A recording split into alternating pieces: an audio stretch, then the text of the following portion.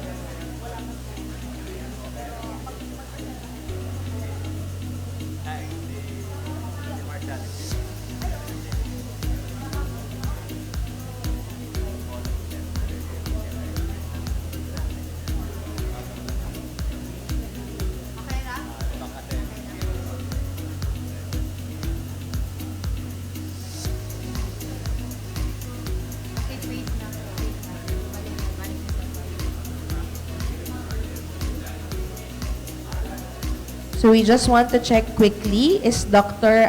Eigenbert Benolerao from Cebu Technology University, Argao, already here? Dr. Engelbert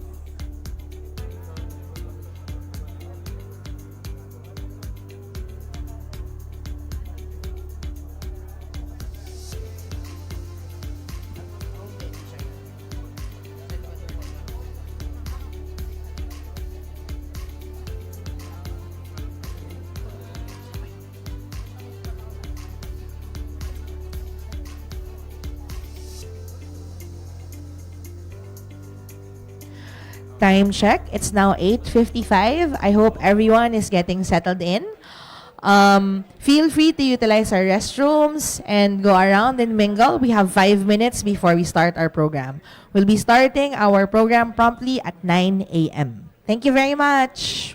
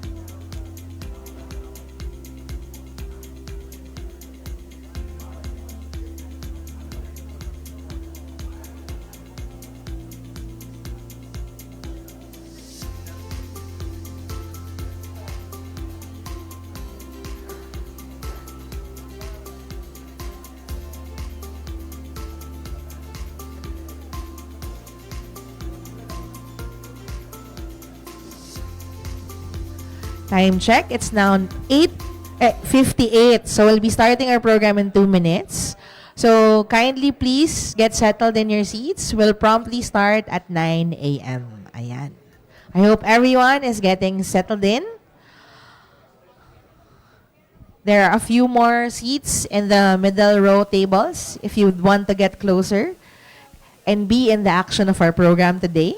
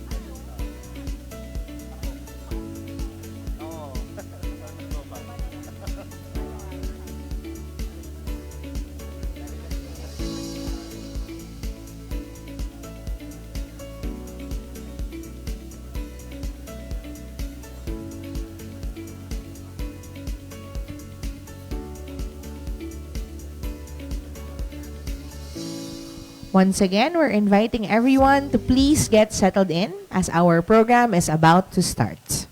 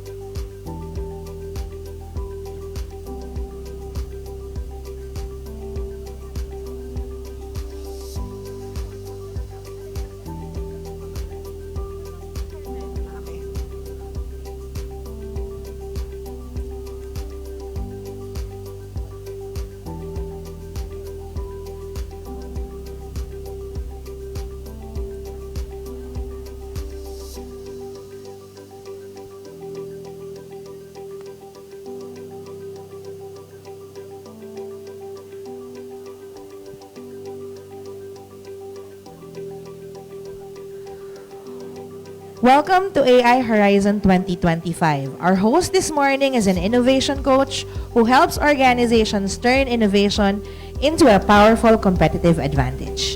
He currently serves as Deputy Director at the University of the Philippines System Technology Business Development Office. He is also an Assistant Professor at the Department of Industrial Engineering, Operations Research at UP Diliman's College of Engineering. He has a deep background in business development and finance. Please welcome with a warm round of applause, Assistant Professor Jose Emmanuel Reverente.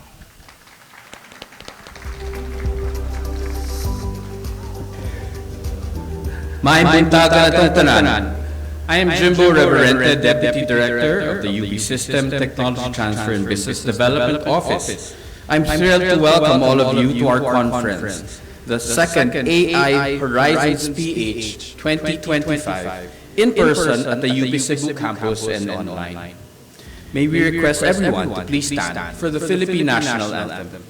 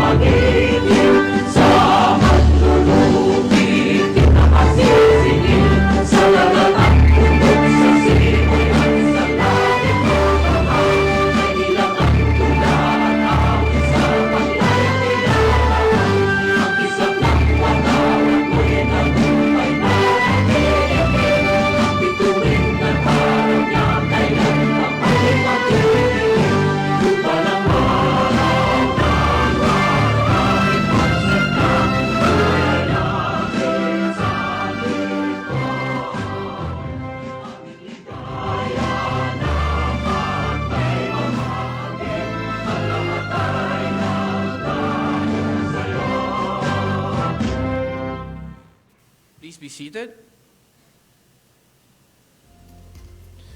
Again, welcome everyone to the AI Horizons PH 2025 conference. Our guests here in the hall and to our audiences joining us live via online streaming. Before I continue, we would like to express our warm gratitude to our live audience here for attending the conference in person and to our online audience for giving us your precious time. On behalf of the organizing team, thank you.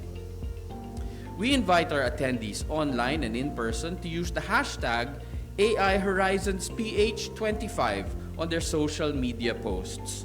Again, make sure to tag us by using our official hashtag AI Horizons PH 25. Okay. Also, we'll be flashing our Wi-Fi QR code for your benefit. That's a Wi-Fi, for our Wi-Fi credentials.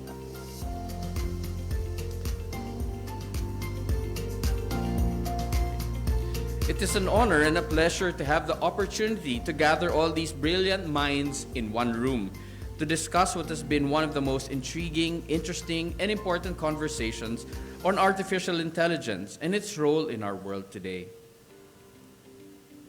Commencing today's historical conference is a leader committed to driving transformational change at the University of the Philippines. Attorney Angelo A. Jimenez believes that our premier state university must not only excel in academics, but also actively engage with communities to tackle real-world challenges. To formally greet us and begin the event, please give a warm welcome to the 22nd President of the University of the Philippines, Attorney Angelo A. Jimenez.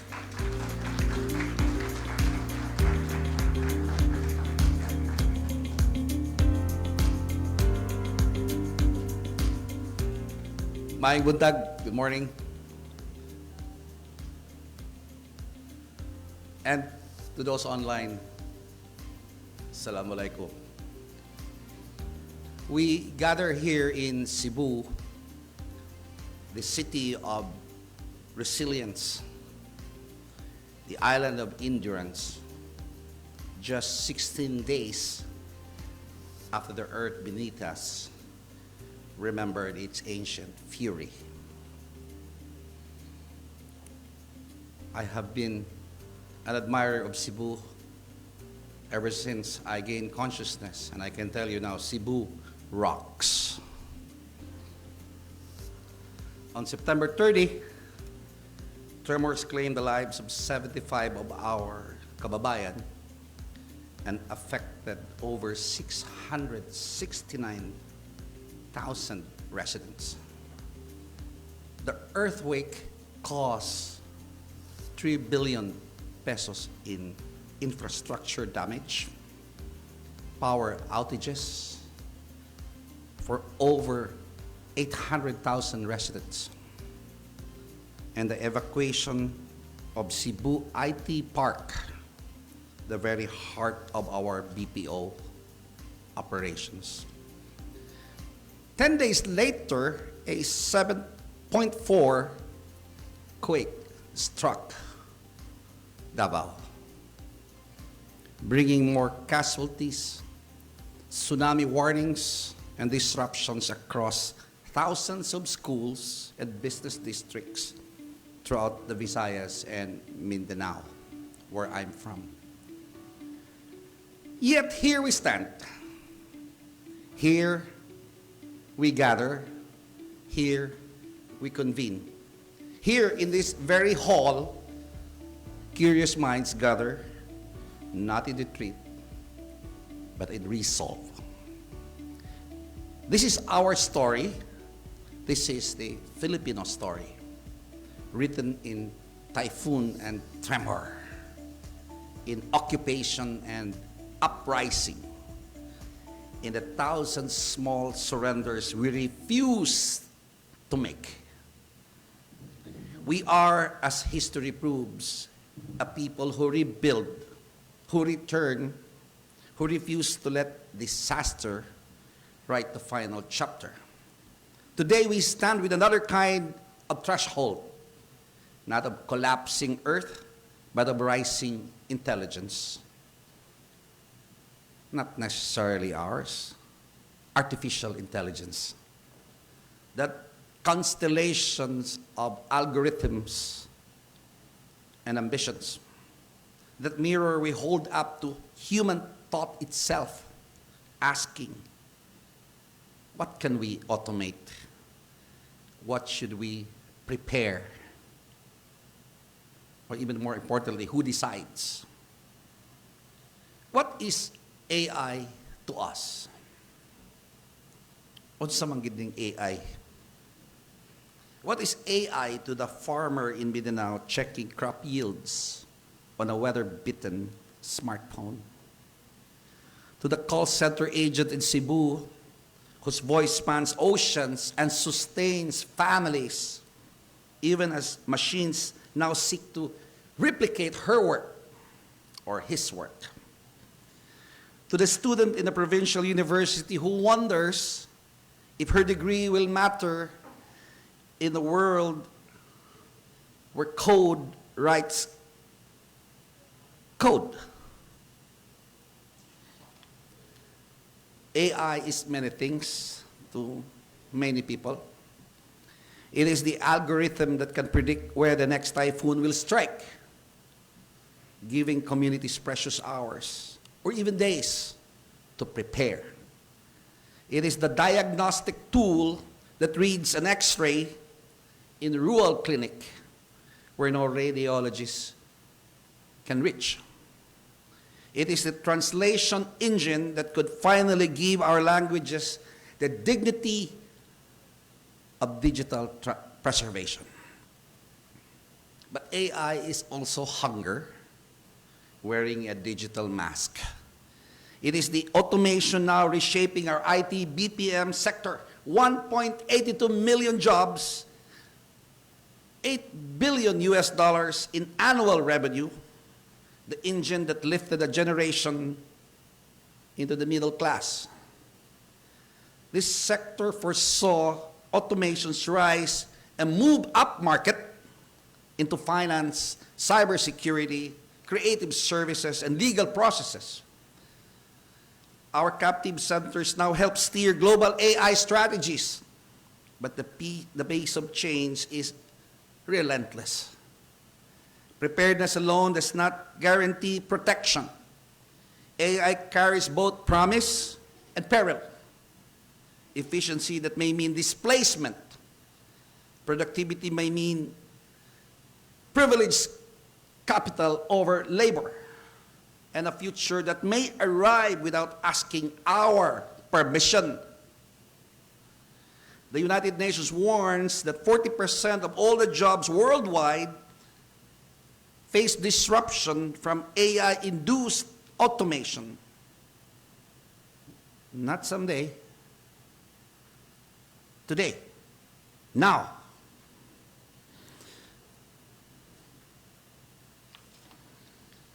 100 companies, mostly Americans and Chinese, control nearly half of global AI research and development spending. The world's leading tech firms now hold market values rivaling the gross domestic product of entire continents. And 180 nations, ours included, remain largely absent from the tables where AI governance is being decided. This is the bargain modernity keeps offering. Efficiency in exchange for agency, convenience in exchange for control. The tremors that shook Cebu and Davao were not only disasters to mourn, they were warnings to heed. Physical disasters expose our vulnerabilities. The infrastructure that crumbles, the system that fail, the communications that go dark just when we need them most. In the same way, AI exposes the fragility of our economic foundations. Which structures will stand, which will fail, who has reinforcement, and who is left exposed. When power lines snap and 200,000 BPO workers in Cebu find their offices evacuated, we scramble for portable solutions, for resilient systems that can function when centralized infrastructures collapses. The challenge of AI is no different. We will depend on foreign platforms and distant servers trained on other people's data. Or will we build our own capacity, Filipino engineers solving Filipino problems, guided by Filipino values. This conference directly addresses these imperatives: cybersecurity that protects our digital sovereignty, disaster response systems that warn and save, BPO transformation strategies that elevate rather than eliminate Filipino workers, AI healthcare, for education and agriculture. This is not theory. This is triads. This is nation building in the age of intelligent machines. I think of a single mother in Makati whose livelihood depends on processing insurance claims. Imagine that. Processing insurance claims. Have you done that? That's work that AI now performs in seconds. I think of the student eager to learn to code, but whose school still lacks something as basic as a stable internet connection. These are not abstractions. They are the lived contradictions of our time. Abundance and scarcity, side by side. Opportunity and obsolescence, wearing the same face. We want what all people want: dignity through work, prosperity through innovation, a future where our children have more than we had. We want the Philippines to lead, not follow, to shape AI, not simply to submit to it, to prove that a nation once colonized and dispersed can claim its seat at the table where tomorrow is designed. But we must also guard against naivete. The digital divide is widening into a chasm. Automation risks deepening inequality rather than reducing it. Fewer than 1/3 of developing nations have national AI strategies. A $4.8 trillion AI market beckons by 2033. That's not too very far away. But whose hands will harvest that wealth? Whose algorithms will define its terms? These are the questions that keeps us awake. This is the anguish beneath our ambition. So what is the choice before us? The United Nations Conference on Trade and Development identifies 3 levers for effective AI adoption: infrastructure, data, and skills. That means people. In plain language, we need reliable power and connectivity, the very things the earthquake disrupted. We must treat our data as a national asset, not a resource to be extracted. And we must train our people not to merely use AI, but to create it, to question it even, to direct it towards the collective good. This conference declares that the Philippines will not passively wait for solutions from places like Silicon Valley or Shenzhen. We will not become digital colonies in a new technological order. We will remind human-centered AI that upholds Filipino values while strengthening our global competitiveness. Human-centered AI amplifies human potential. These are tools that empower, not replace, the worker. System that extend the doctor's reach to communities long underserved and perhaps deemed to be unreachable. Platforms that bring market intelligence to the small farmer, technologies that preserve language and culture. This is the path forward. AI helps workers advance rather than vanish.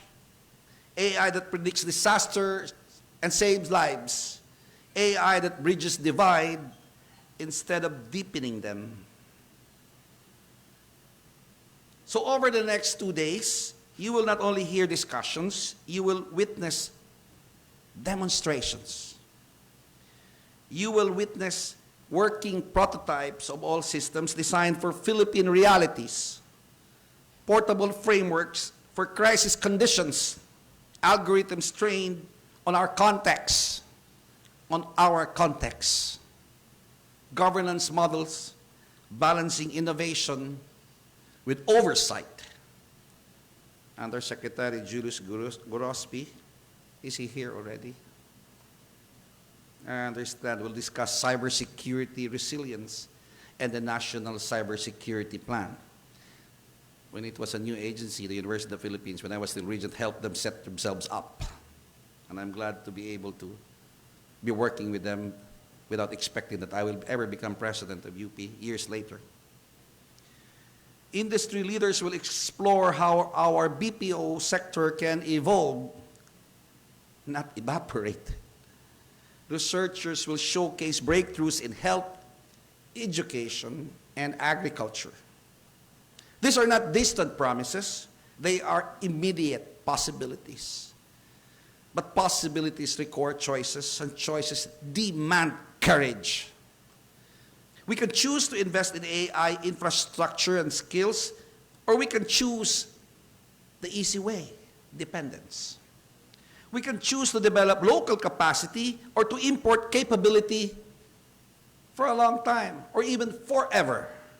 We can choose inclusive governance where every stakeholder has a voice, or we can choose to let the already powerful write the rules. At a time when AI nationalism is rising and nations are racing for technological supremacy, we assert our sovereignty by building not only powerful systems, but just and inclusive ones that uplift generations of Filipinos. The recent earthquakes that struck Cebu in particular remind us that stability is never permanent, that foundations require constant reinforcement, that resilience must be built anew each time. The same is true for our economic future. AI will reshape the world of work whether we participate in it or not. The question is not if disruption will come, but how we will face it. I believe, and the University of the Philippines believes, that this nation possesses everything needed to thrive in the AI age. I need to emphasize that we believe we have it. World-class engineers and innovators, creative problem solvers, a culture fluent in both empathy and intellect, and a history that proves our capacity to adapt, endure, and prevail. What we need is something rare: will. Political will. Political will to invest in digital infrastructure. Education will to transform curricula. It's not easy. Economic will to support homegrown innovation, and collective will to ensure that AI serves the many, not merely the few, and that is a very important point. We hope it is in our aim that this conference can manifest that will. This is a manifestation of that will. So let us begin. Let us learn from one another. Let us challenge assumptions and test promises. Let us design futures that honor our Filipino dignity and aspirations. Let us prove that artificial intelligence, wielded with wisdom and tempered with justice, cannot be a force of displacement, but of empowerment. Once again, the earth may shake, but we stand firm. The algorithms may rise, but we remain sovereign. The future beckons, uncertain, demanding, and we meet it not with fear, but with the same resilience that brought us here today, to this city, to this moment, to this necessary work. Let us build this together. Daghang salamat, maayong buntag sa atong tanan.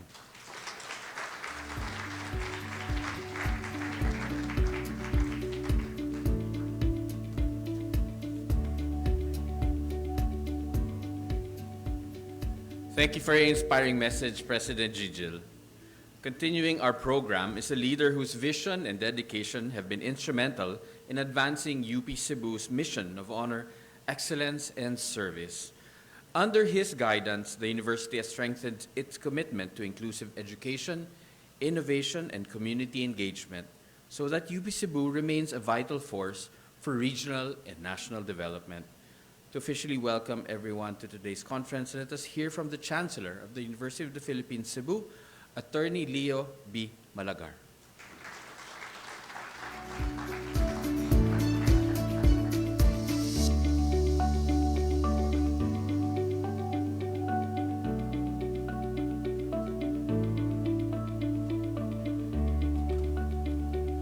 Good morning to everyone.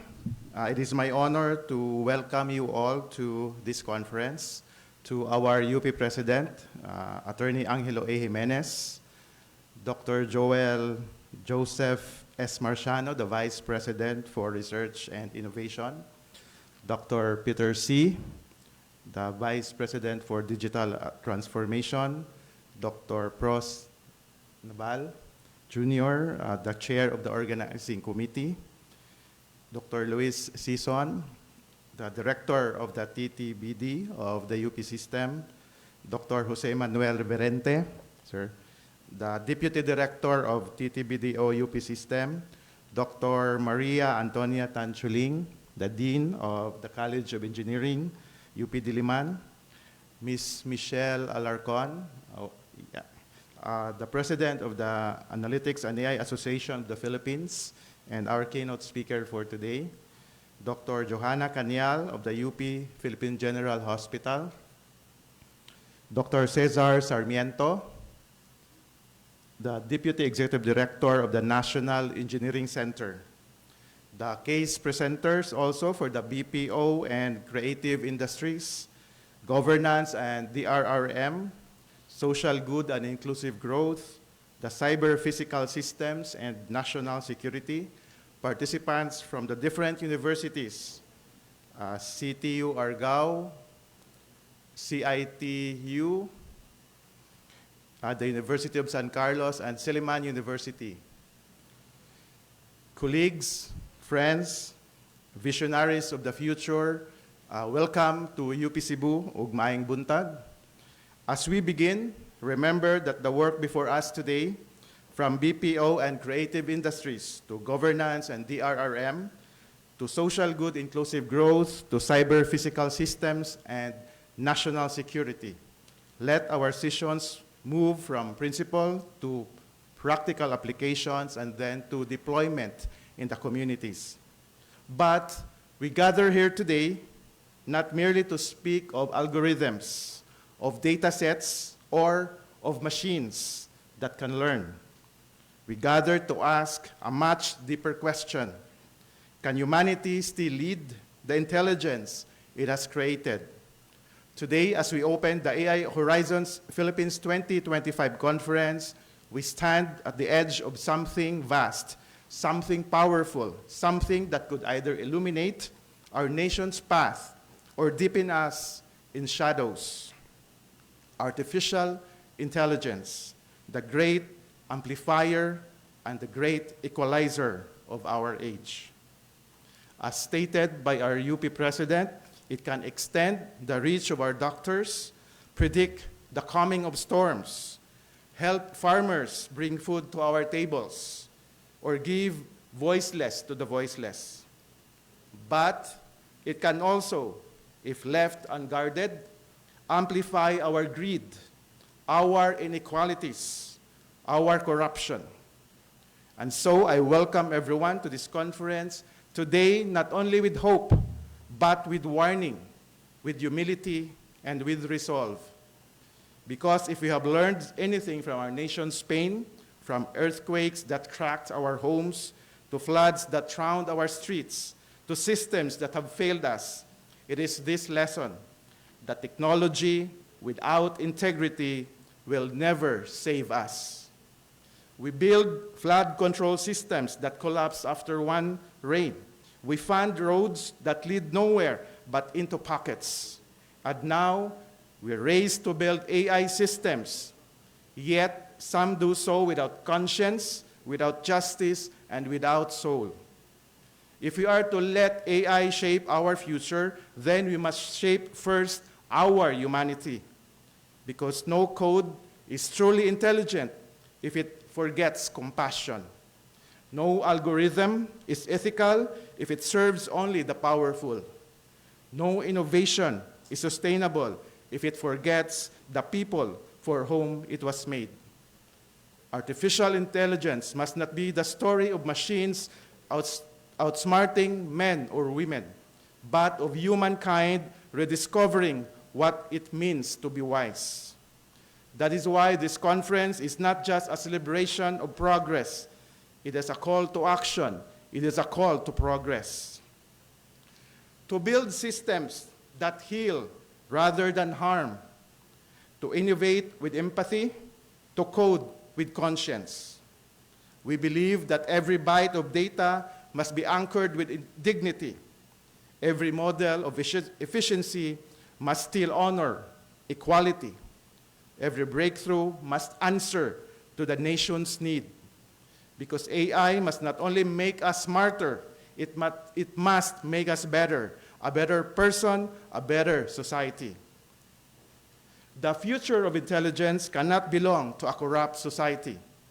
If we do not clean the pipelines of governance, then even the purest technology will be poisoned. For what good is an AI that can predict floods if it cannot stop the flood of dishonesty, of corruption that drowns our people every day? What good is a smart nation if it forgets to be a just one? The moral architecture of our nation is trembling. And so we must build again, not just with steel and codes, but with spirit, with compassion. AI must be our new instrument of nation building, a tool not of domination, but of liberation. Let us build AI systems that serves the poor and not replaces them. AI that empowers us teachers, not erases them. AI that uplifts farmers, not exploits them. AI that strengthens democracy, not manipulates it. And let it be AI that reaches the peripheries, not one that only feeds the center. For too long, progress has been capital-centric, while the regions, the islands, the uplands have been left waiting for crumbs of innovation. But the wisdom, the creativity, the courage of this nation, they live in the peripheries. They also live in Mindanao, in the Visayas, in every community that continues to dream, even when unseen and forgotten.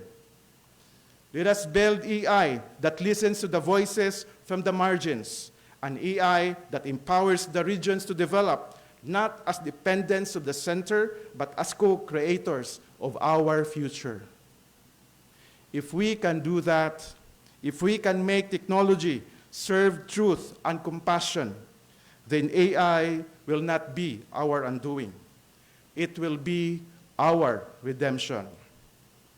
And so to our young innovators at the back, our scientists, our dreamers in this conference, My prayer for us in this conference would be never code without conscience, never innovate without integrity, never chase progress without purpose. Because the most powerful intelligence this nation can ever produce is not artificial. It is moral. It is human. And to my fellow educators, let us continue to raise not just smart minds, but brave hearts. Hearts that will resist corruption, hearts that will challenge injustice, and hearts that will remind the nation that the truest intelligence is the courage to do what is right. The time has come for us to return and heed the call of our people, not in protest alone, but in purpose. To bring the fire of our computer labs and classrooms into the open plazas and the streets of our people. Let AI be not only our technology, let it be our proof that this nation, no matter how broken, can still imagine, can still create, can still rise. As we welcome you all to UP Cebu, a very small campus, yet it keeps the fire alive. The fire that refuses to be dimmed by corruption, the fire that dares to turn intelligence into justice, the fire that reminds us, that reminds the nation that progress without integrity is regression. Let us begin this conference, and as we begin this conference, may AI not stand for artificial intelligence alone, but for authentic integrity. Daghang salamat ug padayon Pilipinas.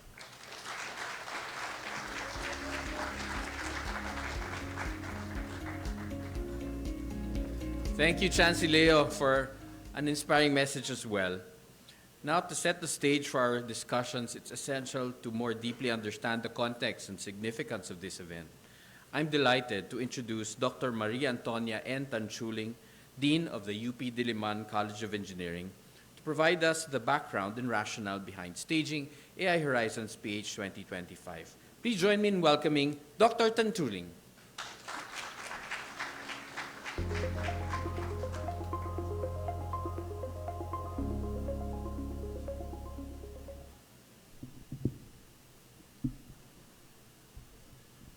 Maliit yata ako. Matangkad masyado si Jimmy. Okay na. To the esteemed officials of the University of the Philippines, led by President Angelo Jimenez, Vice President for Research and Innovation, Joel Marciano, Vice President for Digital Transformation, Peter C., UP Cebu Chancellor, Attorney Leo Malagar, to the conference organizers, speakers, participants, and guests, maayong buntag sa inyong tanan. Maayong, nagpuyo man ko dire sa Toledo when I was little, no, sa Atlas Mines. It is with great pleasure that I join UP Cebu Chancellor Attorney Malagar in welcoming you to the second AI Horizons Conference, a platform where we learn from and engage with some of the country's leading experts in artificial intelligence. This event is both a celebration of progress and a call to action as we continue to lay the foundations for AI research, education, and application in the Philippines. We are proud to share that the UP College of Engineering has established master's and PhD programs in artificial intelligence. Nandito po yung aming mga faculty. Please stand to be recognized. Our AI experts from Diliman.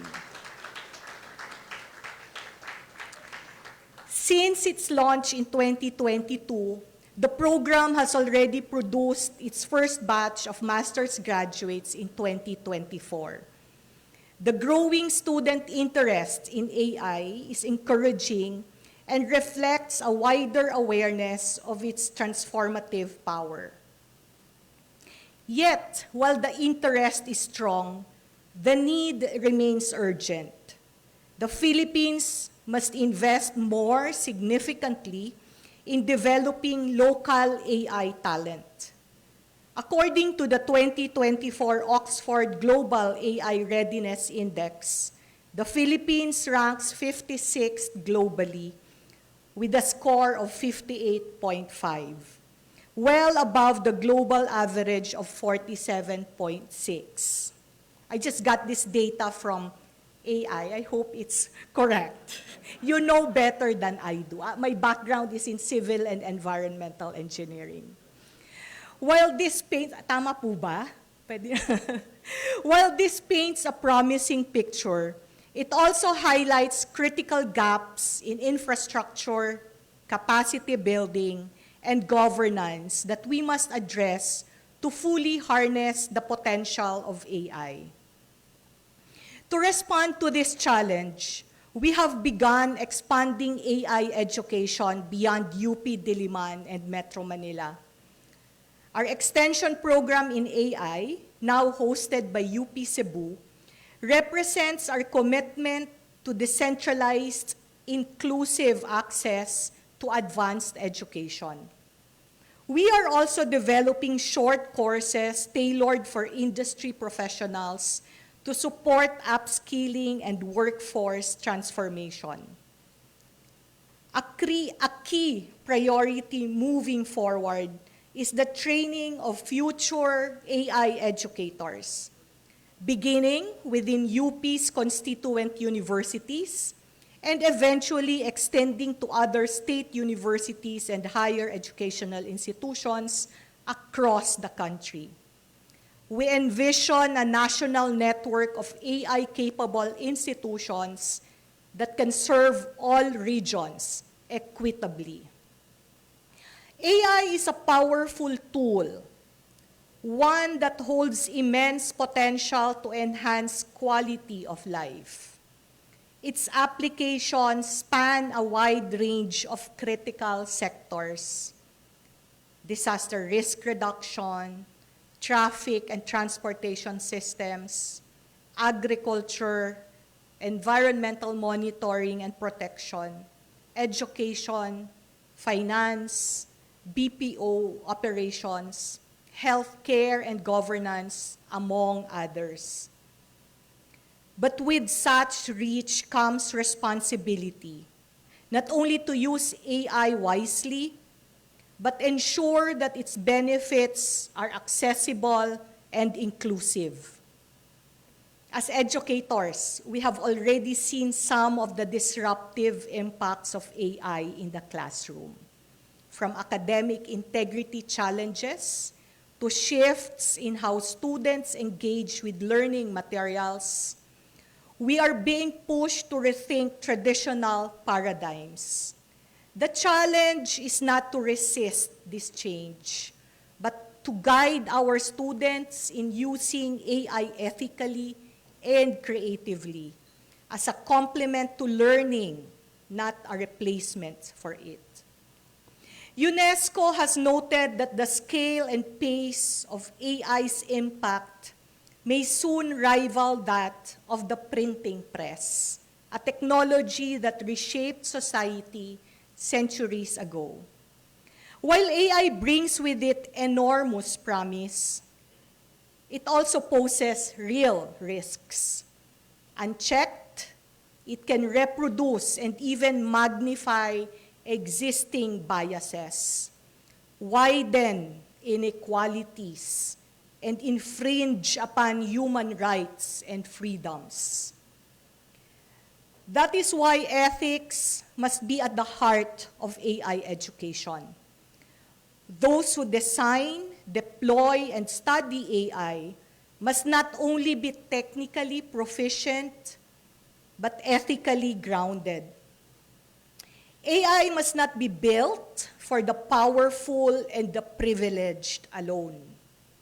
It must serve the majority, especially those who have long been marginalized. We must harness its capabilities to eradicate poverty, promote equity, and protect our planet. All of these are the essential pillars of sustainable development. Let us commit to building a future where AI is a force for social good, a catalyst for inclusive growth, and a tool for human empowerment, not exclusion. Realizing this vision will require collaboration across all sectors: industry, the government, the legislators, academia, and civil society. This conference over the next 2 days is our contribution toward that collective effort, a space to form partnerships, share knowledge, and define the ethical, practical, and visionary pathways for AI in the Philippines. May we continue to expand and strengthen this network and take an active role in shaping an AI-powered future that is just, inclusive, and aligned with our values.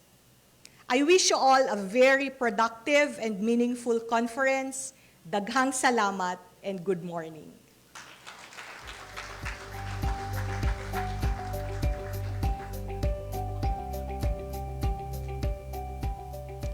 I'd like to turn you over to Nina. Nina will lead our activation event this morning. And we'd like to ask on stage President Gigil and Chancey Leo, among others. Nina, take over. All right. Innovation begins with collaboration.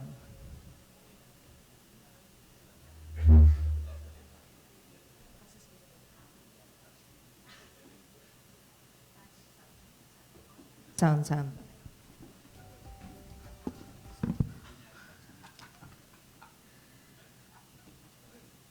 All right, so let's invite to the stage President Angelo Jimenez, Chancellor Leo Malagar, and in addition, let's also invite Ms. Alarcon and Mr. Villasis. So all of them standing here will represent multi-sectoral representation for activation event. Ayan. Okay. So let's just follow the script. Okay. Innovation begins with collaboration. Today, we gather not only to explore technology, but to spark connections that will ripple beyond this room. In the spirit of collective intelligence, where universities, government, and industry converge, we welcome all of you for this moment of ignition. Okay, so at this point, we'd like to request all of the audience to raise their phones. Ayan, taas niyo po yung phones niyo. So I know you are participating. Alright? Kindly type on your phones, on your browsers, bit.ly/ ayan pala, ayan na. Paki-scan on the screen. So you can go to the page and then kindly check if naka-register na kayo. Okay. If you are... Okay. When you are okay with the activation, raise your phone again so I can see. Para sabay-sabay po tayo. So we know that everyone is okay with the registration. Just raise your phone. Okay. So we want to make sure, since this is a moment of collaboration, that everyone is on board and together with us for the moment of activation. Okay?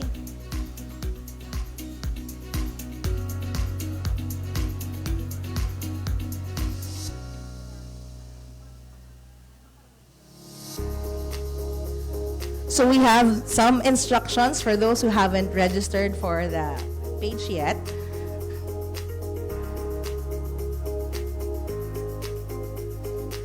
So it's a bit of a time investment, but for all of us here, this will make sure that we will be engaged after this event and continuously collaborating, not only for innovation, but also with the updates regarding the event, and we'll continue to work together.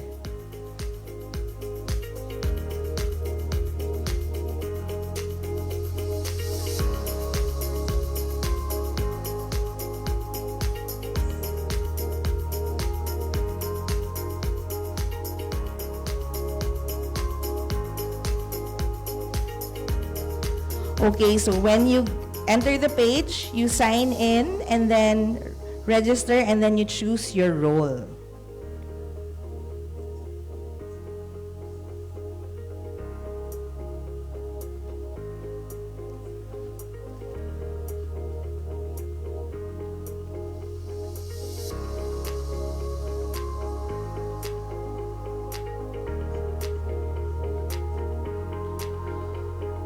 Okay, can I quickly check? Pa-raise po ng phone sa tapos ng mag-register.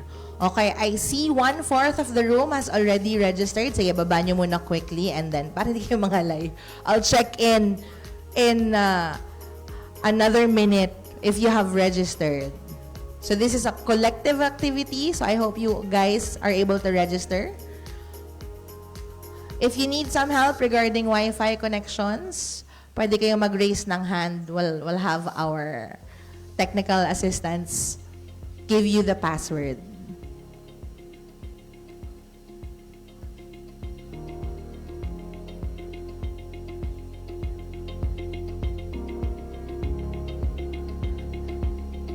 So while waiting, we'd like to thank our Ambag Live team for setting this up for all of us here today, so we can really feel connected during and after our event.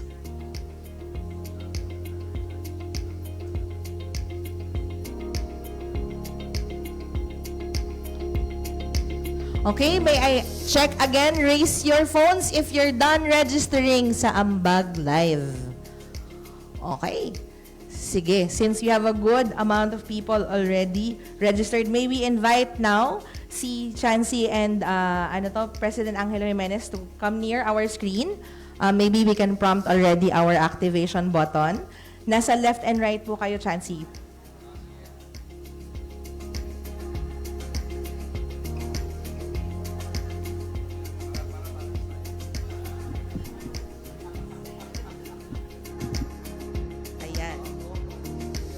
Okay, giving na. Okay, I will count down to 3 para sabay po kayong dalawa magpa-press ng button to spark the next steps of activation for the entire group for this room. So maybe you position your hands po on the button, and at the count of 1, sabay nyo pong pipindutin. Okay? I'll do the countdown. Okay. Okay, sige, let's get ready to press the button in 3, 2, 1.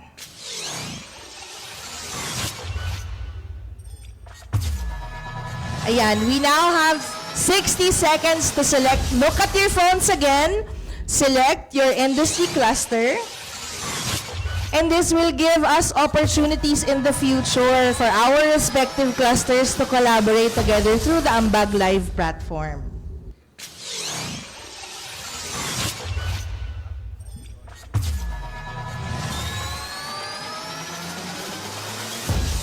Okay, so we have there university, industry, and government. Just select your cluster.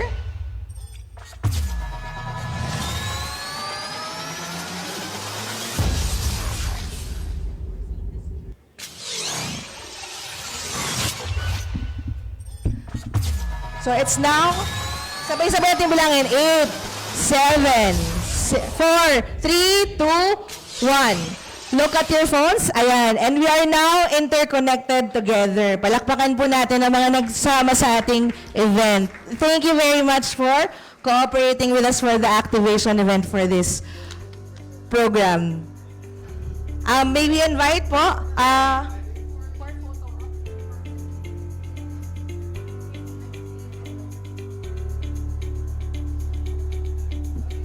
so these are now yung stats na ating new stakeholders gathered together and will be connected after this event.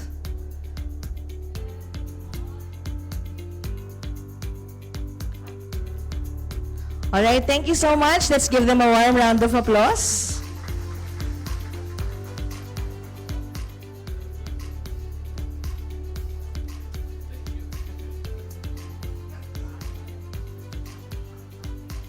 All right.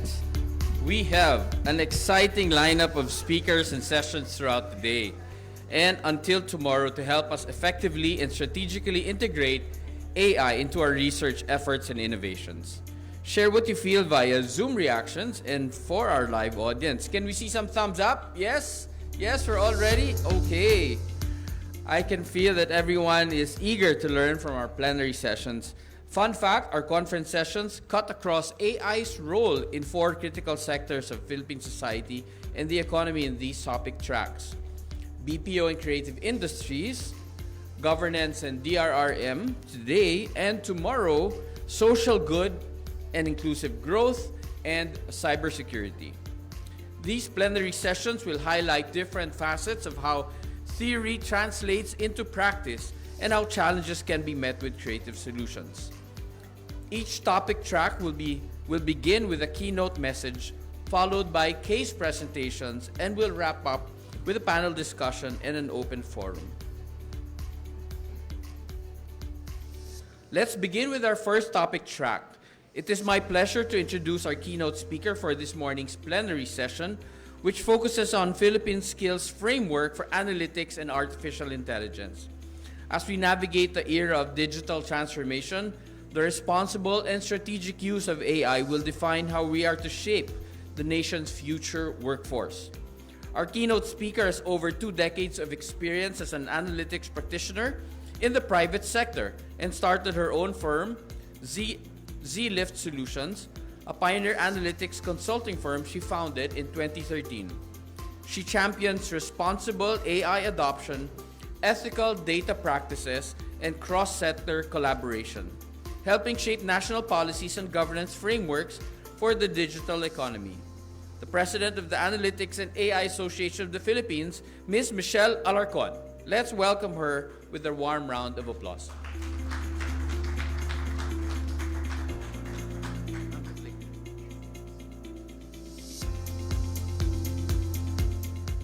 Hello, good morning everyone. Maayong buntag po.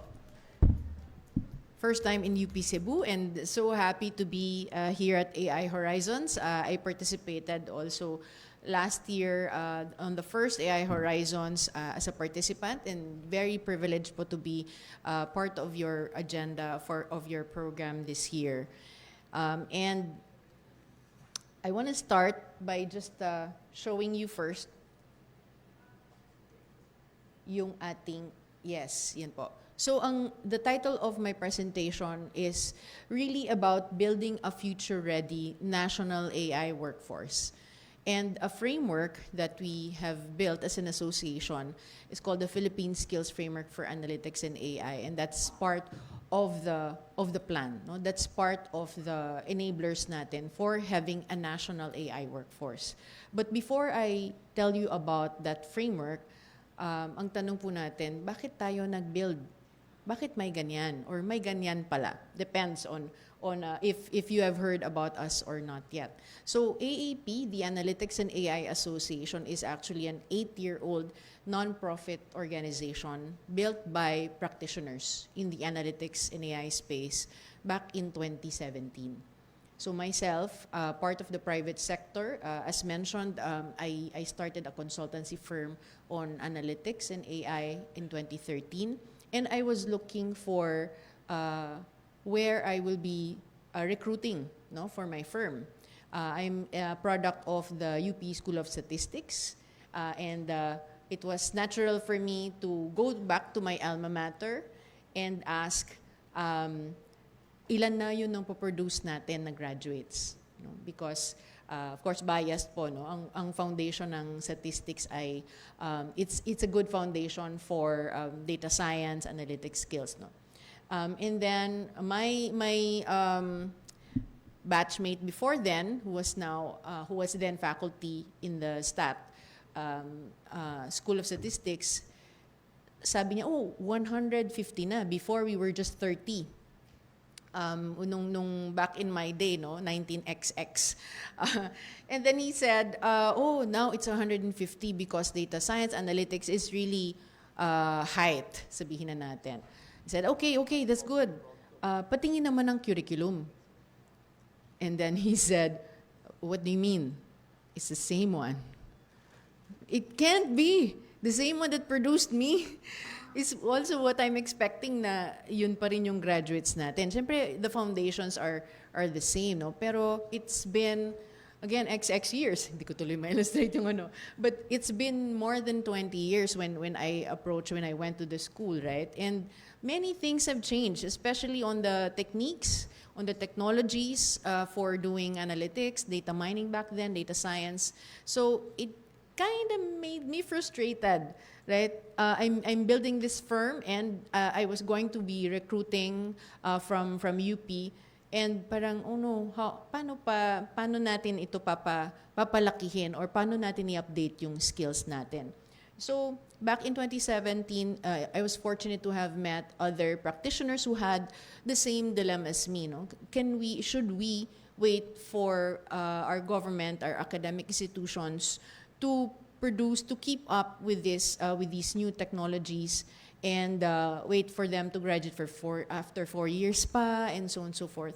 So we actually mobilized and set up this organization that we now call the AAP.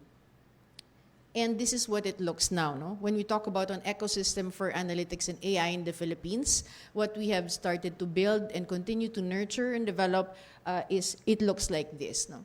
So different sectors, like yung ating activation kanina, no, I'm very happy to align with that. Ito din yung intention namin, and then continue to expand this ecosystem. We're working even with solutions providers who are, as mentioned, the majority of them are not here in the Philippines, but we need to know best practices so that we can bring them to academic institutions, to practitioners, to private sector, to our local industries, as well as getting support also from international organizations, especially those who are present in the Philippines, like the British Embassy in Manila, Australian Embassy, ECCP, European Chamber of Commerce. We need to build this very strong ecosystem to achieve our own ambitions of having our own sovereign AI, if eventually we will be able to afford that, right? But this is what we need to have for ourselves, right? And no one else will build this for us except us, right? Hindi naman po tayo aasa sa iba, no? And then that is why we started to mobilize, and after 8 years, we are happy that we are already part of the conversations. In fact, doing things like working very closely with different government agencies, as I will show later. So who is funding? You may be asking, kasi I think this is always an important question now, no, for any initiative or any program or any bill being sponsored. Sino po ang sponsor? Sino ang funder? Okay. Being a non-profit, we are actually not receiving any funds from the government to sustain ourselves, only for specific programs, but happy to show you that it is that collaboration, the true collaboration among industry, academe, CSOs, NGOs, and international organizations. So this is just August, as of August, no, hindi na siya updated. But when we talk about private sector, we have almost 200 companies as members, and they're not just supporting with membership fees and so on, but they are actively contributing to the discussions when we build skills framework, when we build AI governance frameworks, code of ethics, and everything else that we've done so far. We also have solution provider members. You'll see the big names here, AWS, Google, and Microsoft, but we also balance it out with our local systems integrators, AI solution providers, and later on you'll also see some AI startups. We have our academic institution members as well. Hindi pa po namin na kumpleto lahat ng regions, but that is our ambition. And the idea is to involve them, make them part of the conversations, but also receive help from our industry experts, our practitioners, in making sure that we are producing job relevant po na yung mga graduates natin, ready sila for the jobs at hand. So shout out po dun sa ating Cebu Institute of Technology University as an AAP member, University of Visayas as well, if they are here. And we also have from Bacolod, from Western Visayas, and ILSU po are also our members here in the Visayas. But that's our goal, no, to expand our reach and involve everyone in this ecosystem. We also have startups, as you can see. We also have members from government agencies who have already established their own analytics and AI teams, BSP and the GSIS. We work very closely as well with industry associations because this is where we can also tailor fit all these frameworks specific to industries and other partners from private sector as well as international organizations. Right. So this is what the ecosystem currently is, but it's more important to look at the products of these linkages and connections rather than separate as logos and separate as sectors. And that's what we bring to the table, no? To the government and to each and every one of you. What is the product? What can we do together? So we work closely with government to institutionalize analytics and AI programs. That's one. That's at the minimum. We want to make sure that we have this talent, this constant supply of talent for analytics and AI. The best that we can do is to bridge the skills gap. But we need it to be very sustainable, so we need to work with DepEd, CHED, and TESDA, as well as the ICT and the DTI. Kasi kung kami po, when we started, we were working school by school. We started with the University of Asia in the Pacific. And up to now, after 8 years, nagra-run pa rin po yung kanilang Applied Business Analytics Master's Program. So it's still producing that kind of talent. But then, we needed to scale, no? University of Makati. So iniisa-isa po namin yan until we said, okay, we need to find a way to scale because we need to do this faster. So thankfully, DOST's logo is not here, sorry. But the DOST Project Sparta in 2019, that was a major breakthrough for us because 2019, working with them was when we learned how to work with government. So parang, okay, ganito po pala yun, no? Kapag kukuha ka ng suporta for funding, you'll work at a nationwide scale, you have to work with many offices, right? But it was worth it, no? So Project Sparta, if you have not heard, the goal was to produce 30,000 data professionals. So online courses, AAP designed the course pathways, which you will see later what the basis was for those career pathways. And buti na lang po, no, nung pandemic, we launched, I think, early, maybe Feb or March 2020, and then nagkaroon ng pandemic. All our courses were online anyway, so it still continued, it was still accessible. And at the end of 3 years, natapos na po yung funding from DOST, but it was handed over to the Development Academy of the Philippines, and it still runs now. But with the DOST Project Sparta, libre po siya. So marami pong nakapag-enroll. In fact, 40,000 yung nakapag-enroll nung courses. And these are on different modules. But the idea is to scale all our efforts. We will always be there to support, not just support, but lead all these designs for curricula and so on and so forth. And I guess the key word for us is always insisting or inserting ourselves in wherever these AI analytics and AI discussions are, because we will not wait for government agencies to approach us. We will not wait for schools also to approach us. Kami na po din ang mag-initiate because we know that this is very much needed. Mas nagmamadali po ang private sector kesa sa academic sector. I think you will agree to that. Lalo na po ang government sector, no? Hindi sila magmamadali. So sinong magmamadali para sa atin? You know, please join me para hindi lang po kami, right? So this is one of the products that we're very proud of because finally napatunayan namin na this is all worth it. So this was in 2024 when this was launched. But let me tell you first a backstory on what the Philippine Skills Framework is. Meron na pala nun, even dati pa. Okay, even before the pandemic, meron na po pala nun.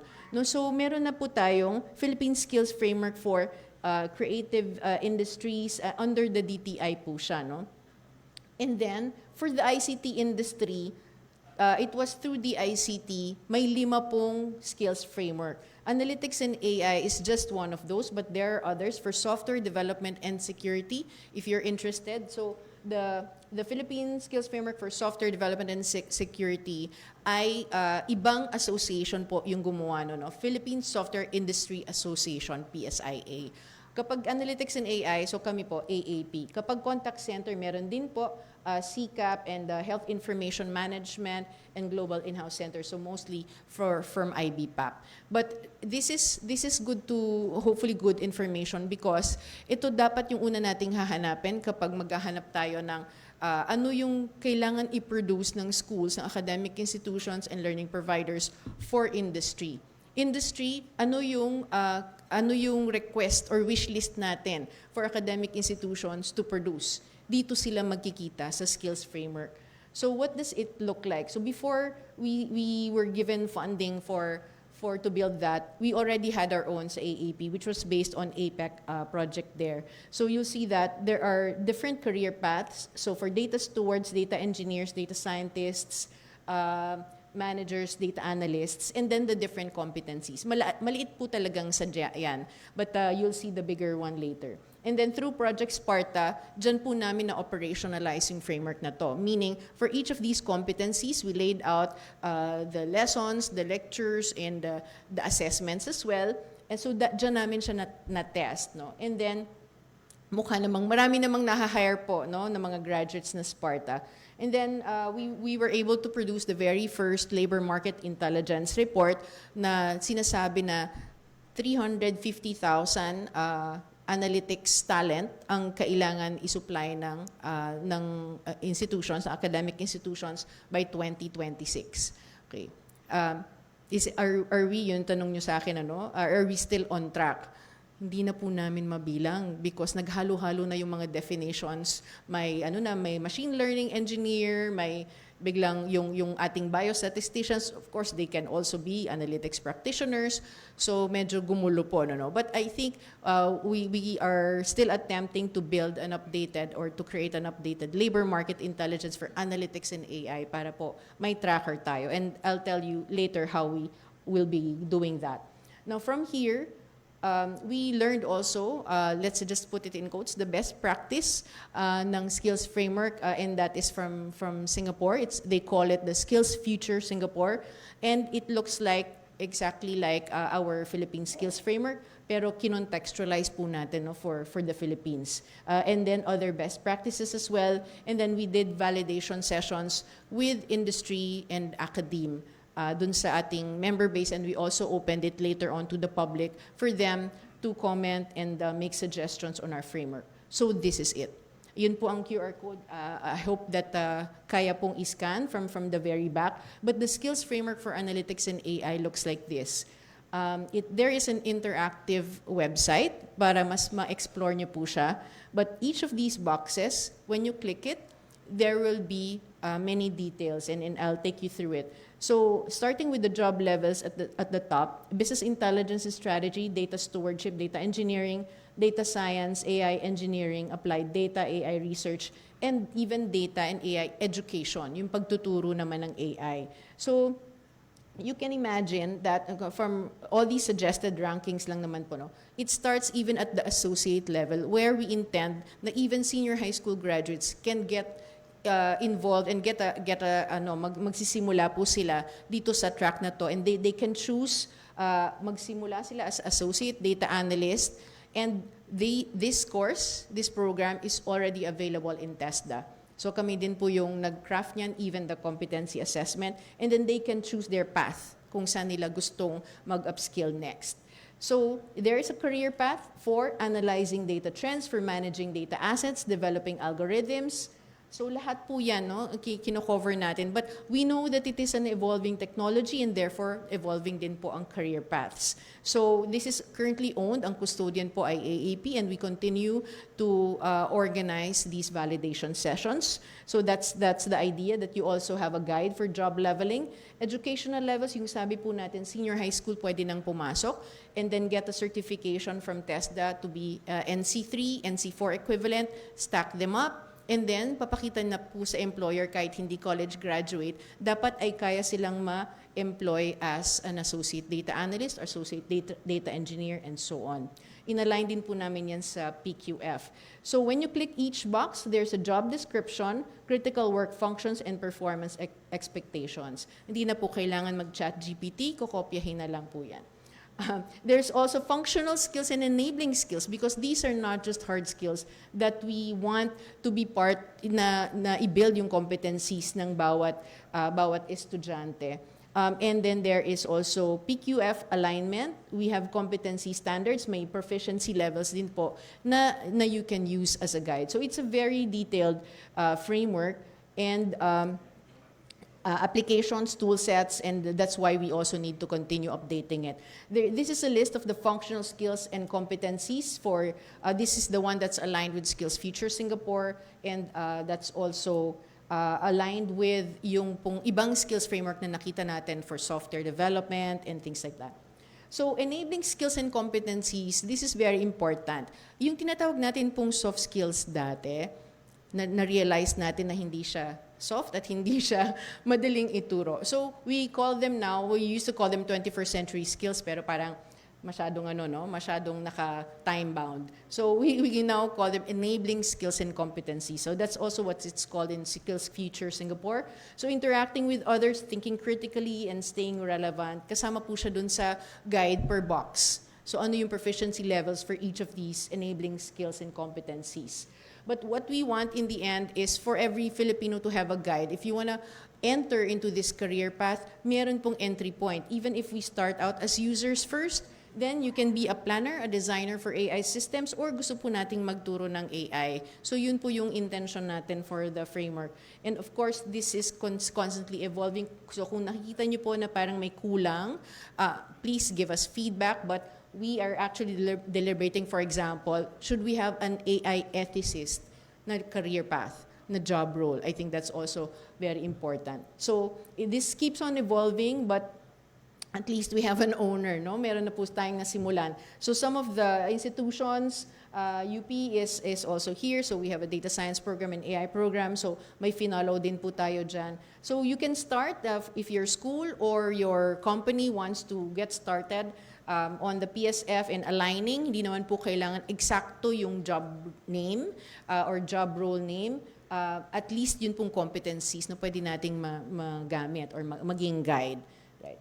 And that's constantly evolving. So we need to make this work because yan po yung magbabalanse, no? Making sure that we have enough supply for the demand coming from industries and other employers, and these are the government agencies that we are working with to make sure that this happens for all of us. So last na lang po, and it's very important. So last June 2025, the President approved what is called a National AI Upskilling Plan. So in this, this was actually pushed by the Private Sector Advisory Council and the AAP po, ang lead for private sector, and we are working with the leads for private and academic sector, CHED and TESDA. So yan po ay totoong nangyari and very, very kailangan ko pa sabihin, no? Porket may picture na ano. Totoo pong nangyari dyan. Ako po yung nag-present ng aming programa. But in summary, what is this plan all about? So to upskill everyone. So everyone, pati yun pong pamangkin natin na grade 6, level 0. And then yun pong mga nagpi-PhD, level 4. Sabi nga ni Pros, level 5 dapat yun. Okay, pwede po tayo mag-design ng level 5. Okay, but the idea is get everyone upskilled from the very basic, SMEs natin ay gumagamit ng simpleng AI tools, plus yung kaalaman nila na, okay, is this responsible use of AI for us? And ang framework po natin, yung basihan niyang upskilling. So hindi po ibig sabihin na AAP will design each and every one of these curricula. We will map training providers, academic institutions, curriculum to a Philippine Skills Framework para po may basis tayo na pantay-pantayin or standardize at least how we are upskilling everyone. Especially when they enter the workforce, we know that it is this box that they have completed or this competency that they have acquired.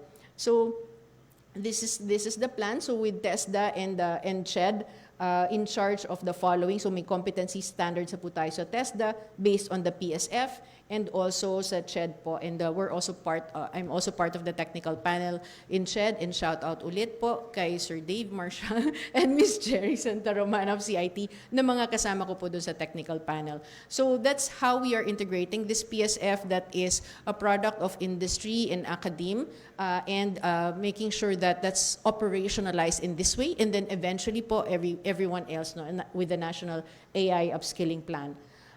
So last but not the least, my time is up, but this is very important.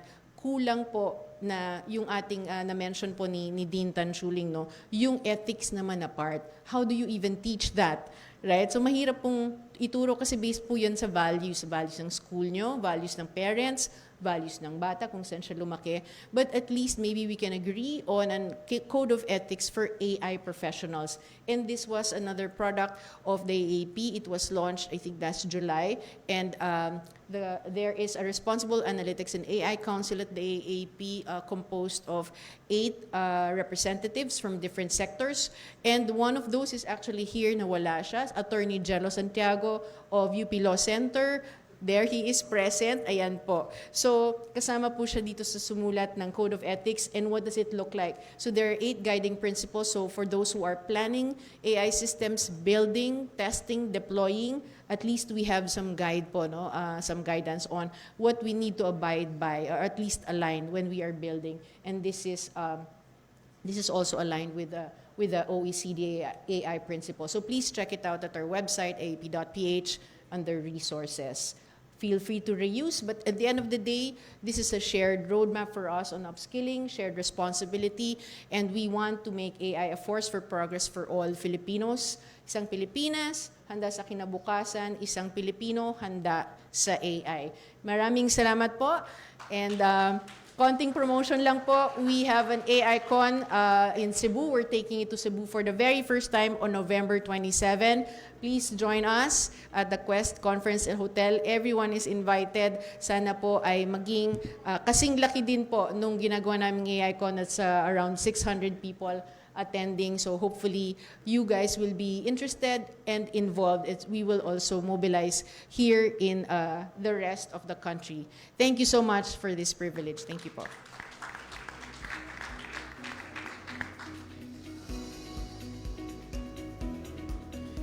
Thank you, AAP President, Ms. Michelle Alarcon. Let's give another round of applause, please. We will now have 4 insightful case studies on the session's focus. For the first case study, it is with great enthusiasm that I introduce the next speaker, who will shed light on how AI will transform the IT BPM industry. As the Philippines strengthens its global position in the IT BPM sector, adopting AI-driven strategies will be vital to sustaining growth and remaining future-ready. Mr. Salvador Buddy Villasis is the Executive Director of Cebu IT BPM Organization, or CIBO. Let us welcome Mr. Salvador Villasis.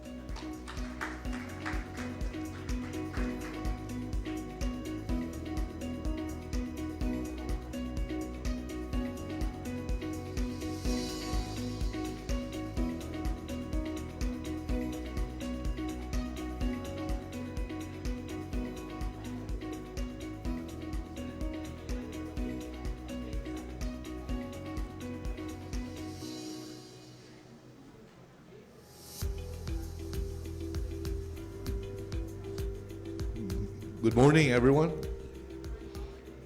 Good morning. Gising pa pala, akala ko tulog na eh. So I don't want to bore you with flashy presentations nor a lot of talks, but I want to be straightforward with what I'm going to tell you. Anybody here from the industry? Oh, I see Cherry, Dr. Cherry from St. News. She's one of our trustees. No? To give you a brief background of SIB.O, we are the industry organization of all the IT BPM companies in Cebu. You're familiar with IBPOP, the IT and Business Process Association of the Philippines, based in Manila. we are the little brother. No, we're just based in Cebu, and although primarily it's so happened because of our geographical location. No? But we have members from across the country, as far as Malaysia and Singapore, Australia. These are companies that are doing business in Cebu and doing things remotely with the market here. So, how will AI affect the IT BPM industry? In fact, it's affecting, you know. We're looking at a lot of disruptions in the industry, and our primary role in the organization is to produce as much talents as possible so that these companies will stay here in Cebu. Our board is composed of the industry, some from the government, and primarily from the academe. We have 3 board seats for the academe, so that they would exactly know what the industry is doing and what are the demands of the industry. Cebu has over 40,000 graduates annually, but our hiring rate is only about less than 10% in the industry. It's good that our first speaker was talking about the PSF. No?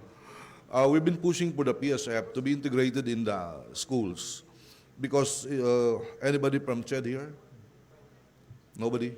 They're too slow in influencing the schools in making our graduates industry ready. Okay? It's good to see a lot of PhDs, so much PhDs gathered in one room. No? I'm amused to look at all of you guys. So, the PSF is actually designed by the industry to make our graduates industry ready. No? Of all the thousands that are graduating in the country, saan mo ilalagay yan? The IT BPM industry is the only industry that will make the country survive with all the challenges here. We are not a sunshine industry yet. We are a 40 billion industry. And in Cebu alone, we have 250,000 FTEs, no? Full-time employees, plus all the gig workers that are working remotely. So, what challenges do we face? We have a global adoption of AI now, and we're looking at a lot of developments this year. Actually, 2025 alone, we have seen a lot of aggressive improvements in AI development and the introduction of AI programs to business operations, not just in the IT BPM industry, but across industries as well, to maximize productivity. So, these are the most common, and I'm not sure if these things are already taught in schools. It is a must, you know, that we have to really implement these things now. A lot of industries are dying because of AI's takeover. And our role in the industry is to influence companies to invest in AI integration. Okay? So this is a typical AI tech stack that's being implemented by the companies. I don't want to be technical on this because I'm not a technical guy. At SIB.O, I'm just the go-to guy. No? So what I do is to help our members address their needs and work with the academe or be able to support their talent needs. So why are we doing this at the organization? Because with all the companies coming to Cebu, and they come every day. I was supposed to have a Zoom call at 8:30 with 4 American companies that we brought together, but I have to be here with you guys. So it is crucial that we have to supply talents that are globally capable with the demands of the times. No? It's not simply bringing in graduates from the schools, but we're talking about upskilling levels that companies need to invest. Things that are not learned in school are really coming our way. Coding is now done by AI. A lot of us don't need human coders anymore. No? So, useless ang mga coders na to if you have basic knowledge. You have to upskill, you have to reskill, you have to retool so that you will be able to survive. Okay? AI transformation, process metrics improvement. So you see the effects, no? Before AI and after AI. A lot of companies are implementing this now, and they have no choice. Otherwise, the competition will eat them. It drives improvement, it drives productivity, and lessens operational costs. Workforce augmentation, no, is very important as well in our implementation of AI. Accenture alone terminated 11,000 employees this year. No? So imagine 11,000 employees. Those are people that are not capable of integrating themselves with AI knowledge. So if that happens, I don't know how many employees from Accenture in the Philippines were affected by the global termination. Okay? AI enhances customer experience. We're talking about, in the industry, we're talking about CX and UX, customer experience and user experience. And it gives them a lot of satisfaction if AI is really giving a lot of efficiency to the services of companies.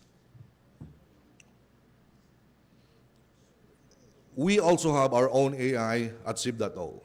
So that we don't have to answer every call or every text message that we get in the office every day. No? Her name is Queenie. I named her after my ex-girlfriend. So when you check our website, she will be the one to greet you. This is global case studies of 3 of our major companies. So the impact is there, and it's really giving results. What are the challenges and risks? Data privacy, displacement, and of course, there are legal frameworks that need to be addressed as well, among others. The industry is shifting into a lot of integration and modernization. Right now, we are no longer BPOs, no? Kasi that's how we started. We have shifted into a lot of verticals. We're talking about boys, non-boys, healthcare, insurance, finance, among others. So it's no longer the typical call center advocated by some mayor of the night politician. The BPO job is a lowly job. We are an industry that has evolved totally into a huge major opportunity for Filipinos that could save the economy if we get into the right track of educating our workers. This is my last slide. I skipped others. We have to embrace AI or die. You know, not just the IT BPM industry. And to end this presentation, the future belongs to those who collaborate with AI. I'll be glad to get back to you with information should you need further details about what we do at SIB.O. So this presentation is designed briefly considering the limited time frame that was allocated for me. Thank you very much.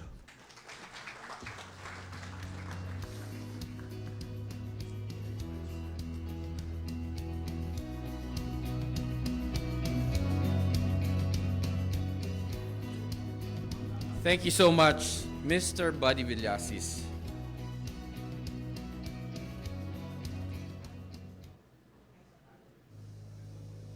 To present the second case study is Mr. Michael O'Conroy, co-founder and director of AI Labs CX, Talk BPO Ireland. He currently serves as assistant professor at Enderon Colleges Manila, teaching AI solutions and entrepreneurship. To talk about the AI-powered call center driving efficiency and excellence with voice technology, allow us to welcome Mr. O'Conroy on stage. Sir. Thank you. Magadam Harpoon, or Magadam Omega, I should say, actually. Thank you, Paul. Okay, my name is Mike Conroy. I'm actually based in BGC, Metro Manila. I'm from a company called AI Labs, and I also am an assistant professor at Enderon College in BGC, where I teach entrepreneurship and AI. Distinguished guests, President, thank you very much for the invitation here today. It's a pleasure to be here. Okay, we're going to look at the chasm between theory and reality. There are 3 gaps hindering the Philippines' AI. I'm going to use this big, beautiful stage, if you don't mind. Thank you. Today's case study is going to be with PLDT. It's going to be about voice bots. It's not data, it's voice. Has anybody here received a phone call from PLDT about not paying your bill? Show of hands. Anyone? Anyone? Okay, this is going to be interesting. So while the global trends predict an 80 billion efficiency gain from conversational AI, which is Gartner 2022, the Philippine IT BPM industry faces a chasm between theory, practice, and defined by 3 critical gaps in the marketplace for natural language processing. The deployment gap is a lack of empirical evidence from scaled real-world deployments versus controlled lab environments. The longest gap is the systematic failure of standard ASR and natural language unit models on tag leash coding. Do you think a bot can speak tag leash? Show of hands. Yes? Agree? Fantastic. So the systematic failure of the standards is the primary technical barrier to adoption of the Philippines. The socio-technical gap, the absence of proven model for transitioning human workforce from a process execution to AI supervision, a core goal of the IPB roadmap. An empirical test bed, the PLDT and Wiz AI deployment. So Wiz AI is a natural language processing company. They're based out of Singapore. They've been working with ePLDT now for a few years to try and refine the Tagalog language. Obviously, there's Visaya, there is Bahasa, Indonesia, there's also Tagalog at the moment. And they have technically mastered the Tagalog, and they're looking at Cebuano as well. The mission is to evolve from inefficient one-way message to empathetic two-way conversation, interactions for credit and collections. So in other words, the robot will have a natural conversation with a human being, believe it or not. The architecture is a fleet of 35 telephony NLP bots deployed on locally hosted Azure stack, ensuring the enterprise-grade data sovereignty. The fact of the matter is many companies want their data on-premise, enterprise or cloud, or within the country. That is the dilemma right now with AI and data security and privacy. So it's important to make sure that you have your data locally, not offshore, because it can be compromised with prying eyes, as you can appreciate. The linchpin is the NLP pipeline, fine-tuned on localized corpus engineered or direct solution to tag leash problem. The qualitative validation is during our first demo, it didn't feel like a robot talking. Instead, it sounded like a human. Deanne Blanco, VP PLDT Credit Collections, cited in Wiz AI. Feel free to look at the website at PLDT and also at Wiz AI to validate this information. So the workflow is hybrid human AI workflow. We initiate the call. We call up the customer. We ascertain through CTI, computer telephony integration, if there's an outstanding bill. We then have the decision point with the customer because they can be pre-informed. It is a NLP bot or a virtual assistant, or they can have a human in the loop. That human in the loop will allow to take that call over to a live agent, or we will continue with the bot. Now, on another side of the coin, if you had a call into a contact center and the IVR told you that it's going to be a 20-minute wait, would you rather wait for 20 minutes, or would you rather have a bot answer your query? Show of hands. Who would like to have the bot show and take care of the query? Show of hands. 20-minute wait? I know what I'd be doing, taking the bot any day. So we would look at the routine resolution, context logging, and then we would look at basically updating the database. On the human escalation, as you can see, we would escalation trigger, and we another handoff, and then inform resolution.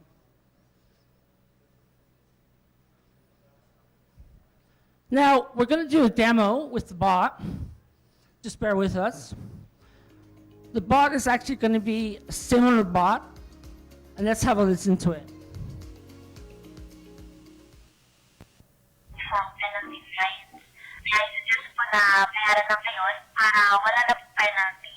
Kaya Mga next week na lang po ng Friday kasi wala pa talaga yung sweldo ko. ganito na lang po. Kahit minimum amount lang na 1,000 ang bayaran niyo today. Kaya pa?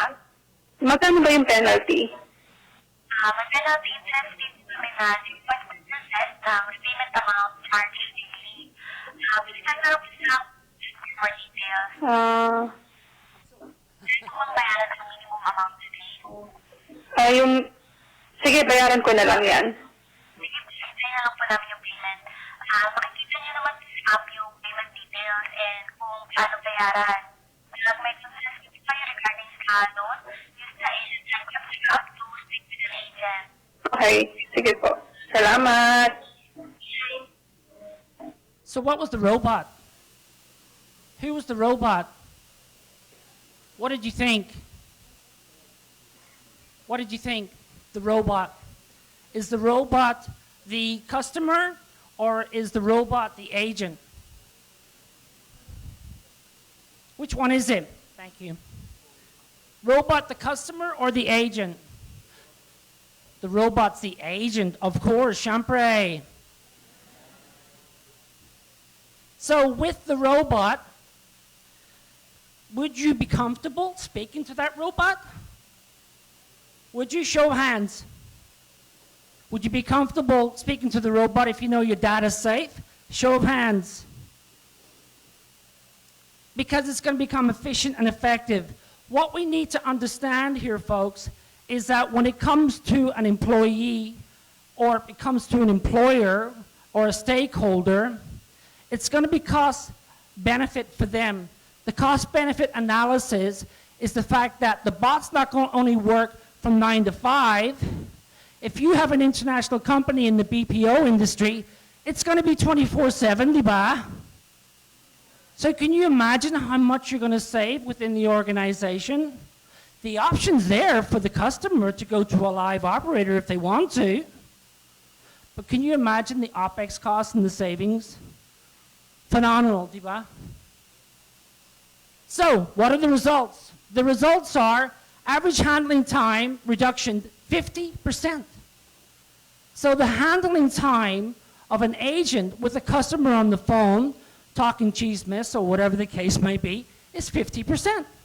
Drastic operational efficiency gain. Overall productivity boost is 33%. Significant return on technology investment. No-brainer, diba? And manual call-out reduction, 15% successful automation of repetitive tasks. Could be room for improvement there, but 15% is not bad, diba? Call high completion rate, proven a viable solution to the linguistic gaps.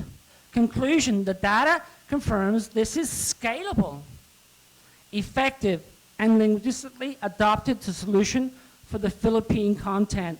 So therefore, we're not only looking at PLDT, we're looking at BFIT, banking, finance, insurance, pharma, logistics. So there are many other opportunities within the Philippines to look at NLP. The paradigm shift, the emergence of the AI supervisor, the most significant finding addresses socio-technical gap, revealing a new paradigm for the Philippine workforce. Before the traditional agent, task executor follows strict scripts, manual data entry. Now, after the AI supervisor, system manager oversees a fleet of AI bots, so that means their knowledge is improved in AI and NLP. Data analyst interprets performance to data, find trends, refines AI strategies for better outcomes, so they're always thinking of ways to automate. Refine AI strategies for better outcomes, manage high-value competition, complex escalation, volume of calls within 24-hour period, as I just mentioned. So it's 24/7. All call operators are no longer just making the call, but also managing the talk bots, doing the call out. So the ratio of a team leader is normally 1 to 15. Team leader ratio is 1 to 15 for a human live agent. Now with this NLP, natural language processing, we're looking at 1 to 100 ratio. So the scope of weight is actually higher, but more efficient. Diba? More efficient. Again, endorsed by Diane Blanco, VP of PLDT. As you can see on the AI Preparedness Index, the AI Preparedness Index across Asia, we're around the middle at the moment. The data color, if you're not colorblind, is orange. We should be looking at orange. So we're on average with the rest of the nation in Southeast Asia and APAC. But as you can see, we have Singapore, New Zealand, and Japan leading at the moment. So we have something to aspire to. The slides will be available, Mamiat, so you can read the fine print.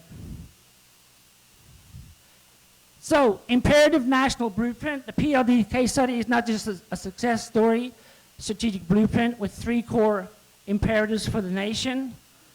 Solving Taglee's problem is non-negotiable for the price of entry to successful voice and AI in the Philippines. The hybrid human AI model is the most resilient and value-creative framework, leveraging the best of machine scale and human expertise. A deliberate strategy for upskilling and AI deployment, the model is now being expanded to other dialects, example Bisaya, offering a rich domain for the continued national research. On that note, thank you very much. I appreciate your time, and I hope we've learned something here today. Salamat.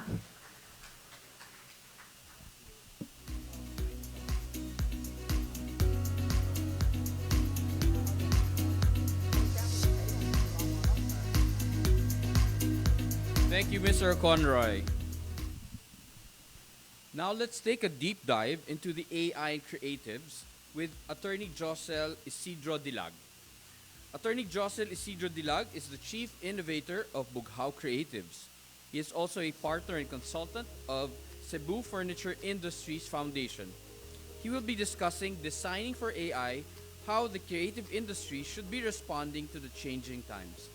We're eager to hear your insights, Attorney Dilag.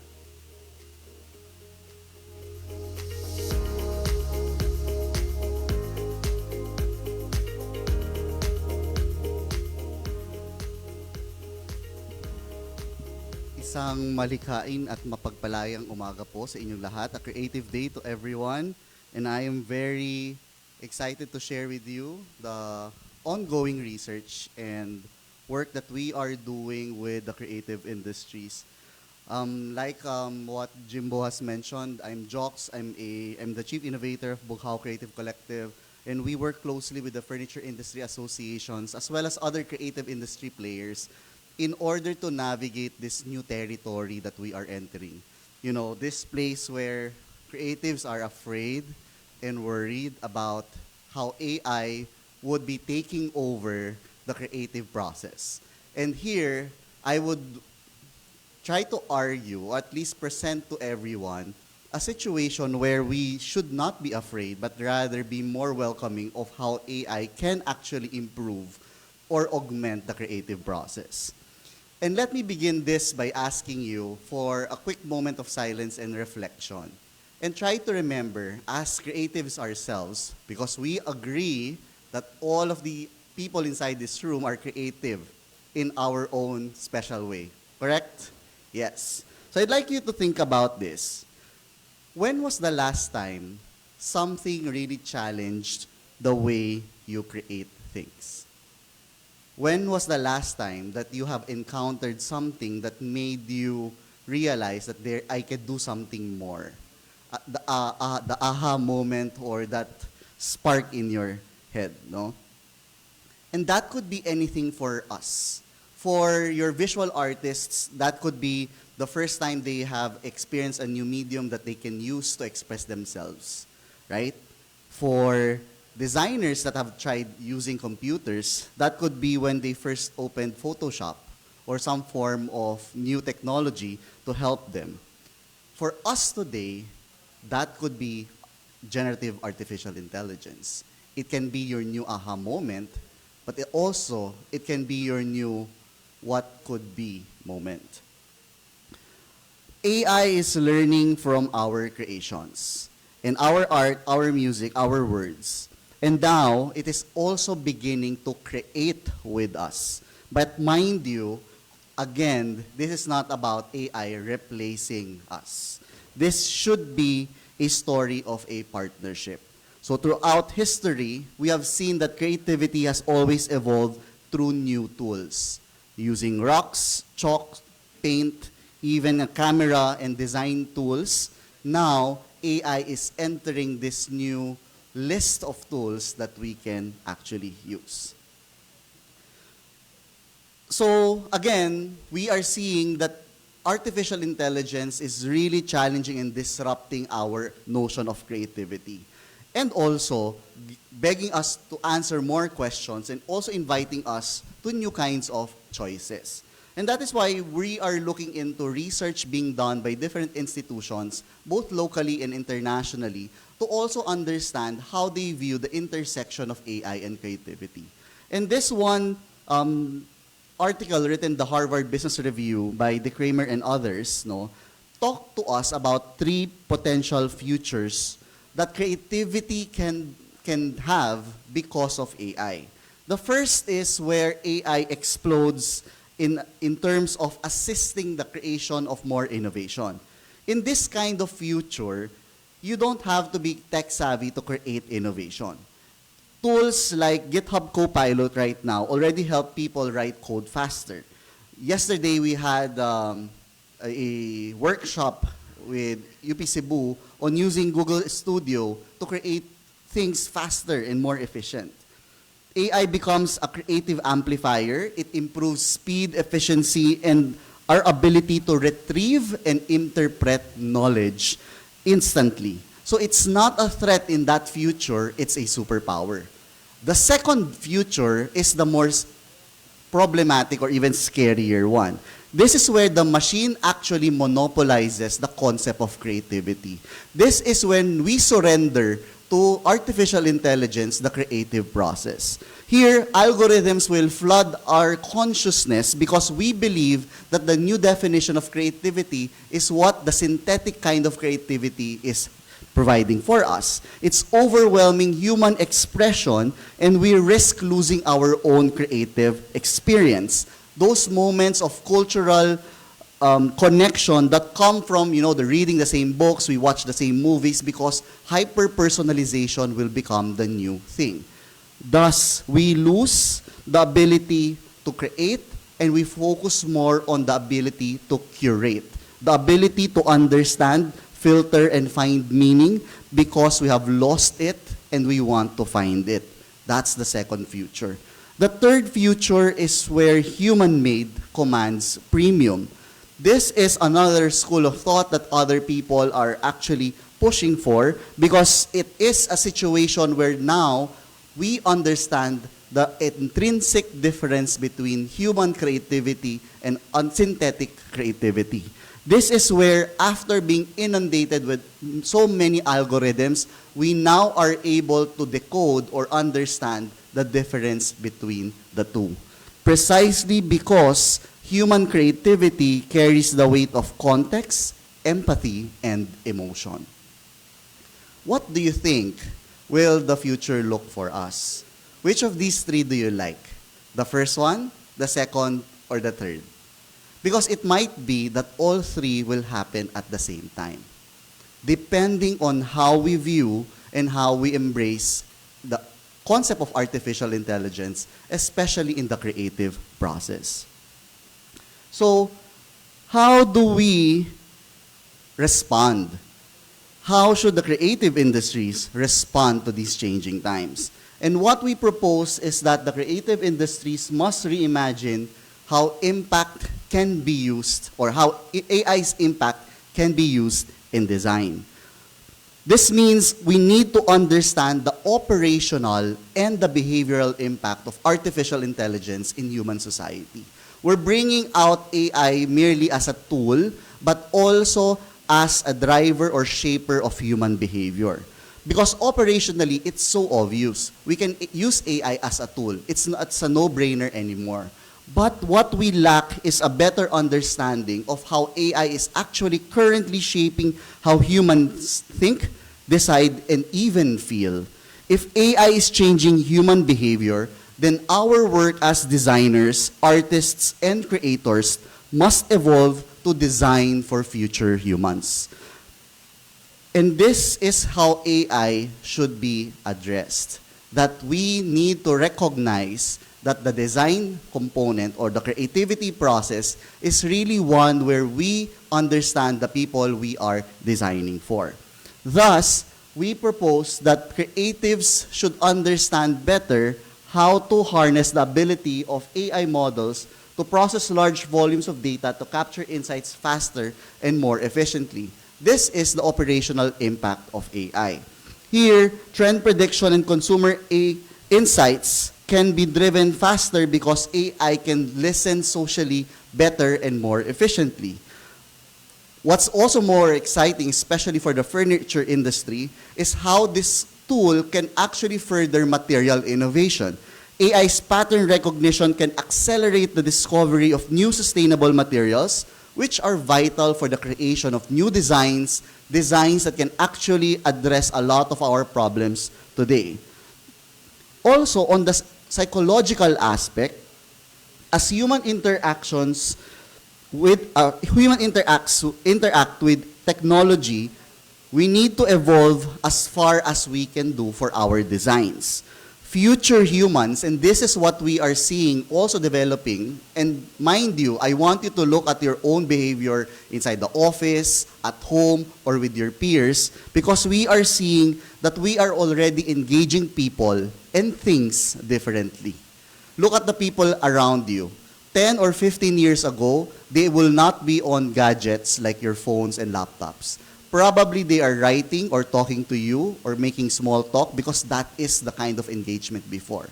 But now, we are more disconnected than ever, but we feel so much connected because you feel like you know the person beside you as you see them always on your social media feed.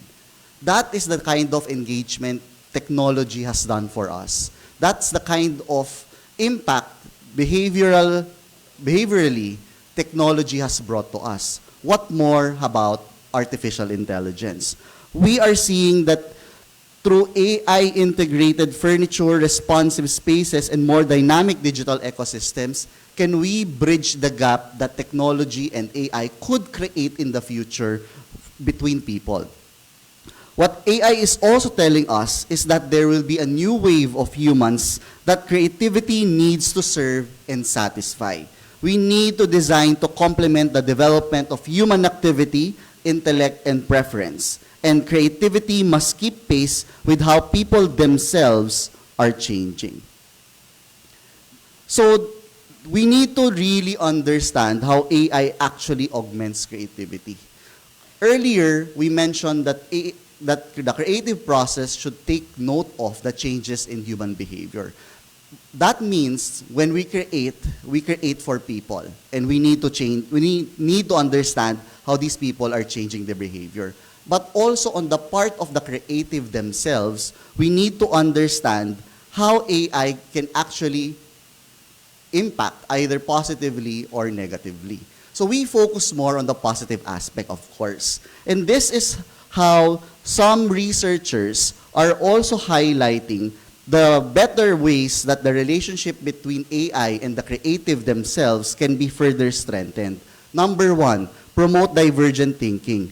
AI can help people connect remote ideas and see unexpected patterns that can be used in designing.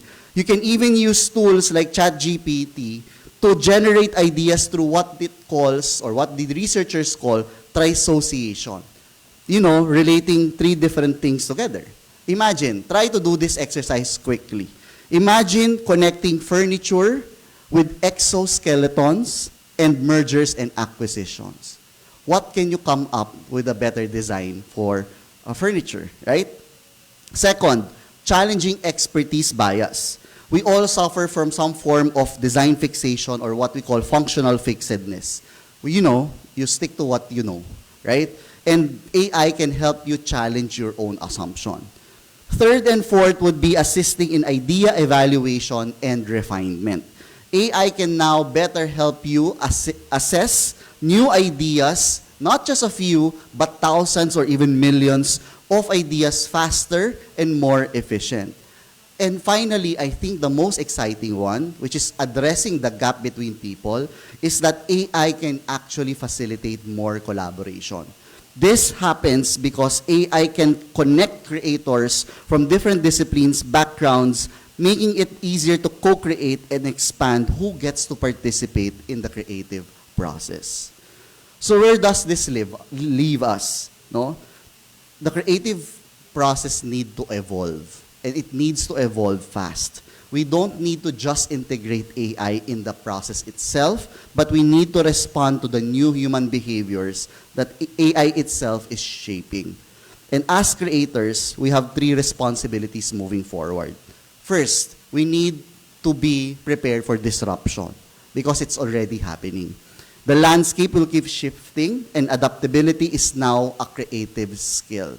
Second, you need to invest in your ontology. Deepen your relationship and understanding of how things are all interconnected. People, systems, data, and also meaning. Meaning that makes us humans. And I'm happy to share with you that our creative research institution, Bridge Creatives, is currently doing a performance-based research so that we can also decode what the Philippine creative gene is, so that we can also use this data to train large language models so that it can also represent the Philippine creative ecosystem. Hindi lang puro Western ideas, di ba, in ChatGPT. And finally, let's be more comfortable with AI. Because the future of creation depends on how well we can collaborate with our digital counterparts. As an ending note, I'd like to share with you that, or remind us, no, that creativity has always been a conversation. It's always a conversation between people and things, but now let's include people and AI, because it's already here. We're seeing how artificial intelligence has seeped into our daily lives. Let's not just simply reject it. Let's try to embrace it as a partner, not as a rival, so that we can truly make creativity limitless beyond the horizon. Padayon Philippine Creative Industries, mabuhay tayong mga manlilikha. Daghang salamat po.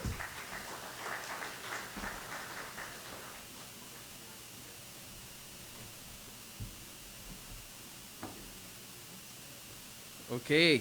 Thank you, Attorney Jocks. So I was just told to read this additional thing here, and give me a moment.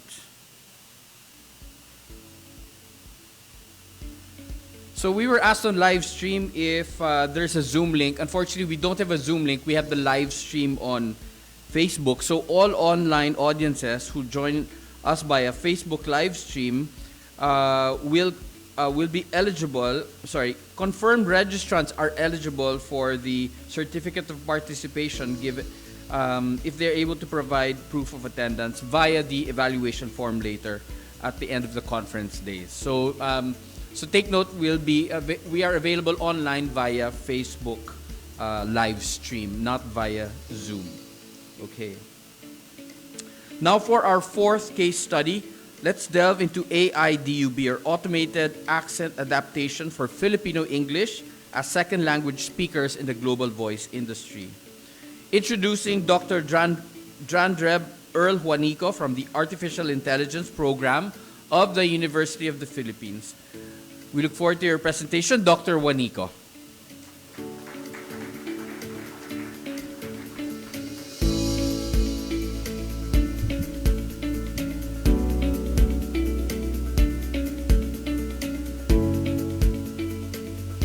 Good morning, everyone. So I'm Drandreb Earl Juanico, a proud member of the very first batch of the UP Diliman Artificial Intelligence Program. And I'm very honored to be sitting in table 3 with my esteemed professors. Ayan, so, okay, so today I'll introduce AI Dub, an accent adaptation project built for Filipinos in the global voice industry. It combines accent neutralization, basic grammar correction, and edge-based processing to make communication clearer and more secure. At its core, AI Dub bridges people and technology, turning everyday voices into globally intelligible ones while keeping privacy intact.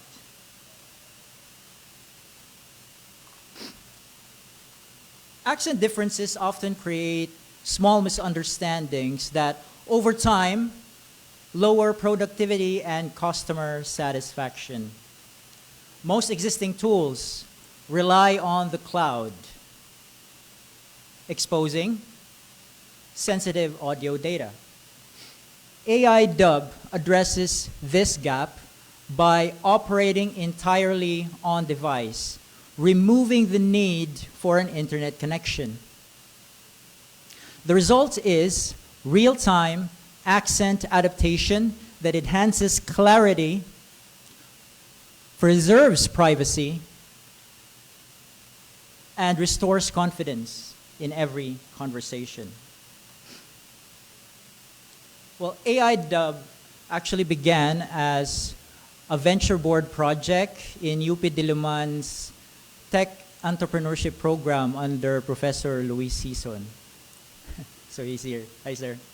So we initially explored media and voiceover applications, but soon saw a greater purpose in the Philippine BPO sector, a major source of national income.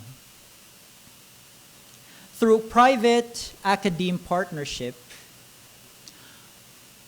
AI Dub evolved from a classroom innovation to a mission-driven solution, one that directly supports Filipino talent and the country's economic resilience. Our mission is clear: enhance clarity while preserving jobs. AI Dub isn't here to replace people. It is built to empower the liveware, the Filipino customer service professionals who bring empathy and understanding to every call.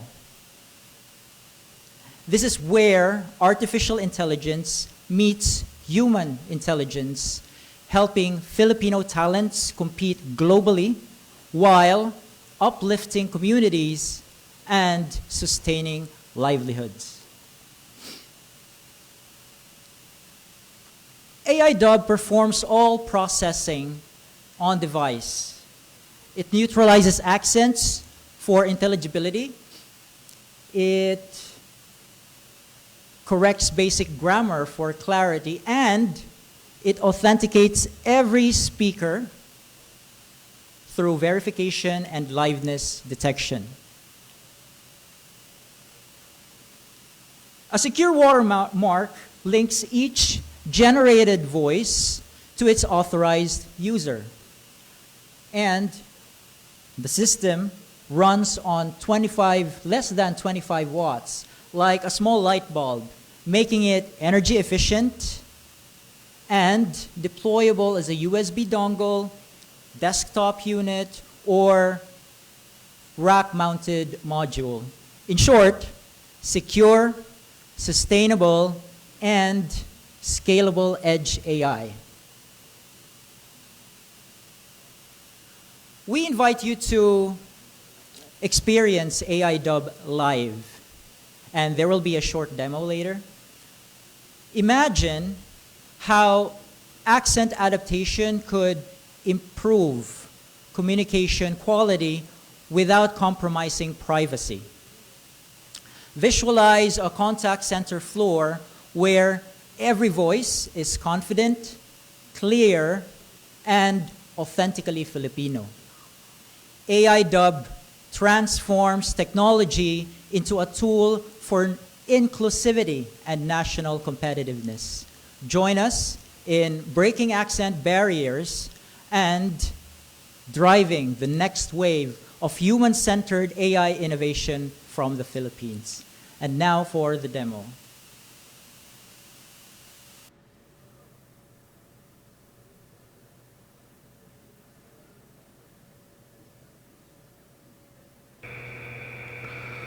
Good day. Today is October 15, 2025, local time 7:05 p.m. This is AI Dub demo recorded live in Metro Manila, Philippines. No cuts, no edits. I'm going to speak English through this microphone, which is wired to a laptop. This laptop is wirelessly connected to the same local network as this NVIDIA Edge device, inside which is the AI of AI Dub. This Edge device is in no way connected to the internet. And to prove that it's not connected to the internet, let me just open up facebook.com. And it's not loading. Let's try google.com. And it's also not loading. And you can see that the address bar here says localhost. So since it's not connected to the internet, it doesn't have access to your favorite cloud-hosted language models like ChatGPT, Claude Sonnet, Google Gemini, or xAI's Grok.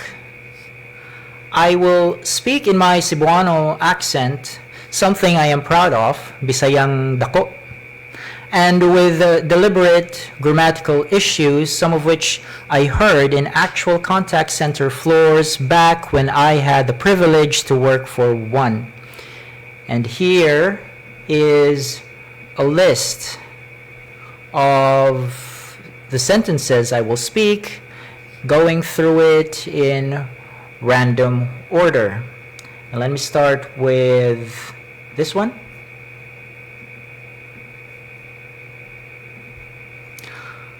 Thank you for that informations. Thank you for that information. And this one.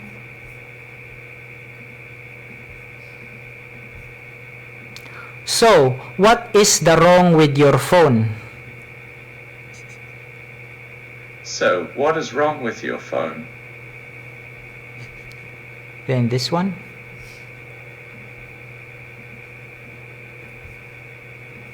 When did you bought this thing? This one I had to repeat because it didn't hear it. So sorry for, this is live, no cuts.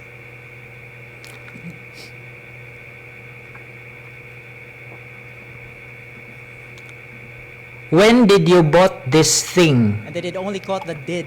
So Did you buy this thing? yeah, so I have to repeat again. Sometimes its ears are kind of When did you bought this thing? When did you buy this thing? Then this one.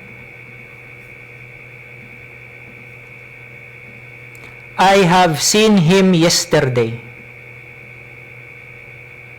I saw him yesterday. Then this one.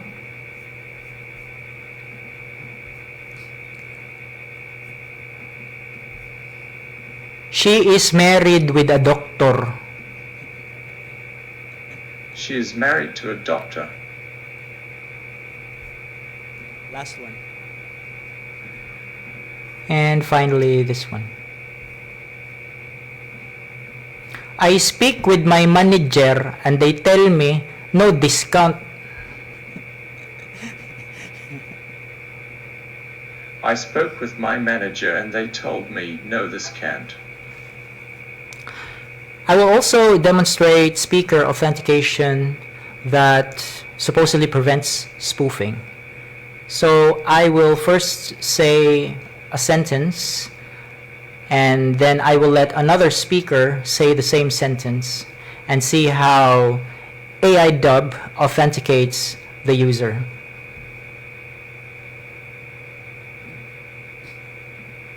The quick brown fox jumps over the lazy dogs.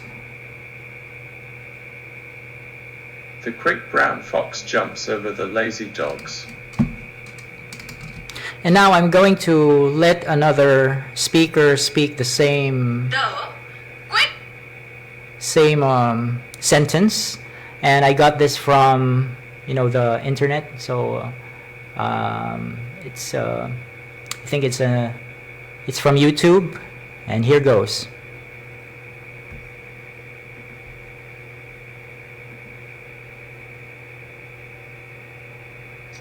The quick brown fox jumps over the lazy dog.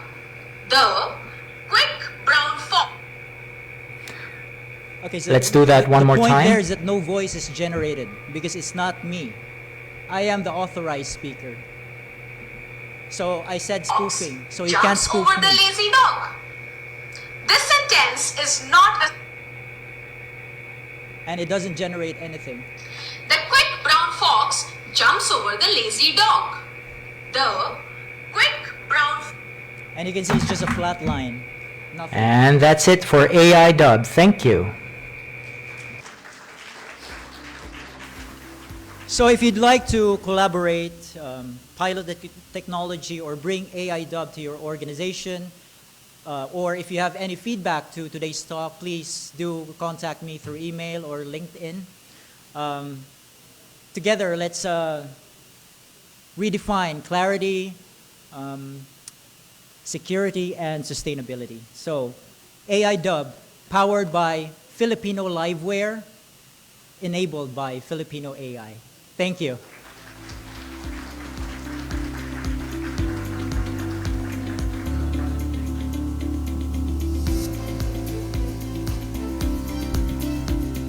Thank you, Dr. Juanico. It would be great if we could have that live one day right here. Pwede kaya yun? But thank you so much for those amazing examples and the live, the live recording. Thank you so much. Now, we'll be opening the floor to questions. We have some microphones on stands in various areas on our floor here. When you do raise your question, please come to the stand, state your name, affiliation, and to whom your question is addressed. We will also have some questions provided to us from our live stream. Okay. So I think that will be shown a little bit later. So the floor is open for any questions you would like to ask at this time. Please go ahead to the microphone on the stand. Back behind you. Yep, over here.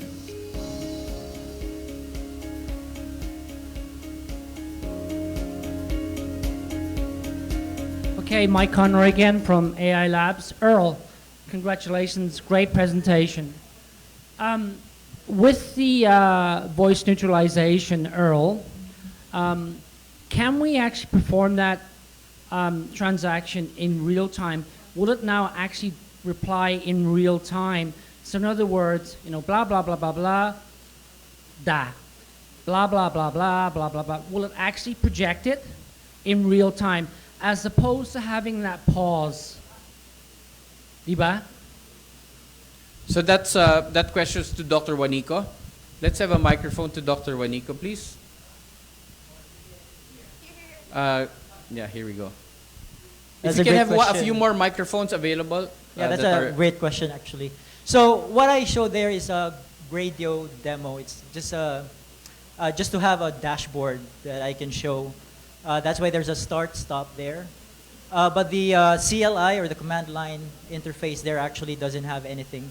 What we actually did was when a speaker finishes, so we have a voice activity detection algorithm that, okay, it basically detects, I'm done speaking, so now you have to react.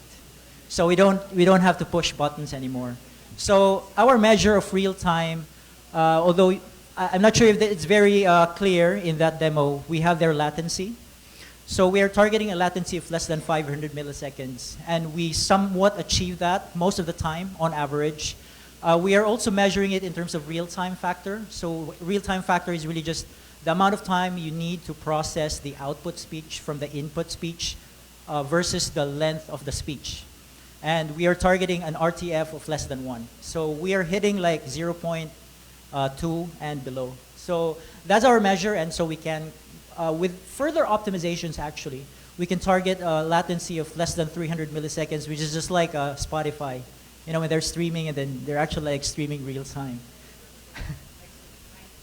Thank you so much for that Q&A. Pair, do we have any other questions? Any questions from our live stream? Wala pa naman? All right.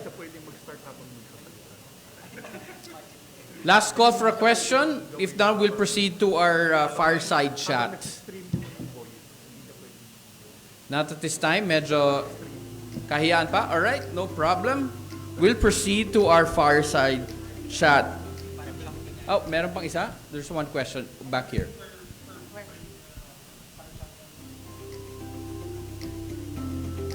Hi, good morning everyone. I'm Dan Gonzaga from the College of Media and Communication, UP Diliman. And I'm also part of the FEBC Radio. And just for soundbite po, anyone po from the panel, based from interacting with the Philippine government, what do we need in order to speeden up the support in regarding to enhancing our local AI sector or to enhance our AI scene here in the Philippines? Maybe Miss Alarcon, if she's still... Yes, Miss Alarcon, yes. Yeah. So the question is, what do we need? What else can we do? What more else can does we do? the Philippine government need to do? What else does the Philippine government need to do in order to speed up AI adoption? All right. Ma'am? Okay, thank you for the question, sir. Sana kinalabit mo na lang ako dito. Pero tama yun, para marinig ng lahat yung sagot, no? So, that's also the question that we've been wondering about, because if we feel it in our local industries na kulang ang AI adoption, syempre babalik tayo dun sa, is there no support from government, or what kind of support do we need, right?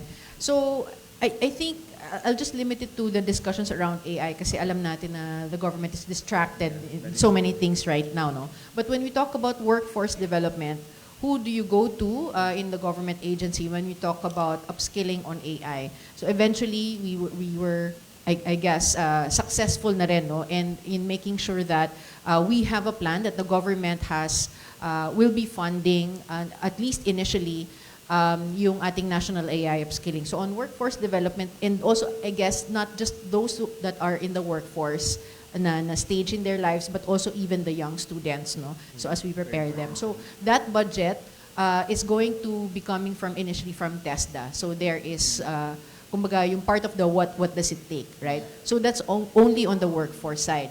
On the industry side, like innovating in the industries and supporting them, we talk naman to the DTI. So sa DTI, kasi they can provide these incentives like the CREATE law.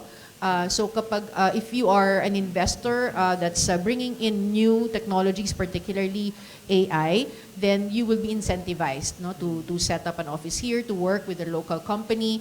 So that kind of helps as well. But as we know, that's not enough. All these incentives will not be enough. We really need to have action now. So if you want to speed things up, we take this matter in your own hands, right? So tayo po yung kikilos.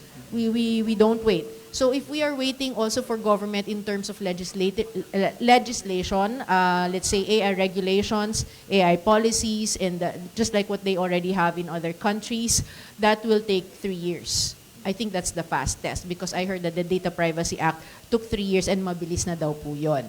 So if you want to sort of regulate AI, and technically I also don't know how that will be possible. It may not be enforceable. For example, I think we have to come up with our own guardrails, like an AI governance framework. I think is much more practical to have than wait for AI bills or yung hard approach natin to regulation. I'll give you an example. So the Senator Pia Cayetano actually proposed a bill to set up a national AI registry system para ma-check yung hindi harmful yung AI systems na binibuild, no? That is not enforceable. That's not enforceable. Like the likes of Globe, GCash, and all these private companies are running hundreds of models every day. Ipaparegister ba nila yon? Sino mag-check? Ganun pa kalaki ang team of experts, AI experts in government na mag-check. At sino ang magpopondo nun? Saan din yun manggagaling? But if we encourage all these private companies or local companies to follow best practices, kasi meron naman po. So sa ISO, there is AI management systems, ISO 42001. So we can advocate for best practice na merong documentation. You actually look for accountability, the document natin, and things like that. So simple things that we can already start to promote and champion among our local industries para while we push them to adopt AI, alam din po nila yung guardrails and being responsible for themselves. So the Code of Ethics for AI Professionals is a form of self-regulation in the absence of a formal regulation. Pero pwede naman po na nating simulan. So in summary, we don't need to wait for government because when we talk about speed and government, parang may parang hindi palaging ginagamit in one sentence. So I think the only way to do that is what we have. I hope that I have shown na we have proven in the private sector or our collaboration in this ecosystem. We do things, we incubate what we want to happen and then pitch it to government, look for a champion. So ganun po yung ginawa namin dun sa Philippine Skills Framework. We started to do it on our own and go do pilots with universities. And then when we saw that it's successful, we pitched it to DICT, we pitched it to DTI, pitched it to everyone else until may kumagat na willing mag-fund. So tsagaan lang din po, but when we talk about speeding things up and making this happen, it all relies on us. Last na lang po, just to Yes follow po. up lang regarding naman sa how does the education department take yung pagkakaroon ng AA education sa atin? Bali, are we far or are we going there ba? Or So far, they're very supportive. So we're talking to CHED, TESDA, and also DepEd kay Saxony Angara. They are very, very supportive. They welcome this. Parang yung nag-reach out ang industry and other sectors to them for help because they know that they do not have naman the expertise also and the time to spend to build this for all educational systems. But I think it doesn't stop there. Kailangan talaga we actually do the work with them, hand-holding them, and hindi tayo bibitaw because pag nagpalit na naman po ng commissioner like si previous Commissioner Ethel po na kasama namin dati sa CHED na natapos na yung term niya. So magre-restart na naman po kami. So yung ganon, at least yung private sector kami po, tayo nasa organizations in our local companies. Nandito lang po tayo, sana mas matagal tayo kaysa sa kanila. But that really, continuity is also key to it because we lose momentum when the people in power change in the administration. So I think babantayan lang din po natin and it's also a lot of patience that's needed. thank you po. Well, Okay, salamat. thank you so much. We have time for one last question from online. And the question is to Dr. Juanico. Very popular guy this morning. Can the AI dub be used to make the output sound identical to the original speaker? Pwede bang gawing Peppa Pig? Sorry, but go ahead. That's actually a very practical question, and my answer is yes, because at the end of the pipeline is a voice model, and it can be your voice. Terrific.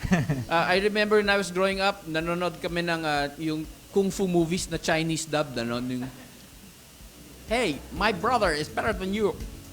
Yung ganun, we're, I think, many years beyond that. So, napakagaling. Let's give our panelists, speakers a round of applause. Sir, wala nang time. Let's continue. The morning's not over and we are already covered much in the past few hours. There's so much uncharted territory that there is to explore in the world of AI, and we have our workout out for us. Thankfully, we are well supported by the expertise from the expertise in our country. We'll now be having a fireside chat on AI applications and insights. To moderate the discussion is Dr. Luis Sison. May I also call on stage our speakers, Dr. Chris Alyak of Cebu Institute of Technology, University, Dr. Greg Lloren of the UP Cebu College of Communication, Art and Design, and Dr. Dave E. Marshall of Silliman Universities. May our speakers please come up on stage. Sir, si Engelbert Benolirao. Dr. Engelbert Benolirao is here as well. Yes? Good morning. All right, terrific.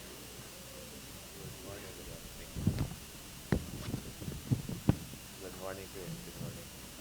Hi, Marvin.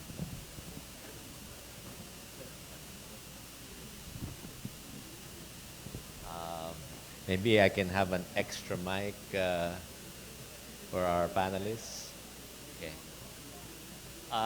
If you can join us in the middle para walang butas yung ating yan. Okay. All right. Naka-match ba kayo? Oo nga, di yata naman. Okay lang. Oh. All right. Next slide, please. Good morning again.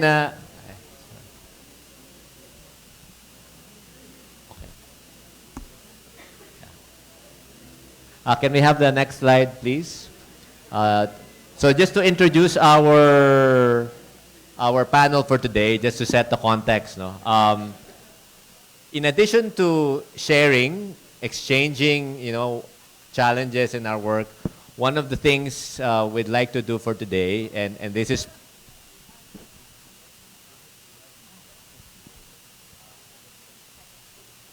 okay. I'm told Dr. Luis Cañete is here also as well. Yes. Thank you. Please join us on stage. Palapakan po natin si Dr. Luis Cañete from University of San Carlos. Ayan, complete. Full force pala tayo today. Okay. All right, very good. Thank you for joining us. So to set the tone for today's discussion, let me just share quickly what my role is here. So as UP System Director of Technology Transfer and Business Development, ang trabaho po namin ay mag-facilitate, to facilitate collaborations between the academe and government and industry. And one of our inspiration there is this MIT Solve program. And this is where we got, next slide please, this is where we got this theory of change, no? Okay.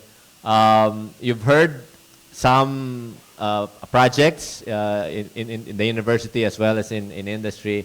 And what we're after is not just the, the activities and the outputs and publications and all of that, but ultimately we're after outcomes. And if we have outcomes, technologies being adopted, being used by industry, and being used to develop skills and policy, then that can lead to economic impact, societal impact, health impact, and environmental impact. And in UP, we put our money where our mouth is. Next slide. We launched the University Innovation Fellowships Program. Last Tuesday, we just had our 8th demo day. We had 15 pitches from our researchers from around the UP system. And that brings our total to 71 teams so far that we have mentored and connected to industry. Okay? And beyond the mentoring and the connections, next slide please, there are, this is serious investment from the university. No? And for the students here, sino ba yung mga estudyante dito? Please raise your hand. Okay, don't feel you're left out. Meron din kaming incentives for the students. No? Medyo hindi visible, but we have Gawad Pangulo para sa natatanging inobasyon ng mag-aaral.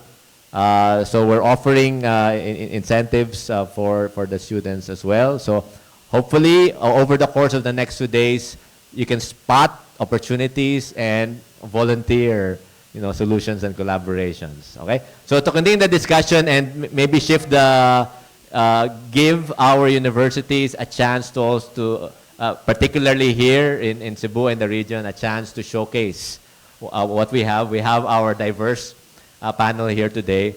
So let me start with, if I may start with Dr. Cañete from University of San Carlos. So we'll give each panelist about 5 minutes to just tell us about highlights from their institution in terms of academic programs related to AI and analytics, as well as collaborations with industry and R&D highlights, so that we can give a primer for our audience. Okay, Dr. Luis, take it away. Sorry, what's the microphone? Good morning, everyone. My name is Luis Cañete from University of San Carlos. I particularly belong to the Department of Computer Engineering. This is where we are doing work in applications of AI for a lot of different areas. So primarily, I'm going to talk about, I guess, my specific area, which is in human assistive robotics. So it's, we use AI not for the sake of using AI, but really we ask the question of how can AI help people?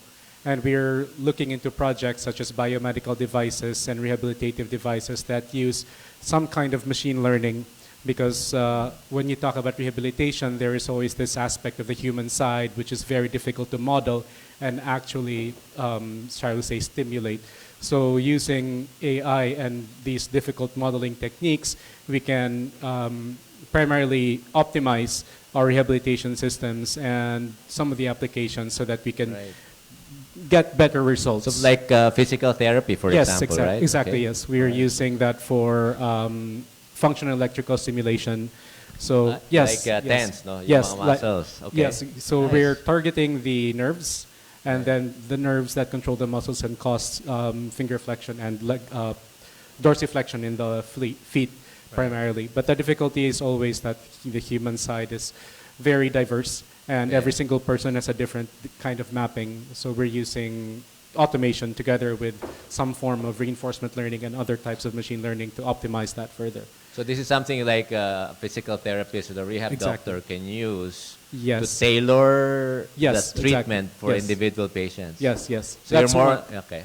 That's one application, and the other one that we're thinking about is because of the fact that rehabilitation centers are very sparse in the Philippines. Kulang yung tao. Yes, kulang yung tao. Yeah, Exactly. yeah. So if you can automate the process, we can probably launch them initially in barangay health centers, Right. or that's the target at least. So from there, we can move further on and look into other applications. Or maybe even a single therapist can handle Yes, two yes. or three patients at one time. That's instead very of, you know, possible. Yes, right. yes. And of course, the data is also going to be used to further optimize for the person themselves. All right. So once again, the differences, the individual differences between people is very pronounced. So using machine learning there, you can further optimize it for that specific user. And of course, I think we heard the concept of human in the loop earlier. Right. So, and that's also one area where we're trying to look at keeping humans in the loop when we talk about automation, to really make sure that the ethical side and as well as safety side is still there. Right. Marami pa tayong pag-uusapan Yes. kasi I'm also in the biomedical device field, Yes, so yes. we'll have maybe a separate session Sure. to discuss. Can you tell us more about the AI or AI-related programs, academic programs in your institution? So in our institution, there is, well, in computer engineering, we have something called information engineering. Okay. It's a subject that we use right now because the PSGs really do not include AI yet in the curriculum for computer engineering and some of the other courses as well. So we're using what do you call that again? Additional courses to start introducing AI to our students. But there are talks of there's also the economics department, and they are using data analytics in that sense. That's a data science Yeah, side. the data, Parang the sa data science side. statistics, no? Yes, exactly. Right. Yes, so they're using Okay. that as well.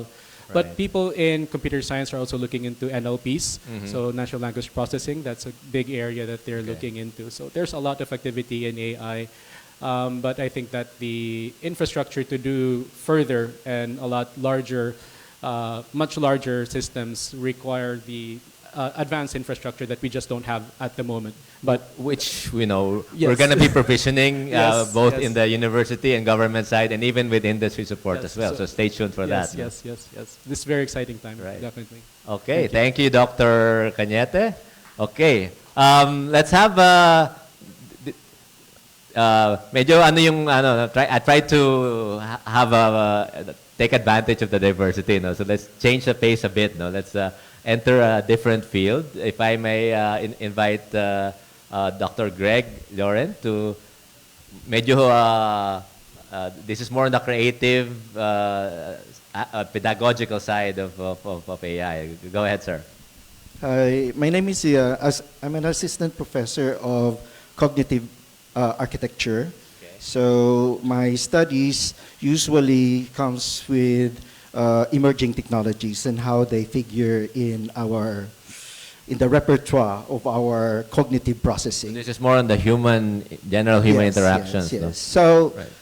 I began my research, my doctoral research, also in medical devices, where I worked in PGH, developing virtual environment for dementia patients and cerebral palsy patients. So it's treating the mind and the brain now, not just the physical body. no? Yes. Okay. So I come in that discourse in terms to mind studies, cognitive science. Right. So I'm using technology as a module of the mind. We can hook you up with one of our innovation fellows who's developing Yes. solutions for dementia. Sige, sir. Okay. Mag-uusap pa tayo after Yes, this. and then I moved into what happened is that during the pandemic, I developed a pandemic, what they called post-pandemic stress disorder.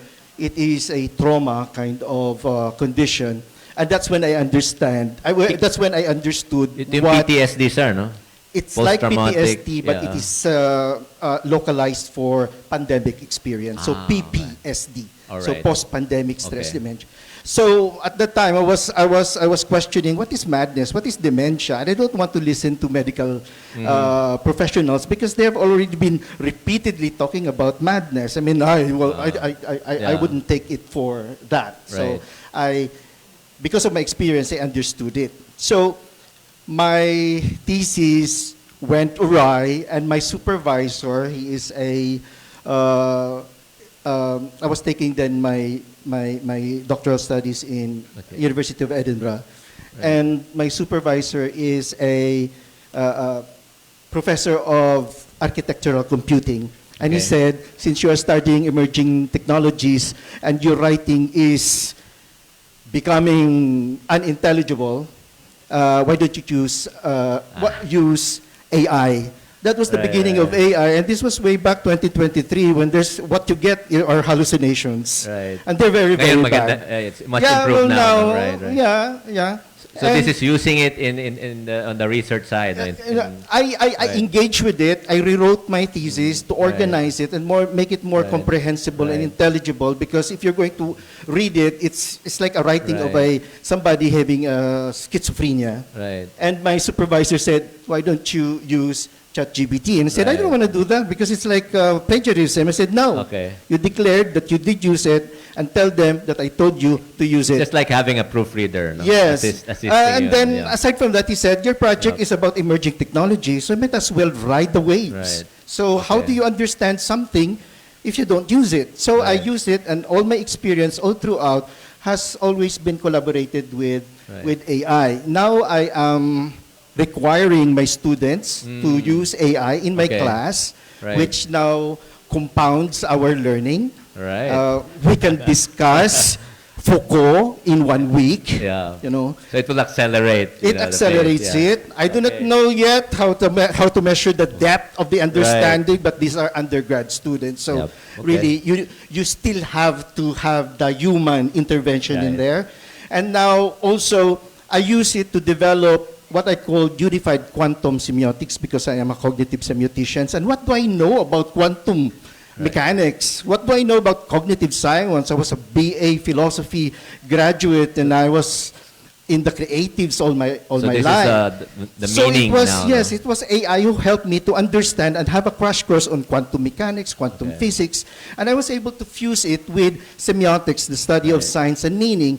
And now I am using that framework in a proposal with the UP Intelligence Systems Center to develop a new, to use UQS as an architecture for a new breed of natural language processors, which is not actually AI, but AC. Artificial cognition, where AI is simply a module. It's a higher level in effect. Yes, no? it's not really just stringing words together, but looking at the meaning of the word. The objective is to come up with an AI that thinks for itself, that it understands meaning. It does not just parrot words. That's right. Because if we do that, someday you will run out of lexicon. So hopefully we're looking forward to less hallucinations because there is less hallucinations. There's more cognition, and we will also recognize that they make mistakes just like humans because we taught them how to think like humans. So we don't really put our trust on it 100%. We just simply treat them just like our professor who can make mistakes. Okay. Thank you, Sir Greg. Can we invite now Dr. Engelbert Benolirao? I think we have a presentation that para may is up. Can we have his presentation up? Ayan, okay. Sige, sir. Sorry, mapapalingon kayo, sir. Good morning. Good noon, no? Almost lunchtime already. So I am Dr. Engelbert Benolirao. I'm representing our university president of Cebu Technological University, Dr. Jose Pepito. Our university president is having official business, so I was tasked to represent him as a campus director of one of the satellite campuses of Cebu Technological University, a state university here in Cebu. So we have this presentation. Di ba siguro maklaro sa Paki-Q na lang, no? Just keep moving the slides forward, please. Yeah. So, wala ata tayong clicker. Saan ba yung clicker? Anyway, just a brief presentation lang of the university. So, we are, as a state university, our mandate, our trust is in the instruction, research and development, community extension, resource generation, infrastructure development, and governance. Okay, so briefly lang, no? I just ran through. In terms of harnessing and leveraging on this emerging technology, AI, we started last year, no, when Cebu Technological University submit to CDIO Asia for membership, no? So we went to Japan with the university president, and I am the team leader of the CDIO program management team of the university. So together with our president, we went there and we submit the university for membership. The CDIO framework, the conceive, design, implement, and operate framework, together with other Asian universities, we submit our university for membership, and we passed. No, one of the highlights in that accreditation to sir, no? Yes, accreditation, was right. on. Dili na nako ikuan, sir. Okay. I just give a brief background why we are leveraging and harnessing generative AI in the university now. Although we don't have yet the offering of programs related to AI, but we have banner programs in the different fields, no, like in agriculture, forestry, technology and engineering, environmental science. Aside from, we have this education, arts and sciences, and we have technology programs in mechatronics, no? The only maraming AI doon, university. sir. So we leverage on the AI for this automation related programs. Aside from, we continue to harness generative AI tools. So when we went to Japan last year, we were amazed where majority of the Asian universities are already harnessing AI, and they are using that in instruction, and not only in research and development, but also in instruction for faculty, no, to be able to utilize AI in instruction. So when we come back, I spearhead the trainings, right, and seminars and workshops on harnessing generative AI for instruction, right, and research, and I even train our faculty on how to use the generative AI tools for instruction, right, with, of course, with ethics, no, and I train them on how to use for instruction and also for research and development. I think you have some slides here on you're talking about the Japanese collaborations with the labs. Yeah, with CDIO. No? Yeah. So we actually have partnership with DTI to sir, no? Yeah. Was this with DTI? Well, with DTI, we were given the shared service facilities, mm-hmm, no, for our fabrication laboratory, right, and also in our flexible integrated assembling system laboratory. So maraming pwedeng gawin na intelligent automation dito, sir, no? Yeah, we have already so you have the hardware already. We have the hardware. Yung software na lang ang idadagdag natin dito, no? Yeah, we now currently having these research projects where we could from the GAA, no, you know, GAA, General Appropriations Act, as a state university, we need to propose projects, research projects related to AI. And one of that is in our climate change center, located in Argao, in my campus. And one of that is we develop BioGuard.ai. BioGuard? Yeah. How does that work, sir? This part of the protecting the environment, no, in our in Argao and in the part of Alcoy in Nugas, where so it's protecting, using AI to protect the biodiversity. We have coming up with the database, right, and of course we developed this tool for this climate change center. Okay. And all the rest of the activities, no, we also start developing, in my campus, I started harnessing smart devices for our predictive maintenance, like we improve our powerhouse, no, to have these smart devices and Internet of Things applications. So for energy efficiency, for sir, energy no? efficiency and Energy efficiency, optimization. okay.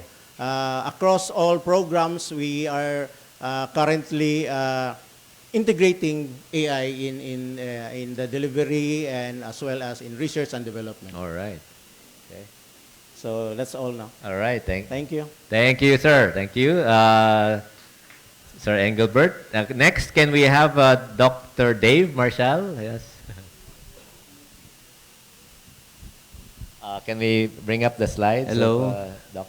Yeah, good noon. I'm Dave. I'm the former dean of the College of Computer Studies of Silliman, but I'm here not to represent the College of Computer Studies, but sharing to you a more institutionally oriented AI vision. Ito ba, sir, yung AI avatar nyo? Oh, yeah. No. That's my avatar.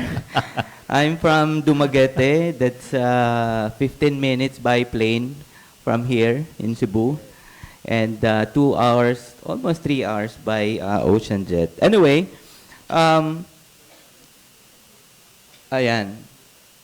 When I was the dean, we offer obviously computer science, but before the surge of AI, Gen AI, ChatGPT, our BS in computer science really specialized into machine learning and data analytics. But as I've mentioned, I would rather go and share with you my function in the university, which handles a vision for Silliman, a vision for AI that is anchored on Education 5.0, primarily on transformative and ethical integration of... So medyo edutech to, sir, no? Yes, medyo okay. Napaka-diverse talaga ng team natin. No? From biomed to environment to edutech, no? Okay. So my office relatively handles 3 units. We have continuing professional education program. This is where we emphasize, we offer short courses that focuses on different fields. But I would like to highlight our recent engagement with the lawyers, with accountants, with social workers, librarians, and other fields of discipline. So this is reskilling and upskilling for our yes, professionals. Sir. For them to work with AI, embrace with AI Nice. on the use of in their discipline. Okay. My second hat on my work is on, because my office handles instructional innovations. Okay. The open online distance learning is under my office. We offer distance ed. And my office also handles different instructional systems, such as our LMS, and obviously data analytics are there because our board of trustees wanted to have data on student engagement, failures, retention. and all of this stuff. So it's so difficult to do it manually. Yeah. So we have our analytics to understand. It's basically learning analytics in the learning management system. Very But this unit in my office really more into the promotion of... Ang ganda ng acronym nyo, sir, no? Yeah, Ingit ako sa acronym nyo. Soul. Yeah, that's Soul. And the name of our LMS is My Soul. Yeah. But this unit handles our AI, formulated our AI integration framework. It's a 2-year-old framework already. Halos magkasabay tayo with the UP. Okay. And we re-landscape our ethics when it comes to AI declaration statements and some other stuff. And we train our teachers in general. All right. The third one that I handled also is this unit serves as the community extension arm and service learning, primarily on technology-driven topics. So This is your bridge to communities this and is the bridge the our industry, community, industry.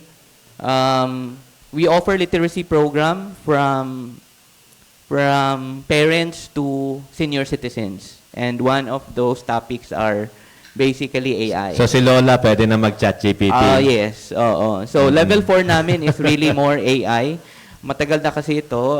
2019, we launched the program. Nice. Until now, we are, I think we are producing almost 1,000 of senior citizens with the literacy, focusing digital and So AI. this is do you have partners for We this have outreach partners. program? Obviously, we partner with the OSA, Office of Senior Citizens, and Okay.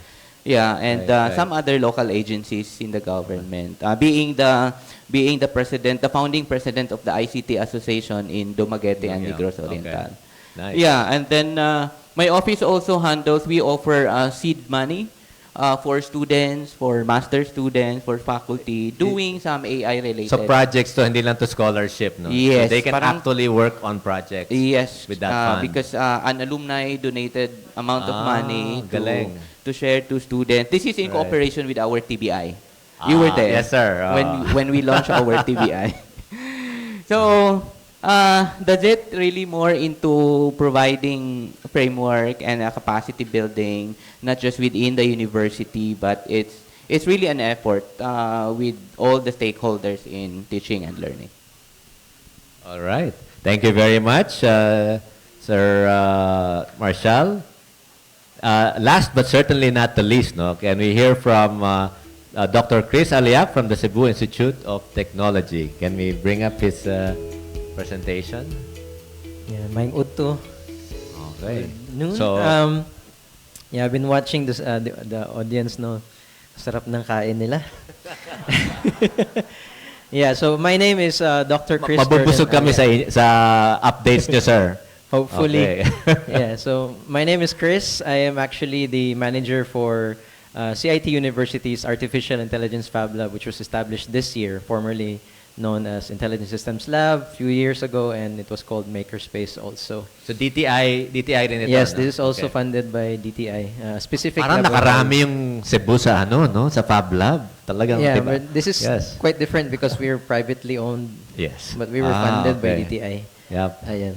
Okay, Galing. so currently we don't have specific programs for artificial intelligence, but the same with Silliman University, no, under the information technology and also computer science, because I'm actually part of the faculty of BS Computer Science. We have two subjects that are actually inculcating artificial intelligence, which is based on... This is for the undergrad, no? Yes, po. Undergrad For Intelligence Systems 1, which is basically static AI. And then we have Intelligence Systems 2, which is basically machine learning and AI engineering. So yung mga students nyo can start doing projects already by the time they reach the Yes. senior year after having gone through these courses. Yeah, it actually starts at the third year. Third year to, no? Okay. So it's basically, we believe that foundational courses actually is the key towards success of students. So the following slides that I'm going to show is actually based, student-oriented based, no? So what can the students do? Ano na yung mga outputs nila, Yes, no? Okay. when we have, when they actually know AI. All right. Ayan. So, again, we've been doing artificial intelligence. Sakit akong ligaw nga, kanina. sorry. We've been doing artificial intelligence research since 2003. No, we started way back 2002. Then on board si Dr. Maravillas, no, who was actually a graduate of De La Salle University. He connected us with De La Salle to do a lot of AI researches, no, specifically on robotics, and we were focusing more on self-organizing maps, robot soccer systems, together with De La Salle. And I actually have pictures with my idol, no, si Osama Khatib of Stanford University. And then after a few years of always developing static AI systems, no, narrow AI systems, basic classifications, clustering systems, fuzzy logic systems, we then partnered with some companies. This is part of Minibeya Mitsumi. It's actually a manufacturing company in Danao. We were given the task to create a robotic system, no, a navigational system robot that actually gets supplies from their warehouse and automatically brings So up the supplies. logistics to, no? Opo. Baka pwede rin ito sa hospital, no? Pwede. Okay. Actually, I have a lot of medical researchers here also. So basically, it's a basic robot goes from the industrial supply to the fab line. Ayan. And basically, the highlight is all students, no? So pang manufacturing yung original Yeah. purpose niyan, okay? So it's a conglomerate of BSCS and computer engineering students. And then, of course, in our Fab Lab, we also create basic robots for STEM, no, introduction of line-following robots, sumo bots, robotic arms. So we have prototypes like Yamaneko. So Yamaneko is Japanese for wildcat. It's basically a line-following robot. We actually build it. Yun yung and give mascot it- nyo. No? Yeah. So we actually build it and give it to DepEd students to promote robotics. All right. Ayan. Next one. Ayan. Yeah. Ito. Yeah, I think that's the Parang delayed. mobile Yeah, robot rin to, no? Yeah, so this is Right. a demonstration of Okay. yung mga robots na manufacture namin. Yan. During the pandemic, we also shifted from robotic systems into information systems. Okay. So we had problems with transference of LMS systems, and then we had created an inquiry system called TINA. Stands for Technoy Inquiry Assistance System. So basically, any person can email or fill out a form, and automatically it redirects, using AI, redirects it to the proper department for response. So it's basic crude ticketing system. We were playing with So this. hindi pala dapat magseselos yung misis mo if you keep talking about Tina, no? Hindi. AI pala si Tina. Yeah. And of course, as we develop softwares like this, we want to make it evolving, no? So we have like basic dashboard systems for assuring that certain departments haven't answered the tickets, the replies. Right. And then we moved So parang AI na taga-kulit pala si Tina, no? Yeah. Okay. And then we moved it to GPT-based systems na talaga, no? So 1 minute left na daw. Ayan. Okay. So it's basically Okay yan, we need that, no? evolving. AI follow-ups. Yeah. Nice. But problem with this is we use a lot of tokens from ChatGPT. Now we don't use any tokens. It's basically offline systems, no? Sa servers na. So you develop the infrastructure na, no? Yeah. Nice. Okay. Okay, this is also in collaboration with Southern Taiwan University of Science and Technology. The modus here was actually, there were certain industries that are connected to STUST, but STUST professors are not keen towards AI researches. Oh, Ergo, really? come in CIT. No? So we actually... So complementation kayo, no? Yeah. So we had students worked on their problems using AI. Nice. And so we had different types of teams, no? Mga different teams on object detection, terrain analysis, localization, navigation. So all of this is with Taiwan, no? Yeah, this is with Okay. Taiwan, connected to professors connected with industry. So it's Nice. basically highlighting. In fact, one of our students here is already graduated. Is now taking up graduate school in Peking University. Nice. Because of this. We also have again, together with Southern Taiwan University, we had like the TACPIC system, wherein what if you had Braille systems but for graphical images? Braille for images. Actually, pwede rin ito sa senior citizen. Naiisip ko ito sa nanay ko, matutuwa rin siya dyan eh. Yeah. Kailangan niya may hinahawakan eh. Di ba? So what if you have like an image and then you use AI to actually create the Braille system for this one? So this actually was used by some of the senior citizens. Yeah. in Hindi lang ito Taiwan. pang bata, no? Pang senior rin, no? Yeah, Okay. and this also is basically a company in Taiwan. It's called Project Rosca, basic segregation of screws manufacturing, and automatic segregation of screws, no, mga not good mga screws. So quality control, AI for quality Yeah. control and manufacturing. Yeah, I need to Okay. go fast kasi time's up na ako. Nice. And of course, we won a lot of awards. Let me just skip this one.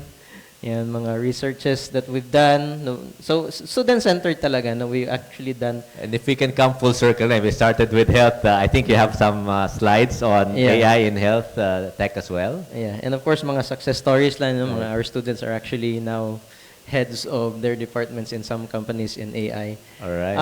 Yeah, we Ayan. do a lot of medical researches in AI. Just to highlight some, we've been developing, or actually we already did the knowledge transfer, with a medical hospital in Zamboanga, where we took the data with.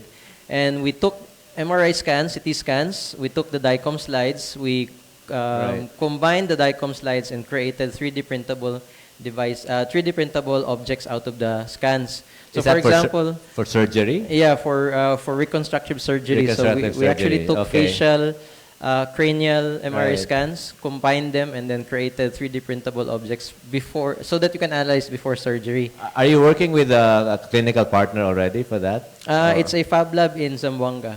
Medical fab lab po in Zamboanga. Pero meron na ba silang Connected to a Indus- Zamboanga Medical Center. Ayan, okay. Yeah.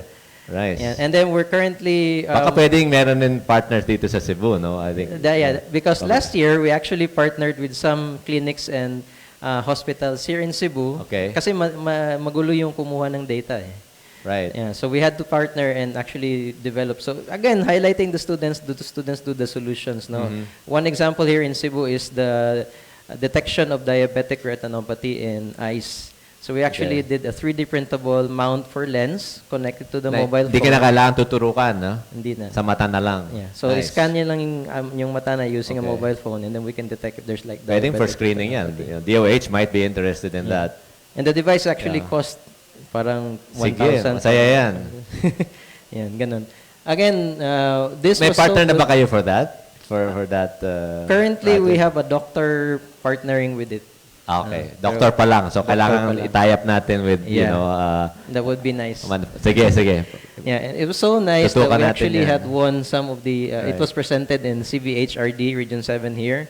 We actually won first place. Third place was actually the detection of brain tumors using AI. Ayan. So, let me just skip. Just a little bit of highlights. No, again, highlighting the Entrepreneurial students. naman to, no? Yeah. Are we familiar with CodeCham? Ayan. Show of hands, yung hindi pa alam yung anong yung CodeCham. So sikat to sa startup ecosystem actually. Yeah. So basically, CodeCham is a system where it teaches programming.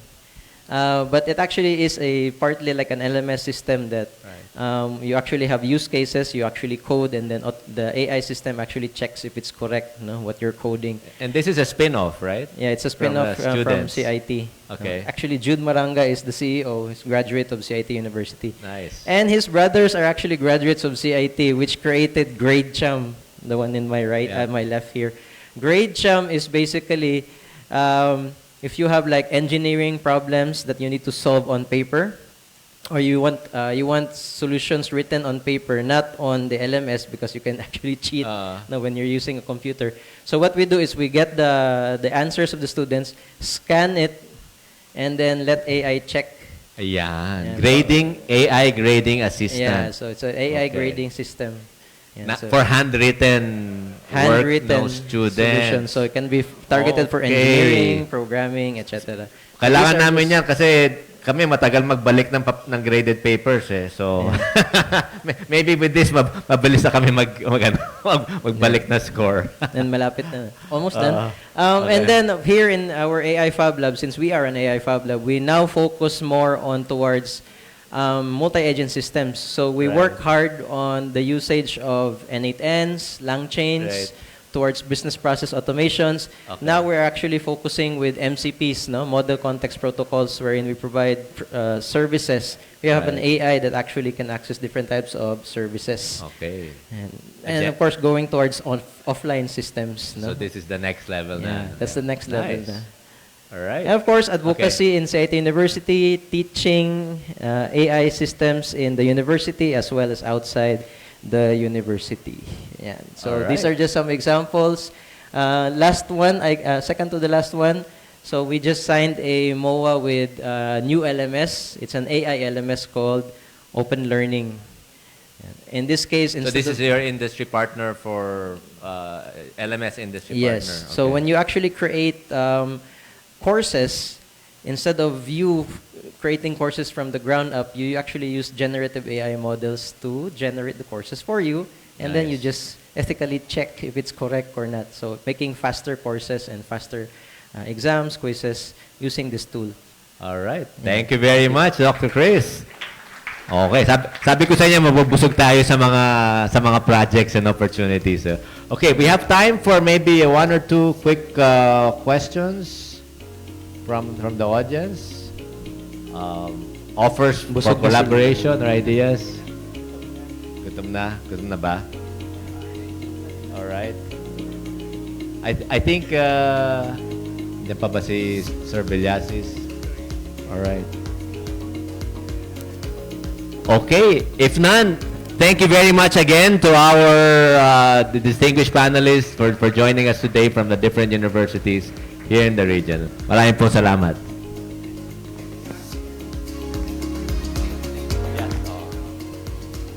May we call on stage our UP President, Attorney Angelo Jimenez, Chancellor, Attorney Leo Malagar, VP for Research and Innovation, Dr. Joel Marciano, VP for Digital Transformation, Prof. Peter C., Doc Pros Naval, Chair of Organizing Committee, and Attorney Grace Marie Lopez, UP Cebu TTPDO.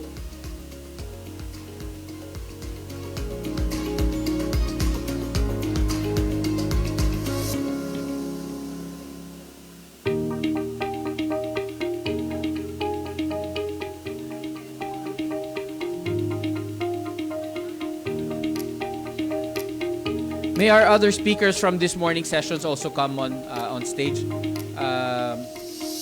Michelle, Sir,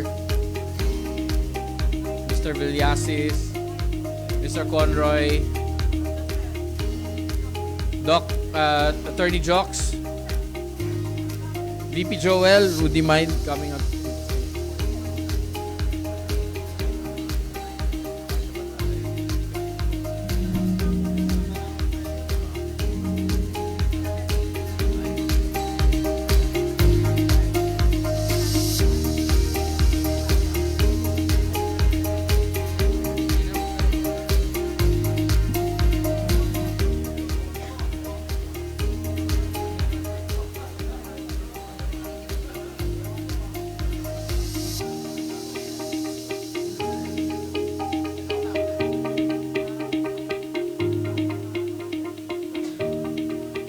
Our certificates read, in grateful recognition of your invaluable contribution as a speaker during the AI Horizons PH25 Conference on AI-powered research and innovation held October 16 to 17, 2025 at the University of the Philippines, Cebu, signed by Dr. Prospero Naval Jr.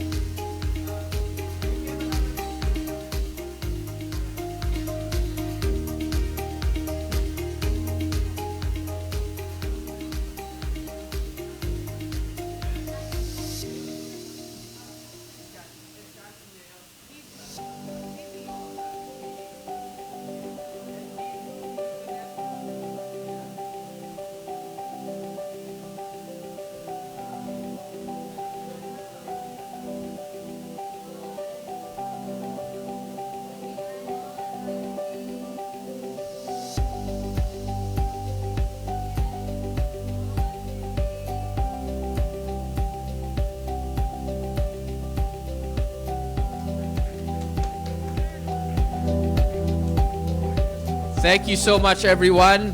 And seems like most everyone's having lunch, so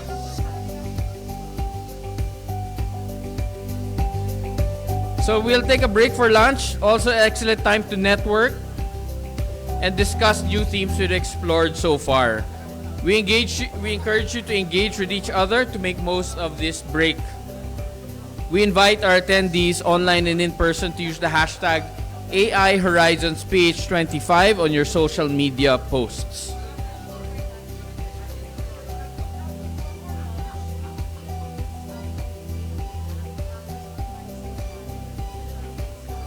Okay, so tables 5 to 8 may approach the buffet.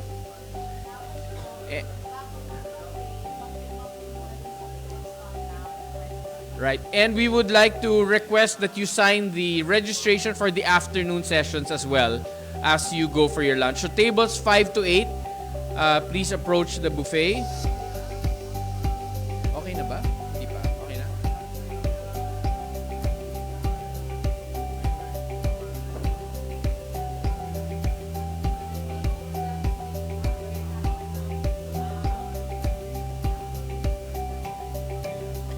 Please be guided that we will reconvene promptly at 1:30 p.m.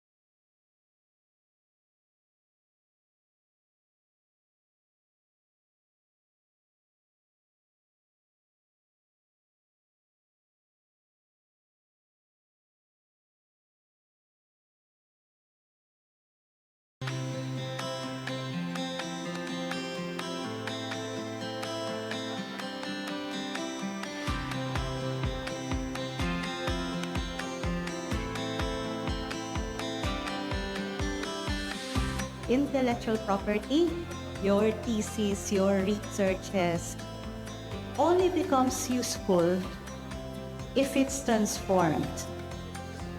It only has value if you transform into products, processes, or services that people can use.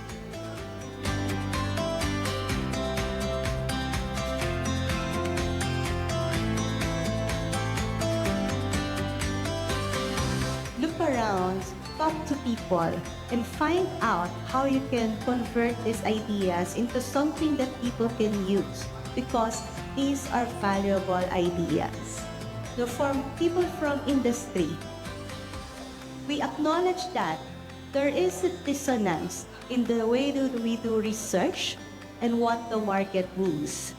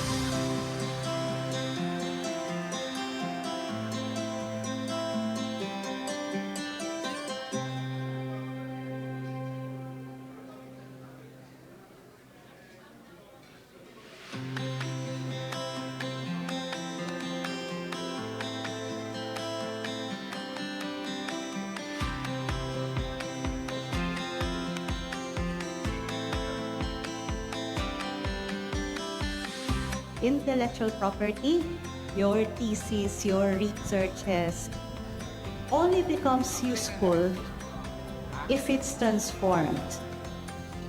It only has value if you transform into products, processes, or services that people can use.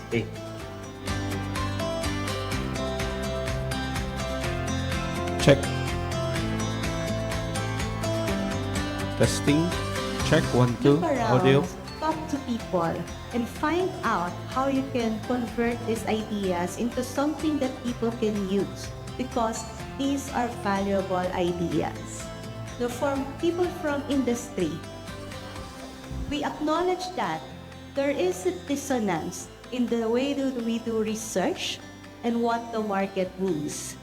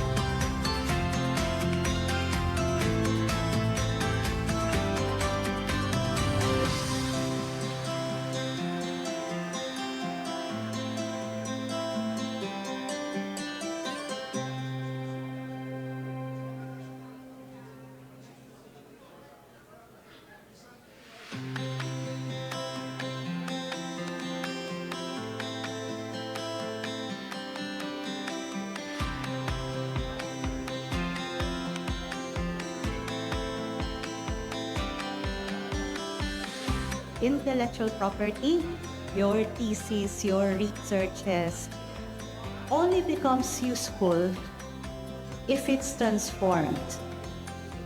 It only has value if you transform into products, processes, or services that people can use.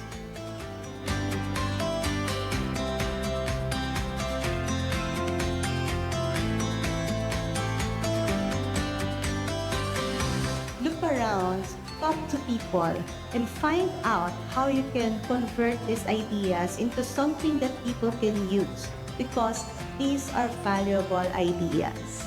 So from people from industry, we acknowledge that there is a dissonance in the way that we do research and what the market woos.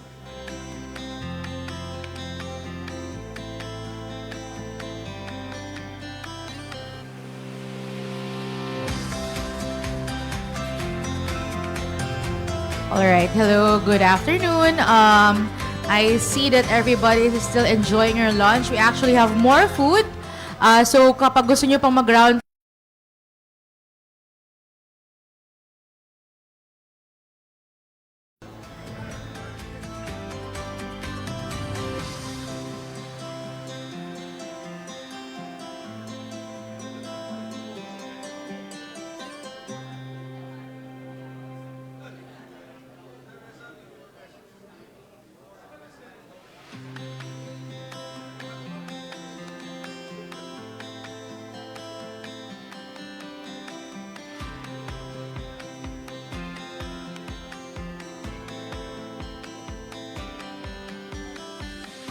intellectual property, your thesis, your researches, only becomes useful if it's transformed. It only has value if you transform into products, processes, or services that people can use.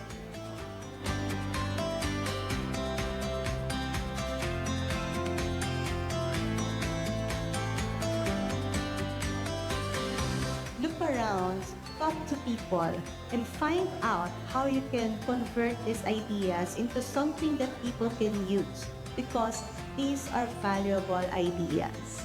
So for people from industry, we acknowledge that there is a dissonance in the way that we do research and what the market needs.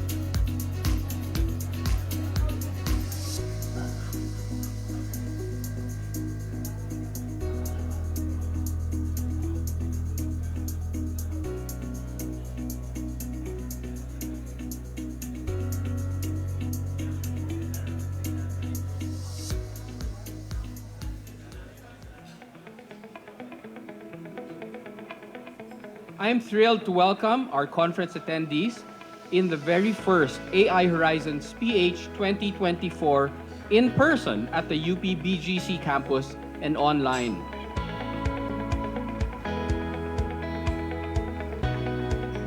Indeed, it is an auspicious occasion to hear out one another on the great powers of AI to transform our lives for the better, as individuals, as communities, and as a nation.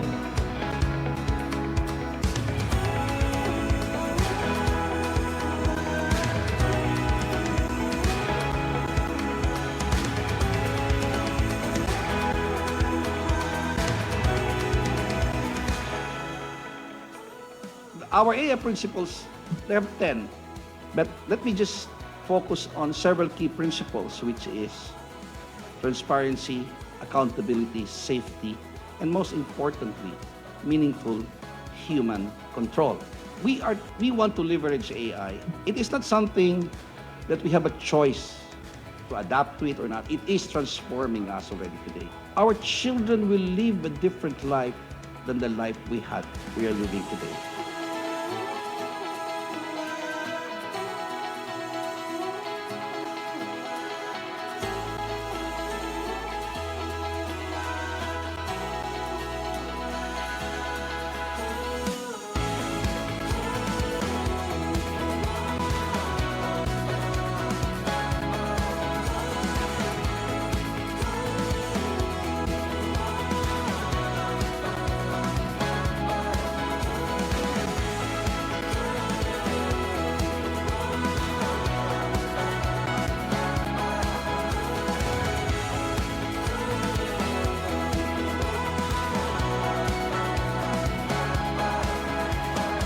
And so this is how I view this particular activity today. It is not future-proofing the university or the country. It is future-creating.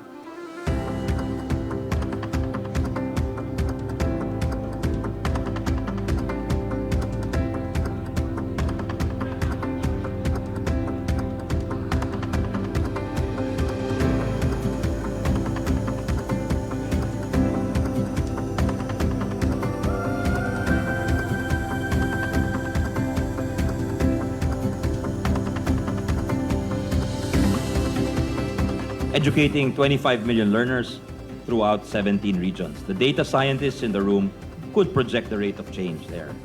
The present of lesson plans and paper modules would have to stay for now, but we must keep an eye on the future. For us, we have that perspective. We think that differently means or must involve technologically.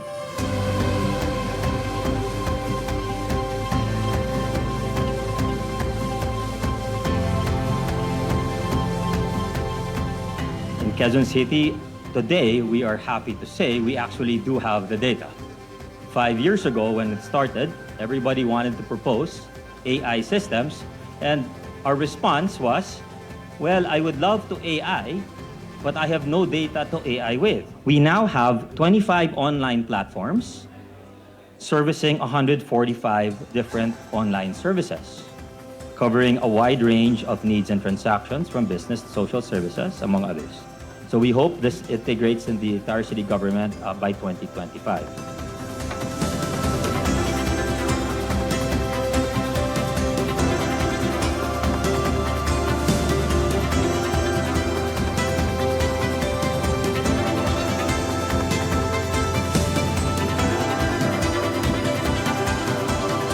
Each of us has a role to play in shaping the future. AI holds great promise, but it is up to us to guide its use for the greater good. Let's leave here today inspired to continue these discussions, build new partnership, and push the boundaries of what AI can achieve, not just for the sake of technology, but for the betterment of society.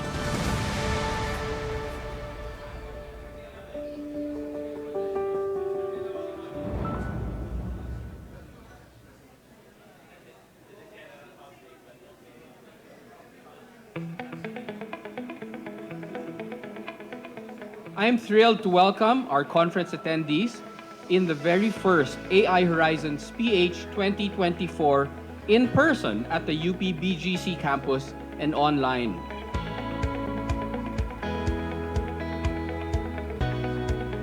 Indeed, it is an auspicious occasion to hear out one another on the great powers of AI to transform our lives for the better, as individuals, as communities, and as a nation.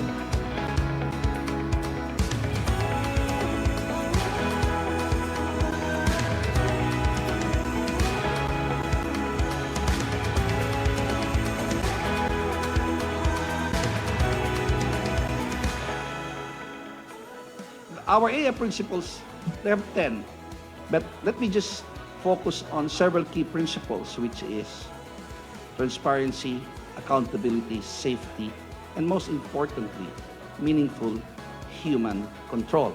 We want to leverage AI. It is not something that we have a choice to adapt to it or not. It is transforming us already today. Our children will live a different life than the life we are living today.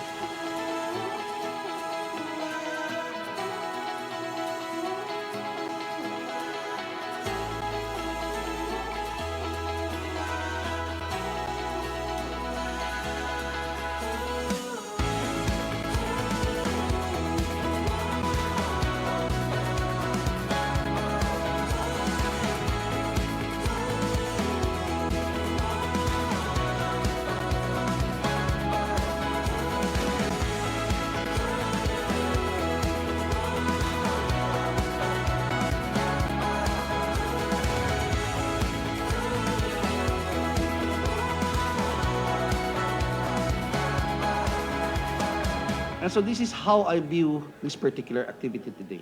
It is not future-proofing the university or the country. It is future-creating.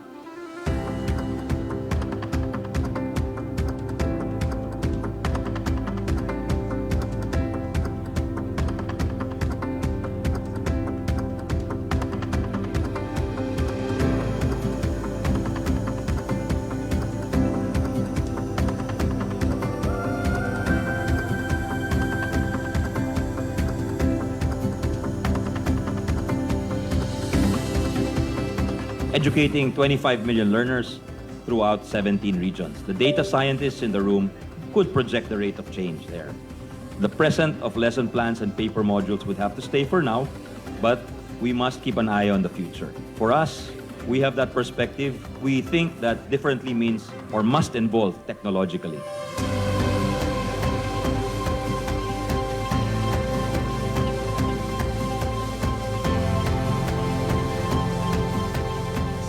In Quezon City, today we are happy to say we actually do have the data. 5 years ago when it started, everybody wanted to propose Time AI check. systems. It And is now our response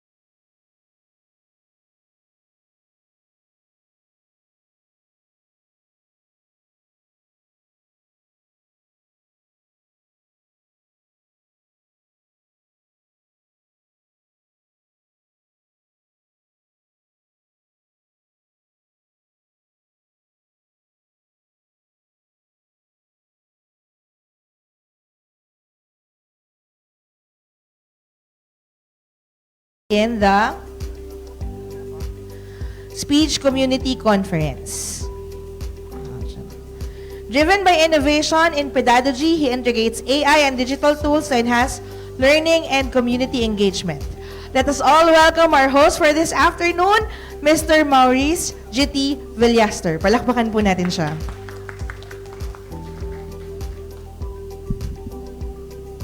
Welcome back, everyone. I am Maurice G.T. Villaster of UP Cebu College of Communication, Art, and Design, and I will be your host this afternoon. I hope you all had a great time over lunch and have fully recharged for the next segments we have in store for you today. As we reconvene for a second plenary session, we turn our attention to an essential topic that shapes our nation's resilience and progress: governance and disaster risk reduction and management, both crucial in fostering informed citizenship and effective leadership. In this session, we will explore how artificial intelligence can enhance disaster preparedness, strengthen governance systems, and promote transparency, accountability, and inclusivity. By harnessing AI-driven insights, we move closer to building communities that are not only informed, but also adaptive and future-ready. To start us off strong this afternoon, we are privileged to hear from a key figure in the country's engineering and innovative landscape, dedicated to strengthening national capacity through research and technology.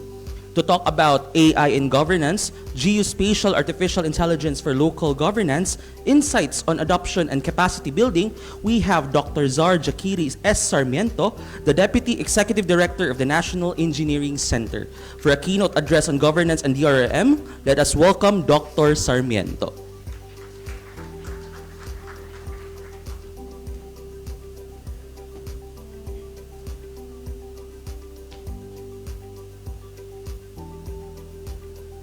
Good afternoon. Good afternoon. As lecturers, we, as much as possible, avoid this time slot because we call this the abyss for lecturers. But we battle not against flesh and blood, but against the spirit of sleep this afternoon. I echo the sentiments of Chancellor Leo earlier that we need to bring the development to the regions. And having worked with the LGUs and the government agencies for the past 20 years, we have a lot of room for improvement. And we believe that AI is only as ethical as the intent of those who design and to use it. In governance, technology must amplify human values, not efficiency for its own sake, but fairness, accountability, and empathy in public service. So today, I'll be sharing insights on geospatial artificial intelligence, or GeoAI, and how it can help local governments transition into smarter and more human-centered governance. So we all have heard of variations of this quote, that we cannot manage what we can't measure. However, in governance, not everything that cannot be measured can be ignored. Even when data is incomplete, sometimes leaders must act. So geospatial AI can help bridge that gap between what we can measure and what we still must manage, combining science, systems, and human wisdom.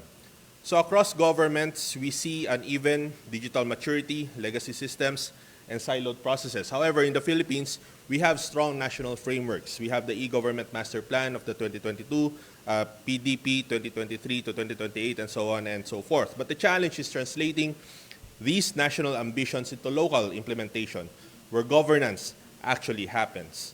Now, I'm going to focus on a small area of artificial intelligence, which is geospatial AI.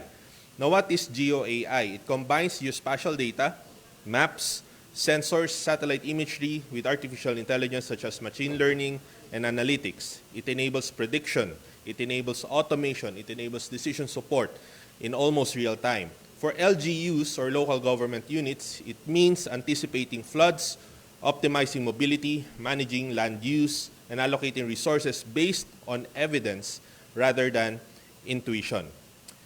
At the UP National Engineering Center, our research teams are developing digital twins for LGUs, spatial digital twins, as we call them.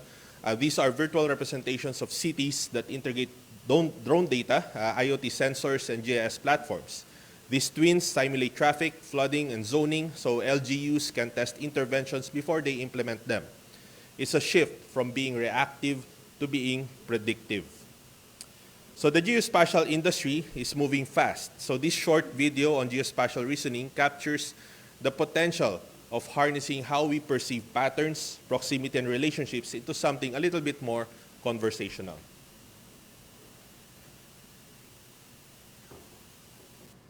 Floods and wildfires. Google has studied the geospatial world for decades, and we've made that information accessible through AI models and real-time services. But synthesizing across these models and combining your data with ours can be challenging and expensive. That's why we're introducing geospatial reasoning.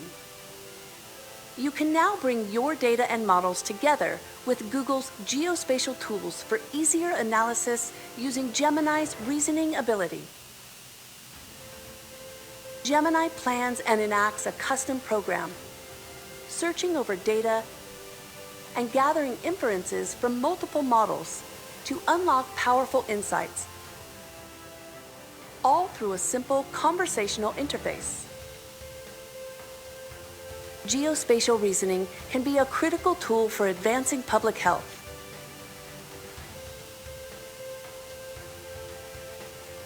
Climate resilience.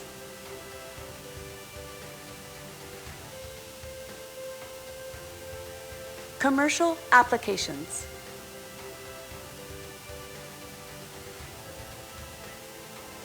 And more. Let's think bigger, together with geospatial reasoning. Google launched this just this April of 2025. This video shows that GeoAI is not just about technology, it's about thinking spatially. It asks us to think where, why, there, and what's next. You know, when we embed this kind of reasoning into governance, we make better and fairer decisions. So we've been working with the LGUs for the past few years to create these twins using a combination of LiDAR, drone mapping, GNSS surveys, and IoT sensors. These layers feed into the GIS-based model that allow planners to test what-if scenarios. So for example, what happens to flood depth if we expand the subdivision? How will traffic flow change if we alter one-way schemes downtown? And so on and so forth. So the beauty of the spatial digital twin is that it converts the spatial reasoning into spatial foresight. Instead of reacting after a disaster or congestion happens, local governments can now simulate interventions before implementing them. Imagine if we can do this for flood control projects, right? It's also a platform for collaboration. Engineers, planners, environmental officers, and mayors, the decision makers, can decide collectively. So this transparency transforms how government decisions are made, from intuition to evidence-based politics, data, and simulation. But what makes it spatial? So these characteristics define a spatial model. It must be georeferenced to real-world coordinates, so meron siyang location. Okay, it's accurately scaled in 3D space, and it's time-aware, meaning it shows how conditions evolve. So these data make, concepts make data actionable for governance. When we hear smart cities, we imagine dashboards and sensors, but a smart city is not defined just by technology. It's defined by intelligence serving people. GeoAI provides that intelligence by seeing the city as a living system. In land administration, for example, it helps map value and plan land use. In mobility, it analyzes traffic. In disaster response, for example, it predicts flood zones before they form. Ultimately, when we talk about smart cities, it's a city that learns, using data to adapt, to anticipate, and to care for its citizens. It also manages natural systems, watersheds, air quality, and agriculture. By integrating environmental and hydrologic data, LGUs can anticipate hazards, track pollution, and optimize irrigation. Way back in 2014, we've been already partnering with UP Cebu in creating detailed flood simulation maps, just like what we see on the screen. So this is a village-level flood simulation that helps communities prepare, not just react. We've seen the science. Now let's hear from the people leading change on the ground. So this LGU, particular LGU, shares their experience in their journey towards becoming a smart city. At the end of the day, the survival of your people depends on that. It's how you respond to their needs and how you adapt your strategies.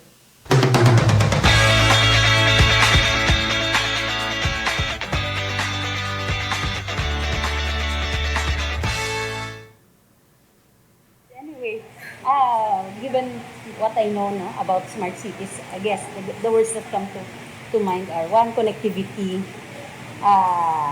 technology-oriented projects or interventions wherein you use this as a way to address the concerns or the evolving needs of the communities. And from what I know, this is strongly anchored on the availability of data. And sometimes this data is, translated into some decision-making tools. Like in our case, when we had this pandemic, Franco would make these risk maps. Ito yun siya. Gumawa rin siya ng COVID na dashboard through the help of one organization, yung National Resilience Council. So that data became our basis in making decisions. Like when we make recommendations kay Mayor on what to do with our COVID-19 local efforts, we always go back to these maps, to these numbers. So, yun. So, being a smart city, it's really anchored on using this technology and the value of using the data so that the needs of the communities or the challenges being faced by the communities are being addressed. Yung pagtingin ko dito, yung ending is to improve the way of life of the people. Yun. To add lang, when we say smart city, it's an urban development using data, using the ICT, using the Internet of Things to gather data, to share data, as well as to help our constituents by rendering our services through this. Yun yung smart city na concept. This is a rapidly changing society, and given the changes, it's rapidly changing, and then the needs evolve as well.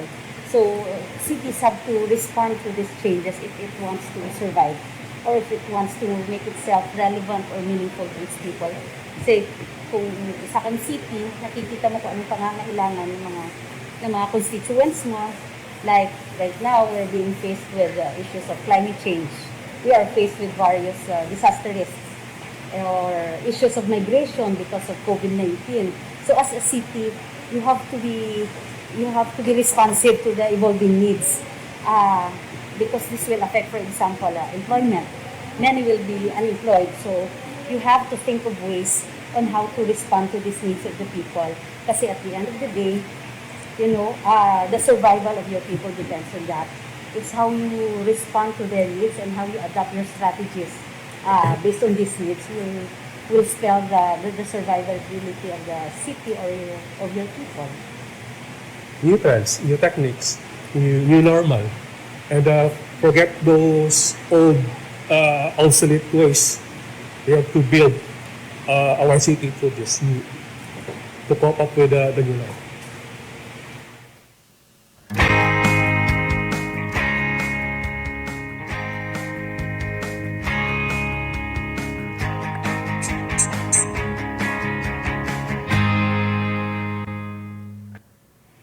Sa ngayon, given the concept of smart cities, I think really there's a need for us to have data. Like in the case of the city, there's just a lot of data, but then there's no central platform where you can access all this data.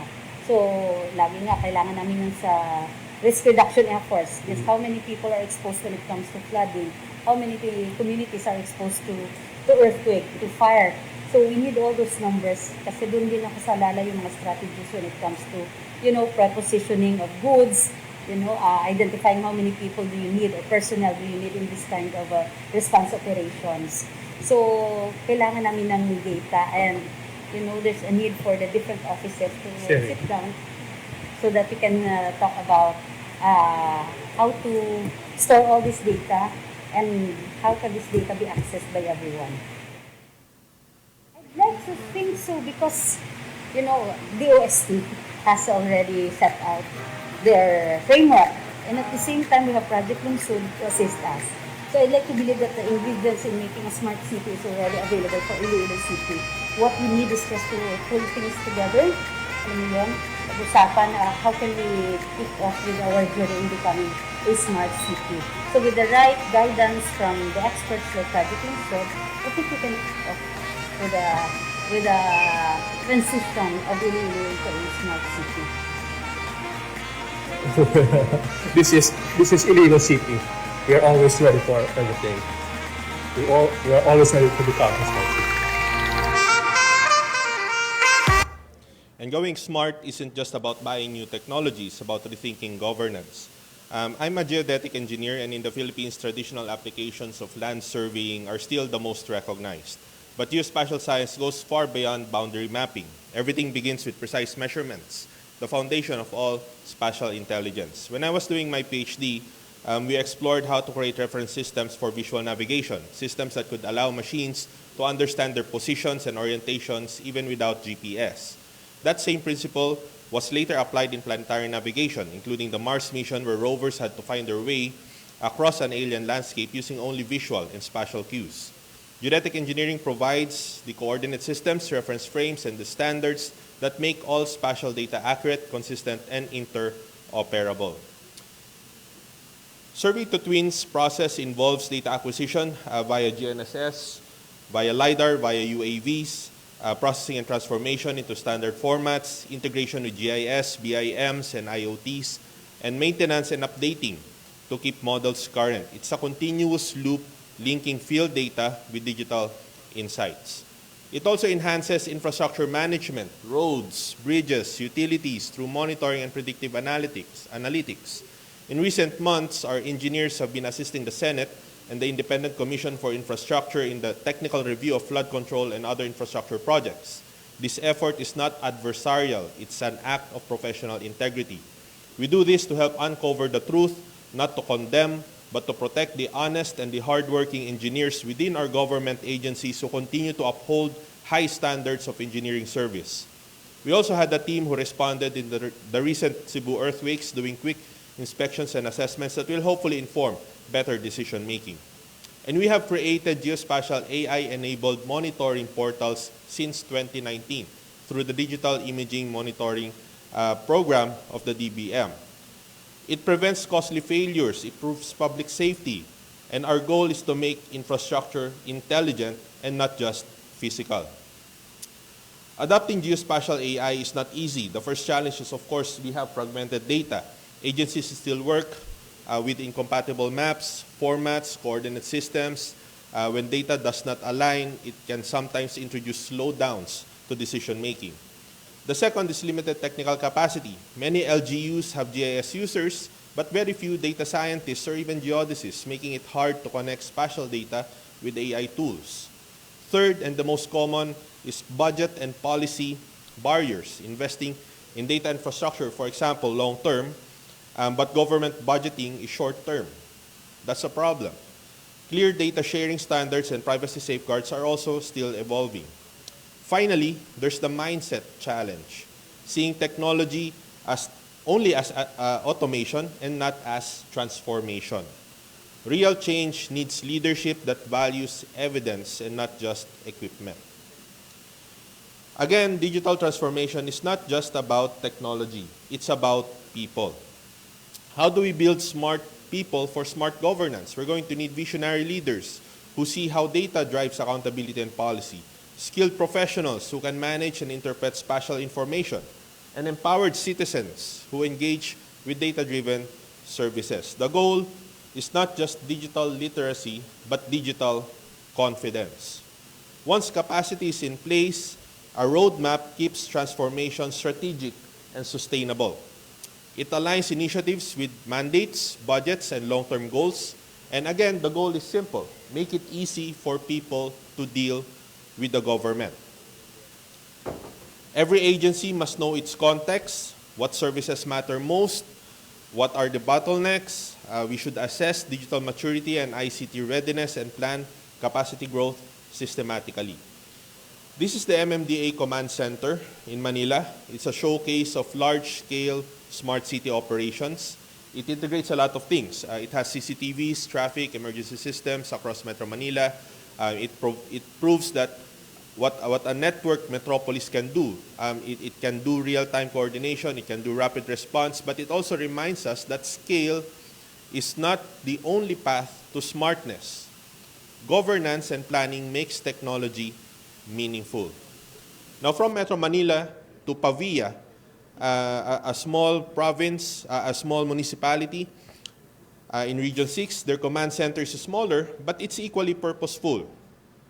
So it means that you don't need to be expensive to be smarter, just resourceful, creative, and collaborative.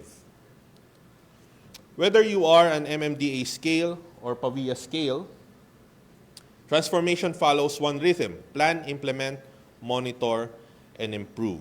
This cycle turns innovation into institution. So the NEC was established by PD 1295. It's the Applied Research and Capacity Building arm of the UP College of Engineering.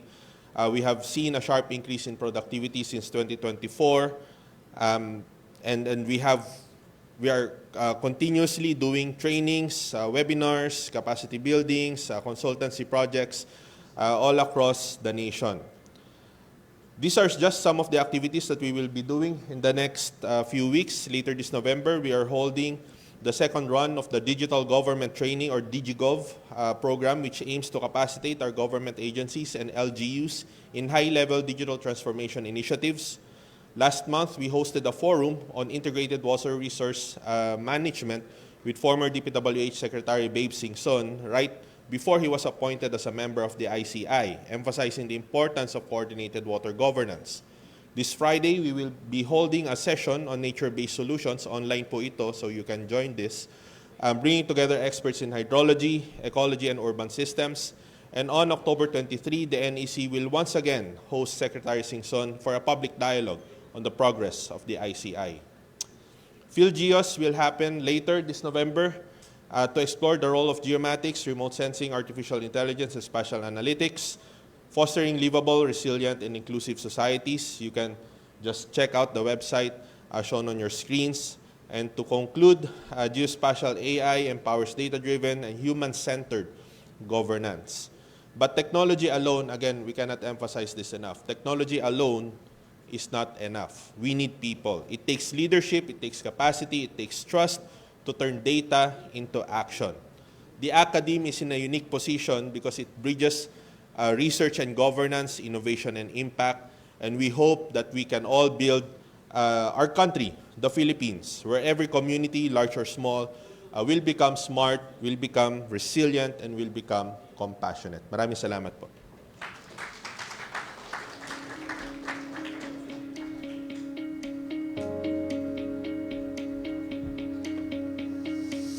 Thank you very much, Dr. Sarmiento.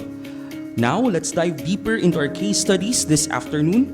Our next talk is a study from Dr. Ebenezer Florano, professor at the National College of Public Administration and Governance, or NCPAG, in UP Diliman. He will be discussing from black box to transparent governance, developing an AI-informed, human-directed framework for policymaking. Let's warmly applaud Dr. Ebenezer Florano.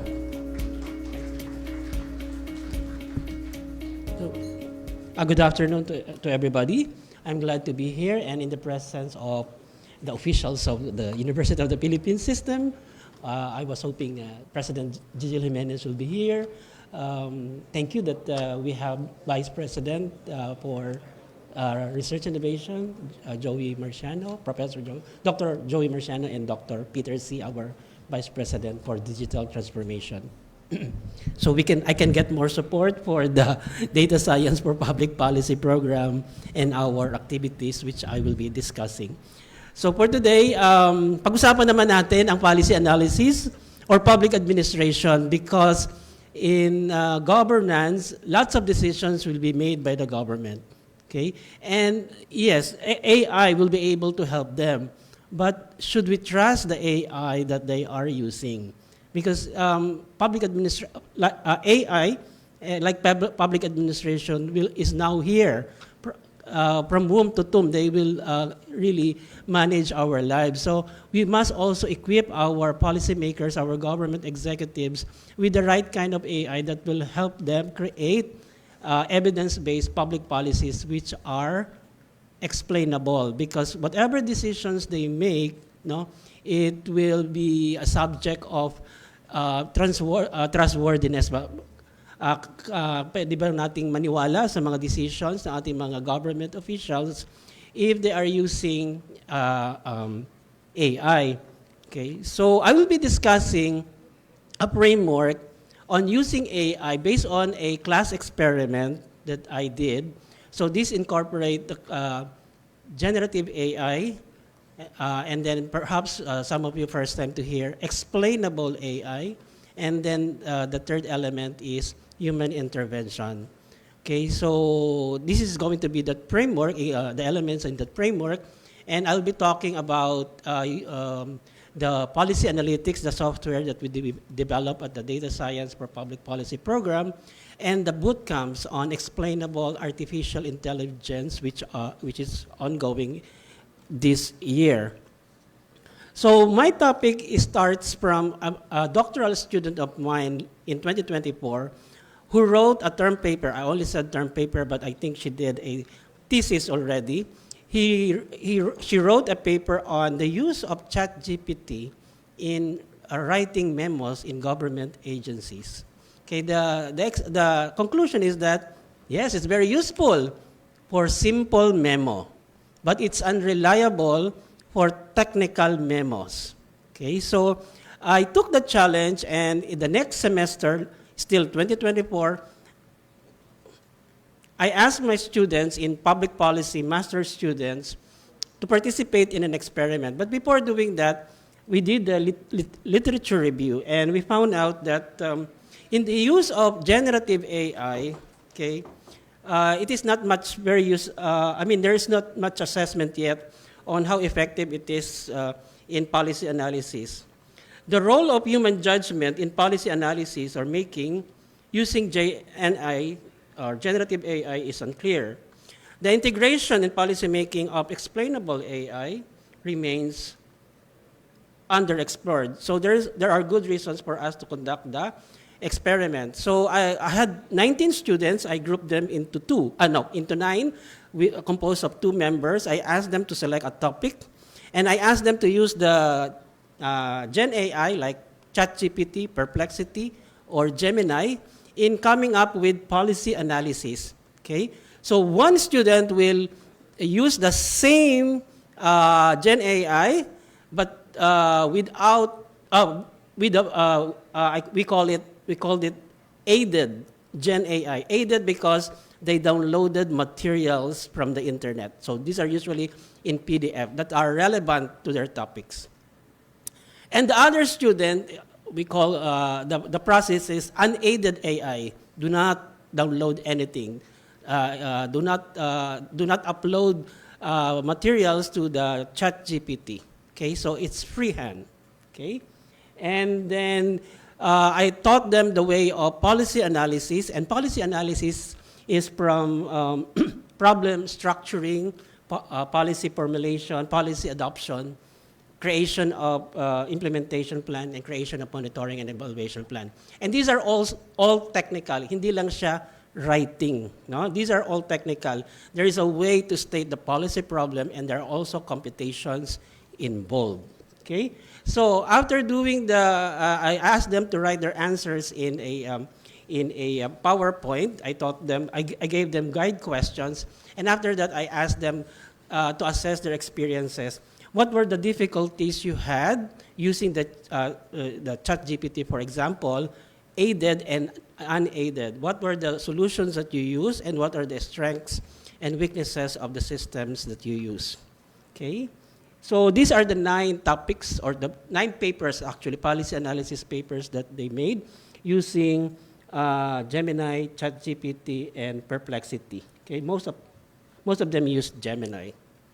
Okay, and then these are already the difficulties. This is just the summary. It's a very long list for both aided and unaided Gen AI. I'll just let you read But the summary is that aided Gen AI offers structure because it's already printed, written down. In PDF, there are already, the structures are already there. So actually, they had more difficulty extracting the information and doing the policy analysis with the use of aided materials. Okay, and in the meantime, unaided Gen AI requires deeper judgment because unaided Gen AI, the results of the analysis lack contextual relevance and specificity, no sources, and there is so much oversimplification. Okay, so with the aided Gen AI, the students reported more difficulties than those who used unaided Gen AI. But from policy forecasting up to creation of monitoring and evaluation plan, almost the same already, 5 minutes. Okay, next is, what were the solutions that you made to overcome the barriers in using the ChatGPT, for example? Because they have to follow the format of policy analysis. And so these are the top 5 answers for both aided and unaided Gen AI. The summary is that aided Gen AI needs fine-tuning because it's so much structured that the AI wouldn't be able to give you immediately the answers that you need so that you'll be able to complete the policy analysis. While unaided Gen AI needs analytical depth, so you have to be more creative using unaided Gen AI. So some of them said they did what they call prompt engineering lots of time sa unaided Gen AI. So you can see in the graph that those who use aided Gen AI had more use more other ways so that they will be able to hurdle the problems with the materials that they uploaded. So the strong and weak points of aided Gen AI in policy analysis is that aided Gen AI increases efficiency. Mabilis gumawa ng policy analysis, but over-dependent on uploaded documents, which made their lives more difficult. For the unaided Gen AI, ganun din, unaided Gen AI increases efficiency but lacks validation and context. So you will really doubt the results. Okay? So human judgment is required more in the use of unaided Gen AI in all the steps of policy analysis, especially in problem structuring. Okay? And if you're wondering which is more reliable among the three, it appears that ChatGPT is more reliable than Gemini and Perplexity. So when I asked my students to write their policy papers based on the Gen AI systems that they use, they said the aided Gen AI is more reliable because they can provide greater accuracy and reliability, structured and usable policy outputs, improve contextual and ethical alignment. But there are questions about how the results were generated, which brings us to explainable AI, which is a sub-field in AI, wherein we are trying to make AI models and algorithms more, actually not more, but they have to be explainable, interpretable, transparent, and those who made it should be made accountable. Okay, so this is explainable AI. I went to Istanbul, Turkey, when they had this World Congress on explainable AI, and I met the world-renowned author on explainable AI. Okay, so why do we need XAI? So we need to make programs, AI programs, models, and algorithms explainable, interpretable, so we can build trust, okay? That the government is making decisions, evidence-based decisions, which can be explained, okay? Hindi pwede yung, bakit ka gumawa ng ganitong decision? It is based on AI. Can you explain to us how did AI made that decision? Hindi pwedeng, hindi ko alam, okay? So we need explainable AI so that the government can explain their decisions and actions so that we can create trust among our constituents.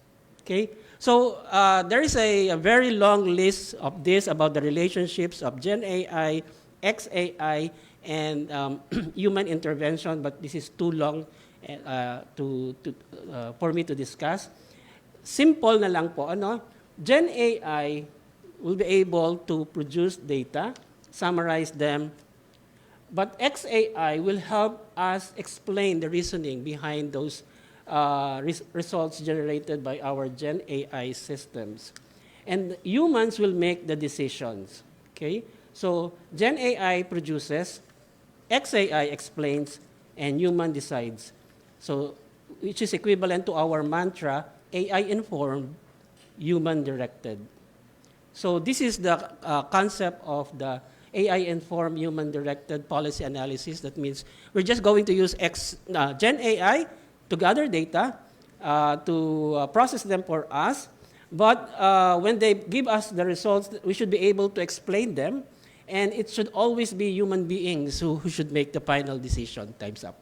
So in the data science for public policy program, we will be using that framework for the upgrading of the policy analytics that we have created. This was created by a computer science graduate of the UP Diliman College of Engineering. So this is not yet AI, okay? This is just a decision support system with limited data generation, visualization, and quantitative computation. But it's already a good start. Si Ma'am Michelle Alarcon, we presented it to her, and she encouraged us to AIanize it. Of course, we would like to AIanize it, but we will have to follow the principles of explainable AI, and that is being explainable, interpretable, transparent. Okay? And we are looking for funding because limited po ang funding sa UP Diliman. So this is a decision support system encompassing the 6 policy analytic steps, from problem structuring, formulation of alternatives, recommendation, creation of implementation plan, and monitoring and evaluation plan. No? So nag-a-apply na rin po kami ng mga funding sa Intelligent System Center. Hindi yata kami tinanggap ng University Innovation Research. Oo. Sama ng loob. Ano? So we will still do our best given the limited budget. Naghahanap po tayo ng paraan. Okay po? So sana sa pagbalik ko dito ay AIanize na siya. Okay? Using the framework that we were able to develop. And then last of the activities of the data science is we are holding boot camps on explainable AI for public policy. Okay? So we have basic, intermediate, and advanced boot camps. Our participants are UP faculty members. Meron kami galing ng UP Cebu, UP Manila, UP Los Baños, UP Visayas, meron din. Okay? And also researchers. But then we already opened it to government agencies. So may mga participants na kami from, for example, Supreme Court, BSP, Department of Agrarian Reform. May mga around 80 participants na kami. So, yung UP libre, okay? They don't have to pay anything because they are being subsidized because we don't have much funds. Okay, nagtatawag na naman ng funding, ano? So, we still continue in spite wala na kaming pera to support the free participation, learning of UP faculty members and researchers. Naghahanap po kami ng pera. Kasi doon pa lang sa basic bootcamp, ubos na ho yung pera namin. kailangan hong tapusin pa ng mga UP. Lahat mo na participants, kailangan tapusin nila yung basic, intermediate, and advanced boot camps on XAI bago namin sila bigyan ng certificate of completion. And then one of the requirements is that they will have to write policy briefs. So that's one of the requirements. So we already had, this basic, nagkaroon kami ng 2 basic boot camps, and then 1 intermediate, and then in December, we're going to have the advanced boot camp on explainable intelligence, okay? So that's another activity. And ongoing right now in Quezon City is that we are doing the basic, actually, boot camp, this time for NGOs, so that they will be able to use AI for their advocacy, community development, etc., etc. So we're doing our best at the Data Science for Public Policy program to promote the use of data science, also artificial intelligence for policy analysis, for public policy making, so that our government will be more effective, will be more efficient. Ang iniisip ko nga right now is that we're going to have a research fellowship on the use of AI against graft and corruption. And I think we can find resources from our participants to be able to come up with models, programs, algorithms for that purpose. With that, maraming salamat po sa inyong lahat.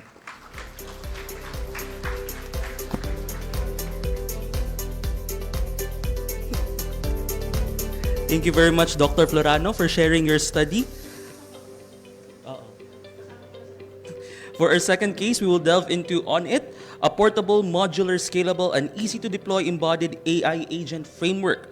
We are honored to welcome Dr. Ruel Atienza, professor at the Electrical and Electronics Engineering Institute, UP Diliman, who will share how this innovative framework advances the frontiers of artificial intelligence and robotics. We're all ears, Dr. Atienza, and the stage is yours.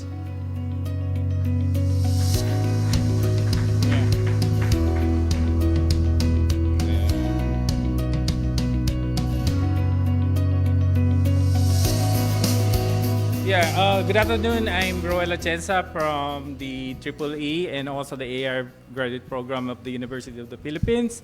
I'm one of the creators of the AI program. Okay, so for today, I'm going to take a look at this work that I've been doing. I call it OnIt, and this is a long title, but I'm going to explain why is that. Why is it portable, modular, scalable, etc. Okay, so. This is basically the outline of my talk. It's just 3, but actually it's very long, so I'm going to talk fast. Hopefully you'll be able to appreciate as well, okay? First, I'm going to take a look at introduce ourselves, our team, and then I'm going to revisit a little bit about workflows, agents, and embodied agents. And then I'm going to focus on my work, which is on OnIt. So this is my team. It's actually huge. Really tiring, but exciting at the same time. I'm managing over 30 plus graduate students and some undergraduate students. Earl there is one of my my graduate students. So I'm going to discuss some notable work from our lab, beginning with this one, which is called Parsec. It's a really very good model. If you're familiar with OCR, Parsec is even better than OCR because OCR is primarily for documents only. STR, meanwhile, can read anything, any text in the human environment. So as a claim to fame, that model is actually very good to the point that it's actually used in NASA International Space Station. There is a robot there called Astro-B. It's running the Parsec to read the panels. Meaning so that the astronaut knows the situation of all the equipment running within the ISS. This is also used in the university for, hindi nagpa-play in video. Can we play the video there?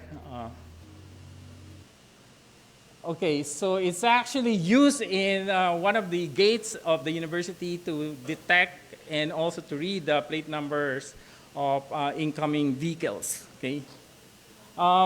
Now, this is another one. This is very recent. We're going to present this next week. It's called Sari Sandbox.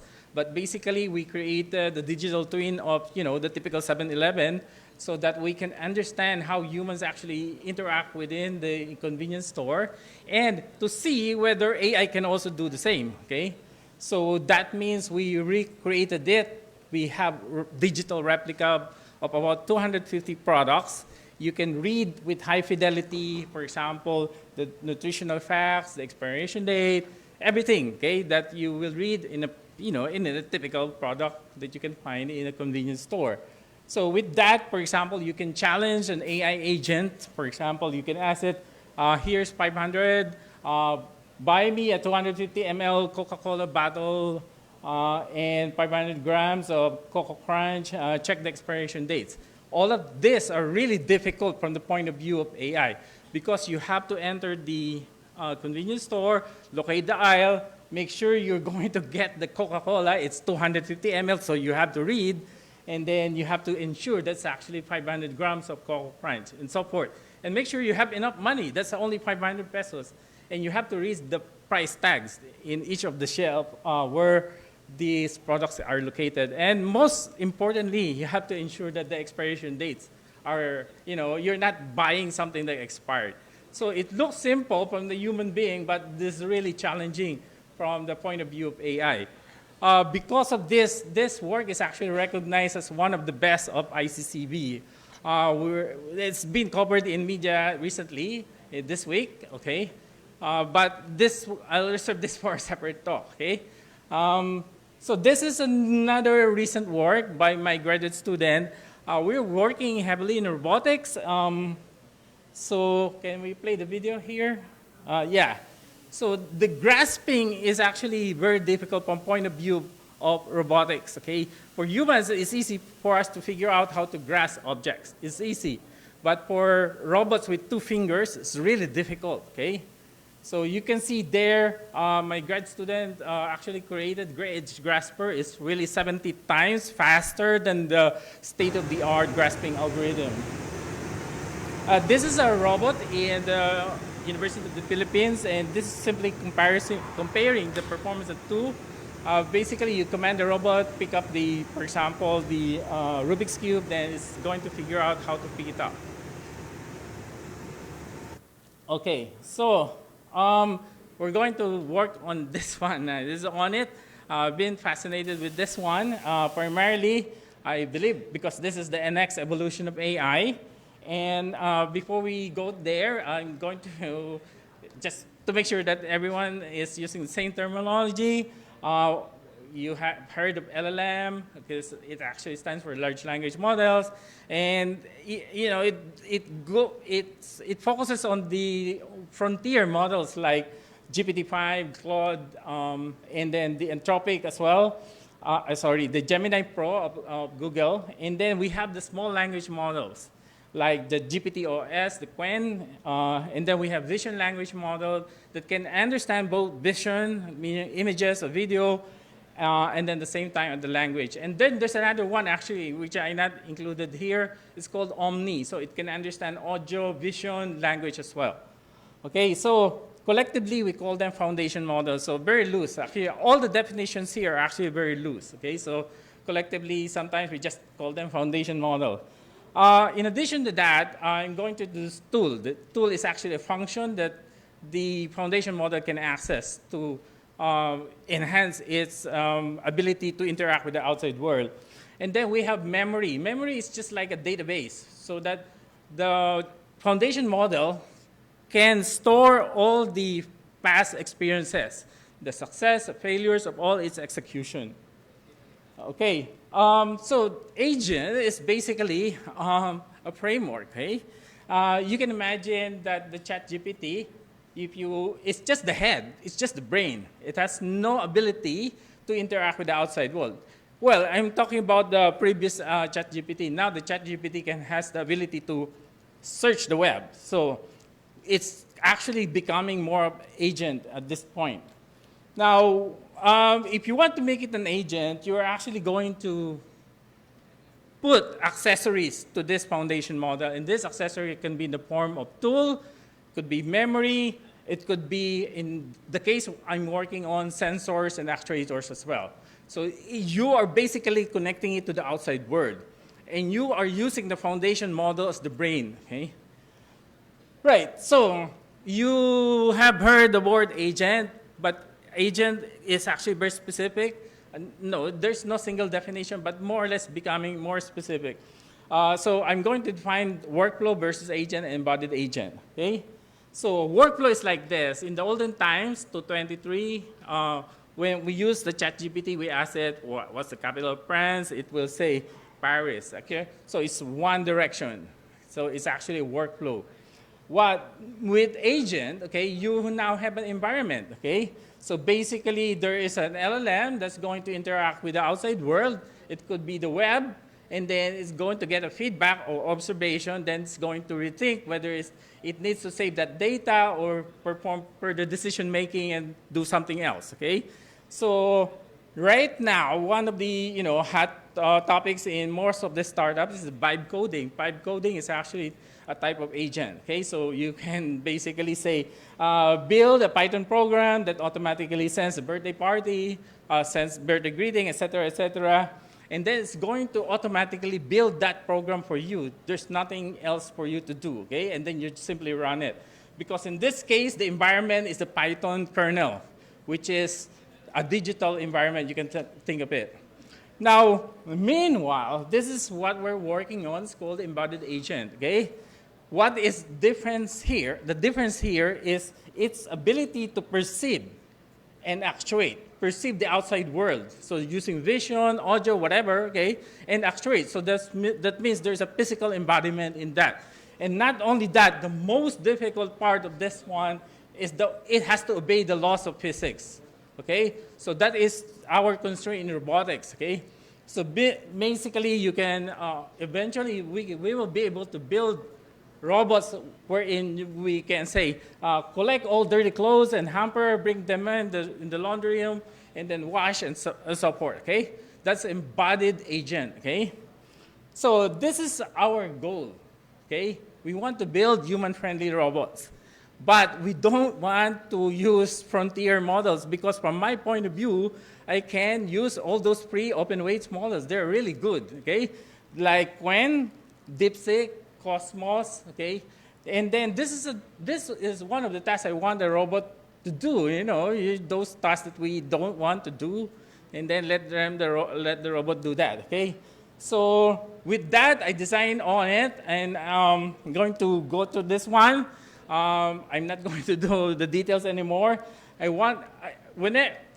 built it from scratch, okay? So the first thing I did is I wrote the design principles. So because it has to be portable. It can run on Raspberry Pi, it can run on GPU server, etc. It has to be modular, okay? I can build it module per module. It has to be scalable. I can shrink it down, I can, scale it up. And then it has to be distributed, meaning say I can distribute the computation anywhere on Earth, okay? And then it's easy to deploy. No need for API keys, just download it and then run it, okay? So when I surveyed, I've been using agent frameworks, and then it turned out that there's really lack of something that focuses on robotics. So the closest is OpenMind. It's a startup, well-funded startup in the US, okay? As I said, well, I just built it, okay? I want to understand it besides, okay? So that means that I built this, okay? Sorry, I'm going to extend a little bit, okay? So it's actually modular, and it's standard because it's using MCP, and I'm using SGLang VLM for model serving. And then there is the orchestrator is at the heart of this one. Okay, it's actually the one that's navigating all the tasks so that it can eventually complete the task. So that means essentially if you say, tell me what you see, okay, to the robot. So that means that voice will be listened by the orchestrator. Actually, what's listening is the microphone, and then whatever signal coming from the microphone there is routed to the ASR. And then the ASR will issue the text, will be ingested by the orchestrator. It goes out to the VLLM, Okay, it's a model serving, and it goes down again to see whether there are additional tools needed to be accessed. Then it will say, you need to see the world, so you need to access the camera. The image will return, and then upon returning the image, then the orchestrator, I need to pass this to the VLM, the Vision Language Model, and then the VLM will respond.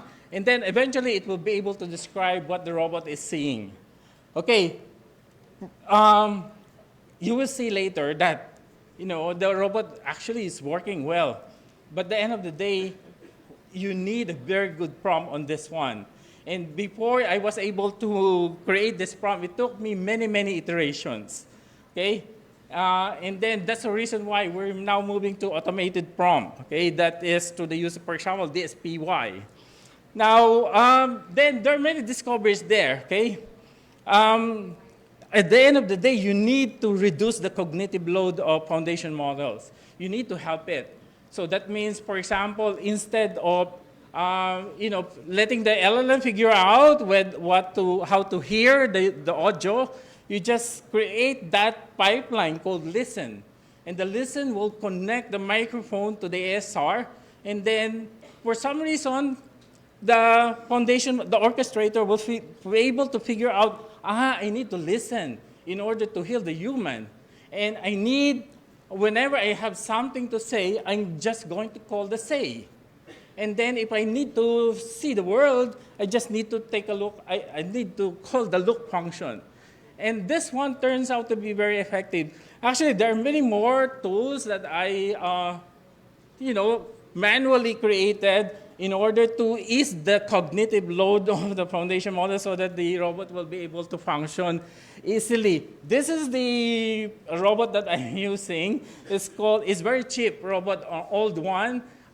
It has a LiDAR, RPI camera, that's the RPI 3, and then it's using that framework, React. So meaning, say, the On-It is running a React framework with chain of thought, and you can produce other kind of framework like tree of thoughts and so forth, okay? So this is the last one.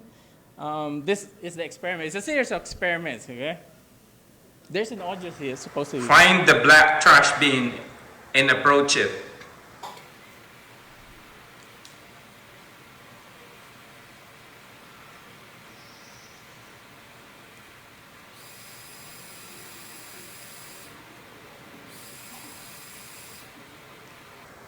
Black trash bin has been successfully located and approached.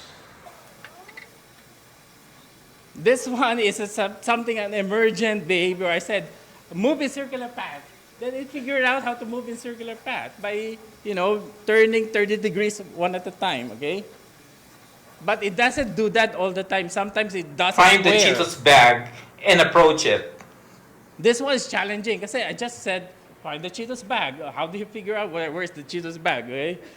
And you have to read the label to figure out, to see whether that is a bag and that's a Cheetos bag. You can even ask it to count the number of shoes. The Cheetos bag has been located and approached successfully.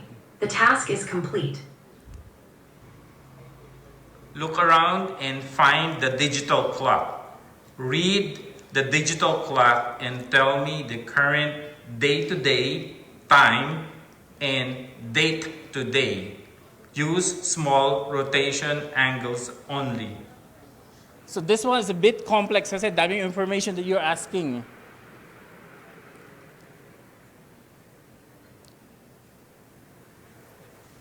The current day is Monday. The time is 2:12 p.m. and the date is September 15, 2025. Which is really an exact time and date as shown on that digital clock. Okay? Turn right and come forward.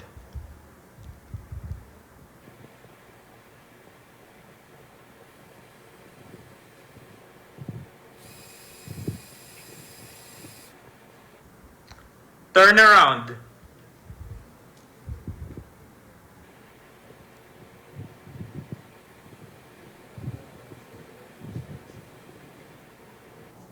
latest news about Apple No, products? this is not robotics anymore. But at the end of the day, I have RPi4, and then I said I'll just buy a Bluetooth from Lazada and a speaker, a microphone from Lazada, and then I'll scale it down and then Apple run has it on unveiled Raspberry a range Pi. of new products during its awe-dropping September 2025 event, including the highly anticipated iPhone 17 lineup, the first-ever iPhone Air, Apple Watch Series 11, and new AirPods Pro 3.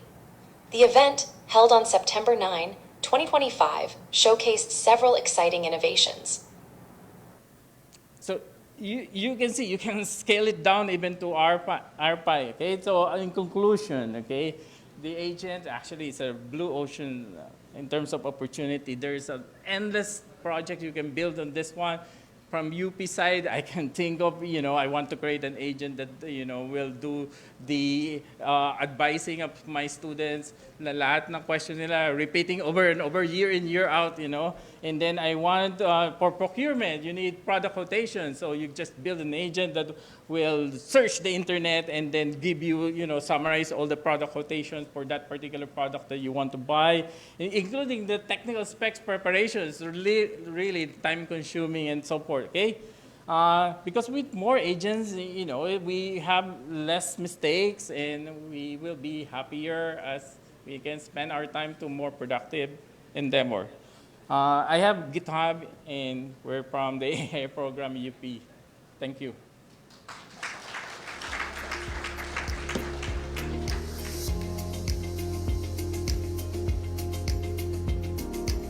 Many thanks, Dr. Atienza. Finally, capping our case study presentations for our plenary session today is Attorney Senando Angelo Santiago. Attorney Santiago is an intellectual property lawyer and data scientist at the University of the Philippines Law Center, where he serves as law reform specialist and heads the ICT office of the UP College of Law. A senior lecturer at UP Law, he designed and pioneered the course Law and Society, Algorithms, Data, and Artificial Intelligence, which aims to build AI-literate lawyers equipped to understand the technical, societal, legal, and ethical dimensions of algorithms, data, and AI. Today, he will share his insights on the topic of building AI-literate lawyers, a policy roadmap from law school to the bar exams and to continuing legal education. It's time for your expertise. Attorney Santiago, take it away.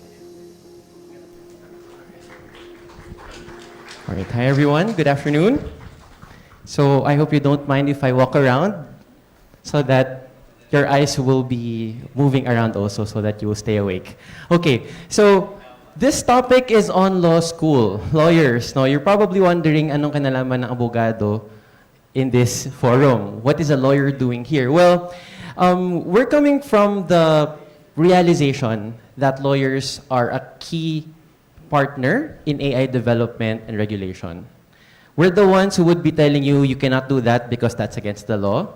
We're the ones who will be telling you or will be defending you if you get in trouble with the law. So it is important that lawyers know also about AI, not so much as on a very technical perspective, but at the very least how things work.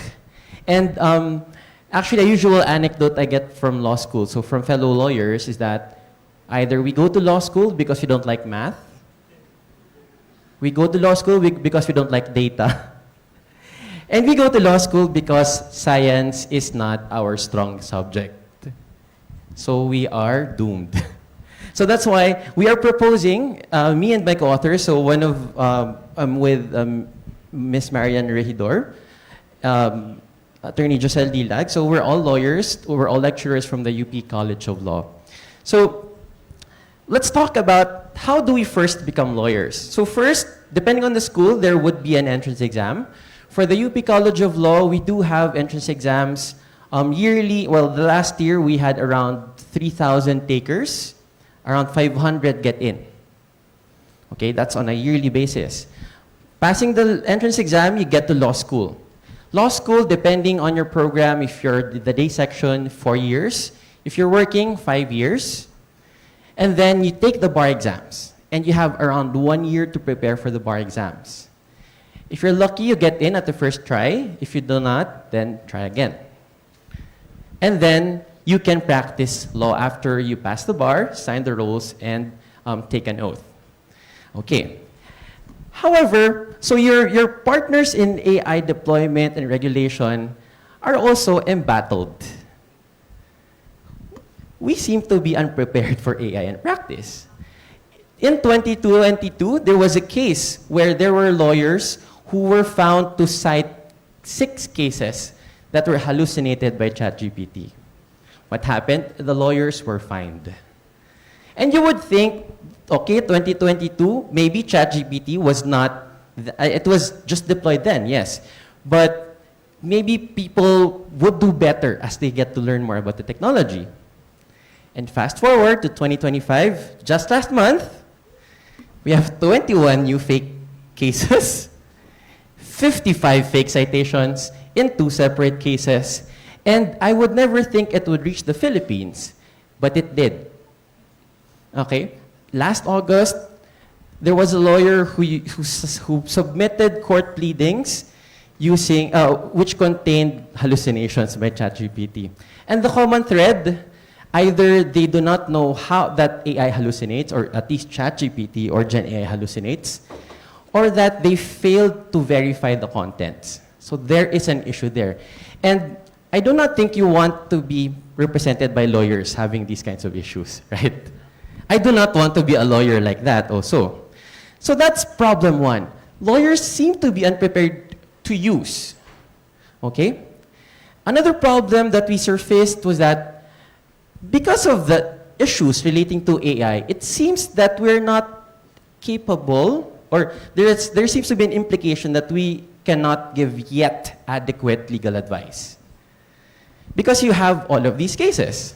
So there's a chatbot, again, who hallucinated. So they told this inquiring customer about a bereavement fair. So the person had a grandfather who died, asked the chatbot, and the chatbot said, okay, you can reimburse your bereavement, get your discount reimbursed. But then apparently the policy of the company was no reimbursement, ask for it before, ask for the discount. So there became a legal battle, and the company was made to pay. This one is a case of Getty Images. Apparently, Stability AI used images from Getty Images to train their AI. And their claim, because this specific picture seemed to have the watermark of Getty Images. So, right? And this one, very recently, Anthropic is embattled also. They seem to have, well, they were charged, they had a case on copyright infringement. And as it turned out, so while the current legal situation on training AI could be a question of fair use, can you train AI using copyrighted works? So an argument could be fair use. But discounting that legal argument, what is peculiar about this case was that the materials used to train Claude were pirated. So that's another question altogether. Can you use pirated materials to train AI? That's a different question than can I use copyrighted, legally obtained materials to train AI, right? So all of these questions, we are taken, we find ourselves surprised. Because maybe sometimes the people doing these models just do without consulting the legal. And speaking from experience, so I took my master's in data science. One of the usual questions that I had when I was taking my master's was, am I gonna get sued? So from among all of my classmates, I think I'm the one asking that because I'm the lawyer. Okay, so that's problem number 2 that we surfaced. Problem 3 is that AI presents new legal issues that our current legal ecosystem, our legal frameworks, are not yet ready to answer. So lawyers necessarily have to know to know the technology. We have to know how things work so that we can provide proper guidance, so that we get towards ethical and responsible use. So again, as I mentioned, we are hopefully we are key players also in this AI development and regulation space. So we had that law school journey earlier, then we had these problems. So where could the problems lie? Well, we see the roadblocks. In law school, there's no course in AI. I'm not saying that there has to be like a very technical course, but at least an appreciation course, maybe. And even if there are conversation in AI in law school, they are highly conceptual, things that you can read from a book. Okay, so that the appreciation is surface level.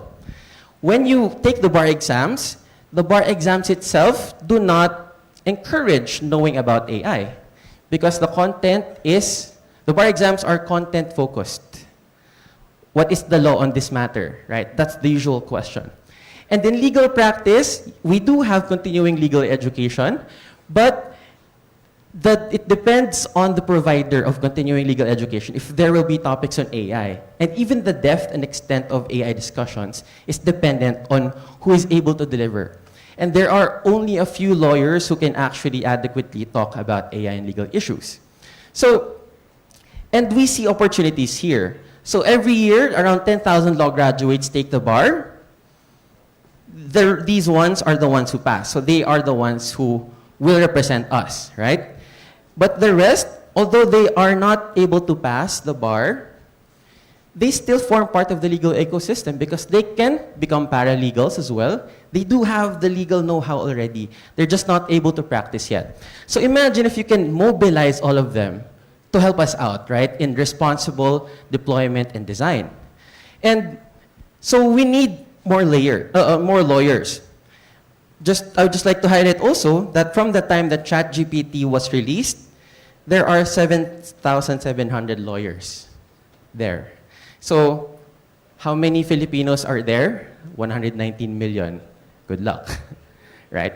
So that's the big burden. So our approach or our suggestion is to have an integrated approach to AI education in law school, in the bar exam, and in practice.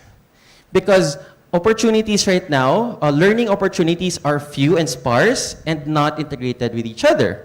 So we wanted to create a pipeline of future and present lawyers who are capacitated to use AI responsibly, empowered to deal with current and novel issues relating to AI, and capable of providing sound AI-related legal advice, right? So one suggestion is, so first step is teach it in law school. So in law school, we do have this elective called Law and AI. So there, it's on its fifth run right now, fifth semester. And so we do it. So our students are from BGC Iloilo, so they're joining online also, and also in Diliman. And what do we teach there? Theory and practice. So one session was on algorithms. I asked them to make a pseudocode on how to make a sandwich. And then Sir Atienza earlier showed robots. We had human robots who executed the algorithms. And it was chaos. So they were stabbing the bread, etc. So that teaches them the importance of the role that we do. Because again, if we only limit them to book knowledge, the appreciation is not going to be that big. And then we also made them play with Gen AI and made them realize that, you know what, Gen AI hallucinates. So they come to terms with the limitations of the technology also. We also discuss on responsible and ethical design deployment. So here we have a student who played with Google's teachable machines. Fortunately, Google has that. So they put in data sets, and he asked the machine to classify him. So the machine said he looks like Robert Downey Jr. RDJ versus Brad Pitt, etc. And then we're also looking at other frameworks on governance and ethics in general in ASEAN and at the Supreme Court. We also have simulations. So in-class discussions, if this were the situation, what would the law say?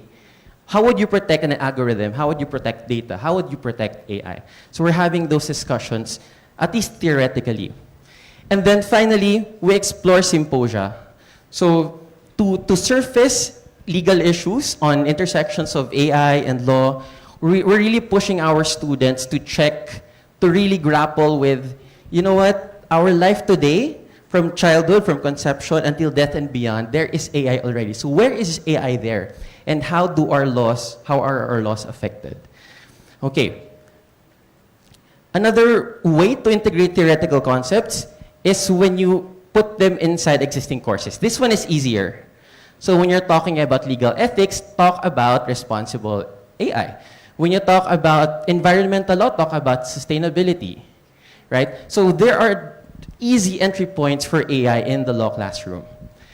In legal education, so just this semester, we have launched through VP Marian Regidor, we have launched a clinical legal education program where students go to startup events and meetups, for example, and then just assess and look at AI components. They can also look at policy and governance issues, draft briefs, etc. And a technology lab where they can play with AI. So taking that to the bar, necessarily the bar exam should measure what the student learned. So we can incorporate in the bar practical exercises. How to use ChatGPT or how to use Gen AI, what are the issues, right? We can easily incorporate that and assess that. And finally, teach AI after law school. So the lawyers, current and then future lawyers, so we do have continuing legal education, whose goal is to keep abreast with law and jurisprudence, maintain ethics, and enhance the standards. So we in the UP Law Center, we have actually rolled out an MCLE, 36 units on AI and the law. We had 187 attendees. And then we had different topics on updates in substantive law, on ethical issues, and then current issues, or how do you integrate AI in practice. There are also other institutions which offer executive education. So the way forward is to bridge and connect everyone together. Connect the Legal Education Board, the ones managing the law school curriculum, the Supreme Court, the ones administering the bar exams and the practice of law, continuing legal education providers, industry and legal tech companies, including professional organizations. And what I would like to share also from this experience or from this exploration is that this can be easily translated to other fields as well. Okay, other fields like engineering, we also have board exams. We're regulated to some extent. So if we're able to stitch all of the key players together, we talked about skills framework earlier, so might as well stitch the entire ecosystem so that our skills framework can be more cohesively attained. So thank you very much, and I will take your questions later. Thank you.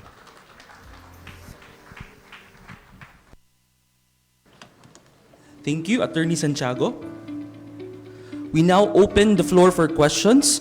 Please go to the center where the microphones are located and introduce yourself by stating your name, affiliation, and to whom your question is addressed.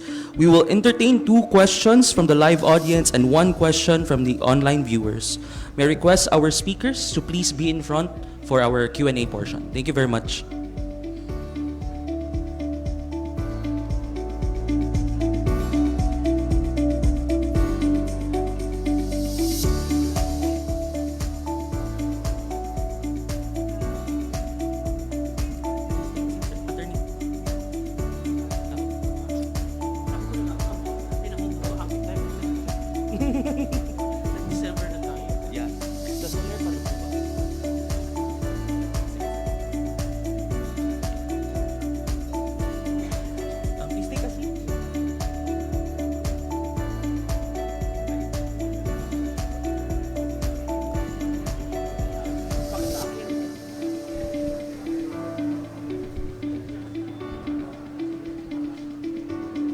May I call on our other speakers?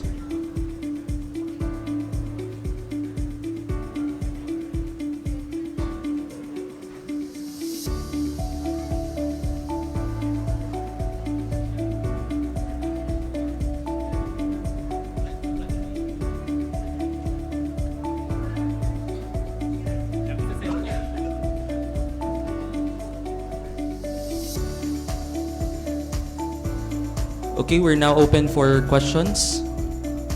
Please proceed to the microphone. Okay, we have one question.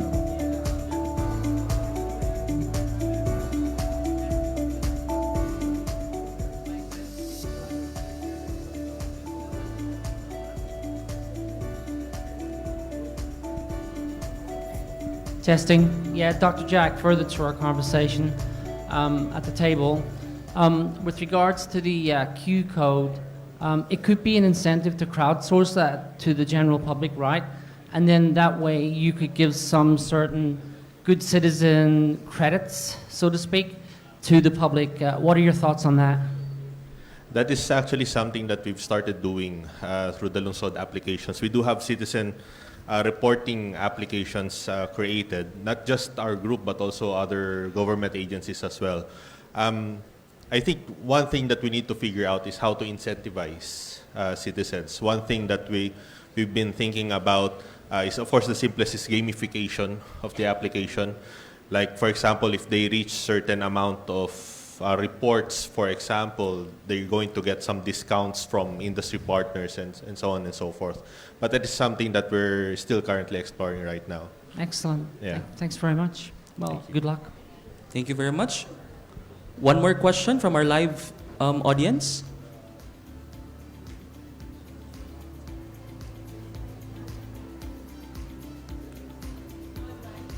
Okay, we're now open for our online participants. So we have a question here. Let me read.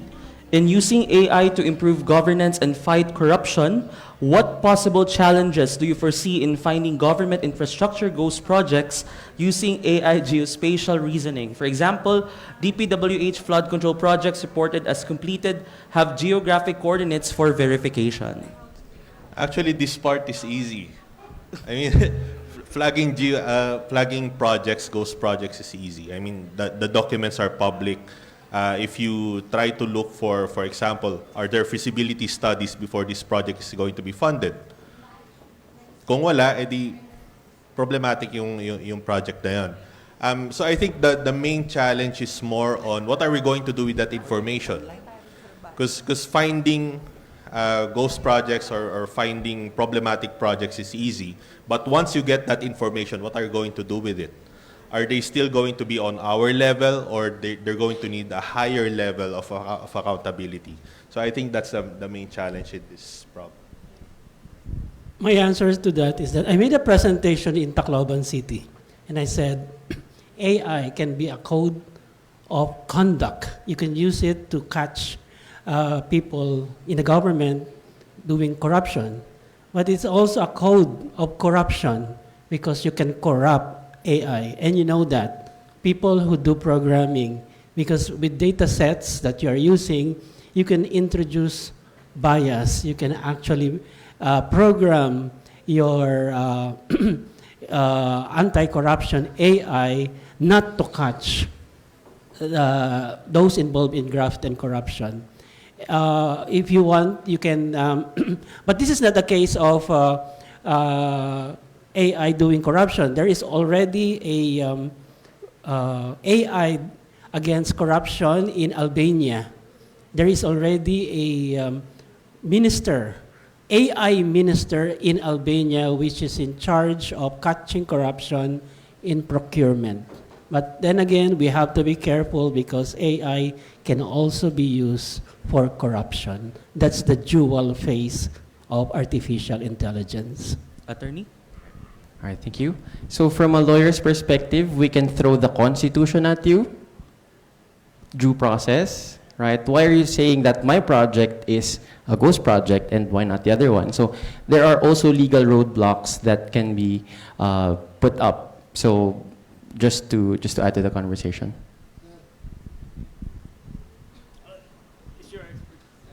Okay, our last question will be from our online audience. Question to the panelists, especially to Attorney Santiago and Dr. Florano. While AI can greatly enhance policymaking and legal processes, over-reliance on its outputs poses significant risks.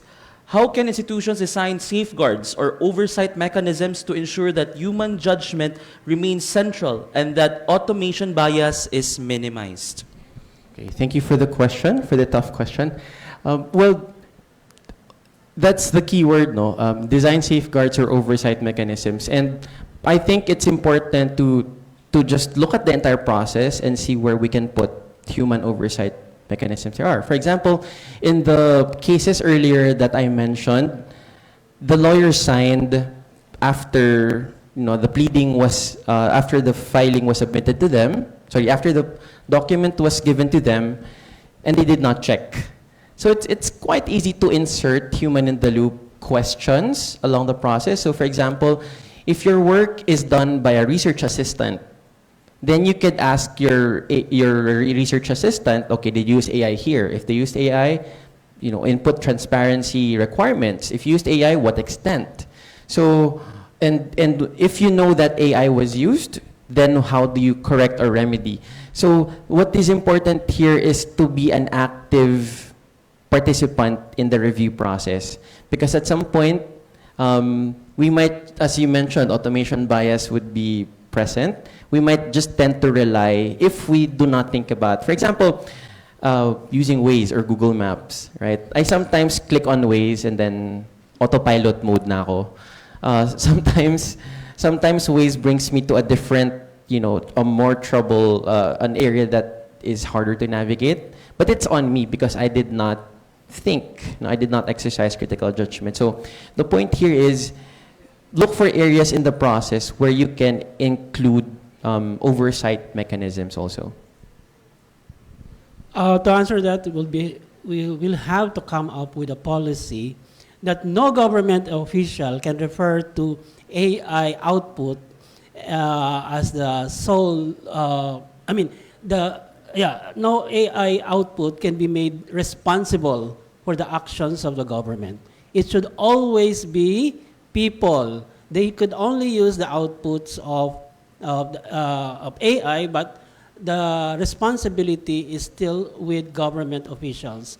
Let me cite the example of the European Union Artificial Intelligence Act. Okay, so again, I will have to go back to explainable AI. It is required that when you make AI, and this is dousing those over-eagerness with AI. It is required in the European Union that when you come up with an AI, there should be documentation.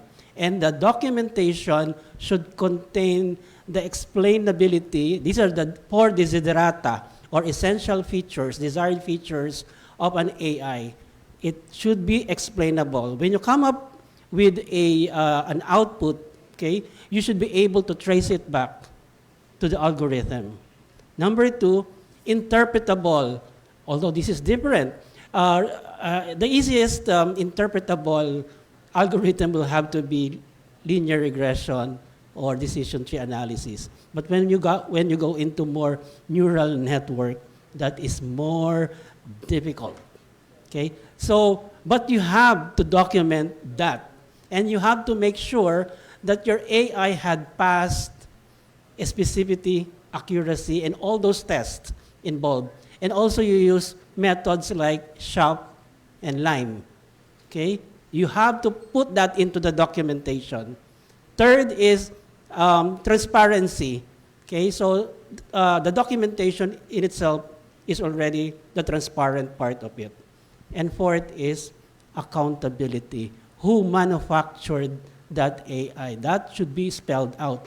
So whenever, especially for people or for government agencies which are going to procure or ask a developer to come up with an AI, you should require that documentation. You should not just accept AI systems as they are. They need to have documentation explaining the whole system.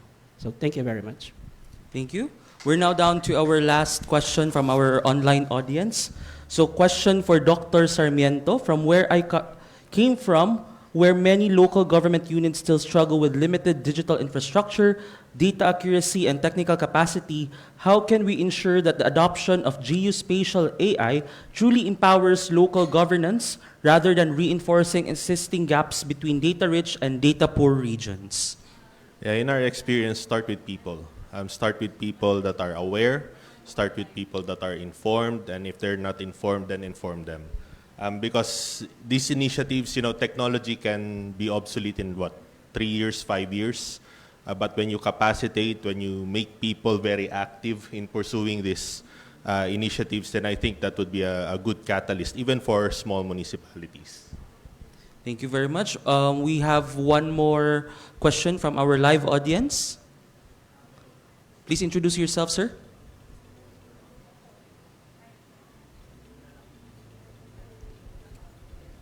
Magandang hapon po. Dan Gonzaga po ulit from FEBC. And question ko po I'm with UP College of Media and Com.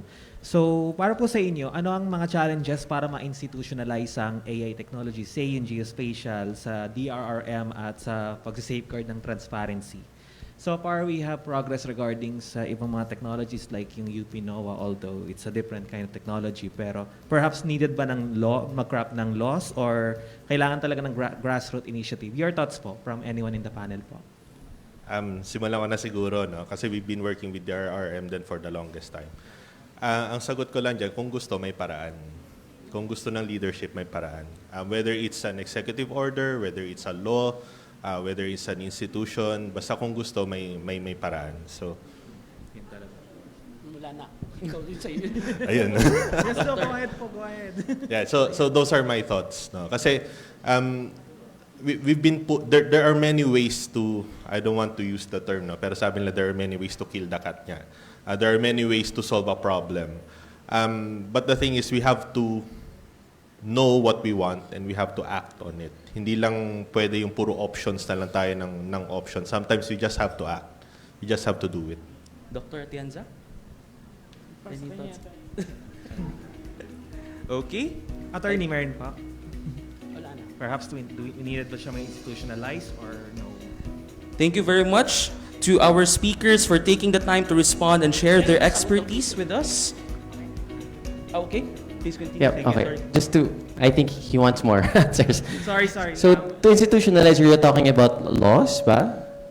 Depends. The law is a very tedious process. No, it needs many people. So, it depends on how fast you want the solution. So, laws are take long. So maybe if you want quicker, faster, go grassroots, go LGU. Your LGU might be quicker, your local Sanggunians. So you could start there, and then maybe other LGUs might pick that up. And once maybe a significant number picks that up, maybe Congress can be persuaded to do that. So you could do bottom-up, you could do top-down. But what's important is you get also a champion. So your champion could be anyone, like an influencer maybe, who can influence the people, as Sir mentioned. So there. Maraming salamat po. Okay. We would like to thank our speakers for taking the time to respond and share their expertise with us. Your answers helped us gain a deeper understanding of today's topic. And thank you very much as well to our audience for your thoughtful questions and for actively engaging in our discussion. Your curiosity and insights truly enriched our session. Let's give ourselves a big round of applause. As we continue our discussions on artificial intelligence and its growing impact across industries, we now turn to a conversation that pushes the limits of innovation and collaboration. Our next session is the Fireside Chat, Beyond Boundaries, Building Together in the Age of AI. To moderate this session, we are pleased to welcome Ms. Christine Faith Herminal. Joining us for this dialogue are leaders shaping the country's digital and technological landscape. Ms. Christine Villanueva, Head of Strategy and Communications, Aboitiz Infrastructure, Mr. Paulo Martin Santos, Chief Technology Officer of Converge, Mr. James Mendoza, CEO of Maroon Studios, and Mr. Max Limpag, CEO of Inupub Media. Engage with us with your insights, Ms. Herminal. The platform is yours.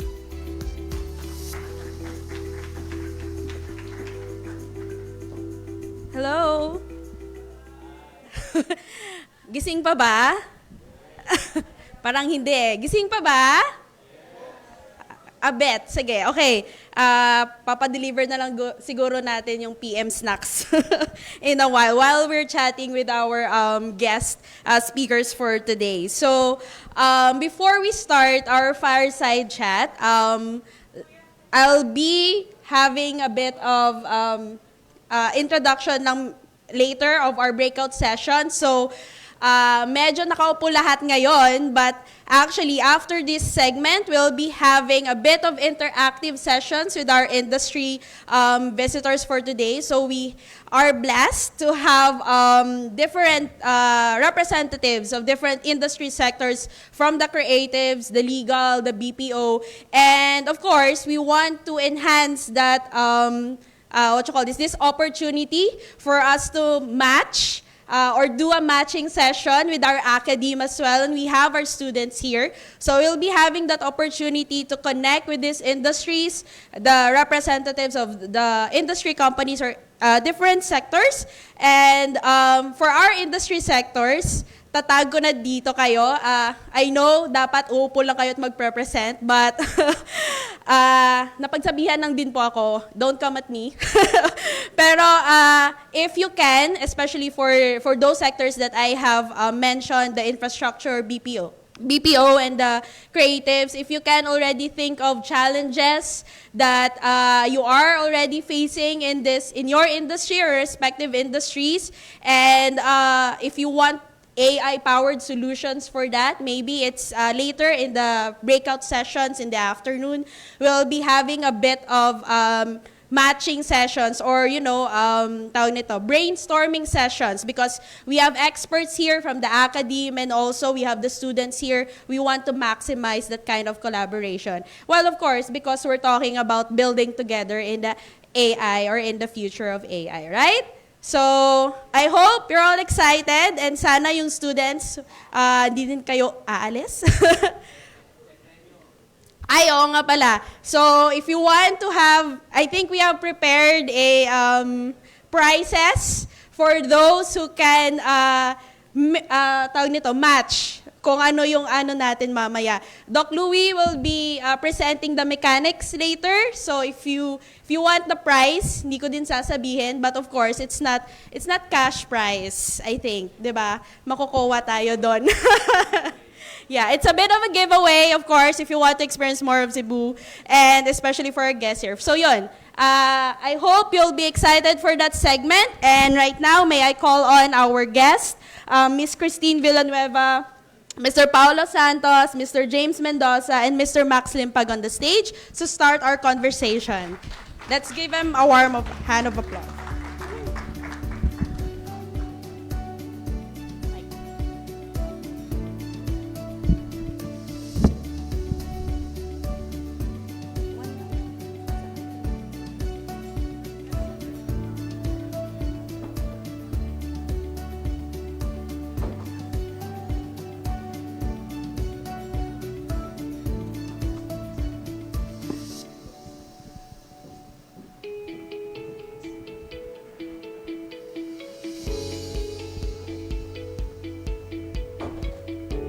Hello, mic test? Okay.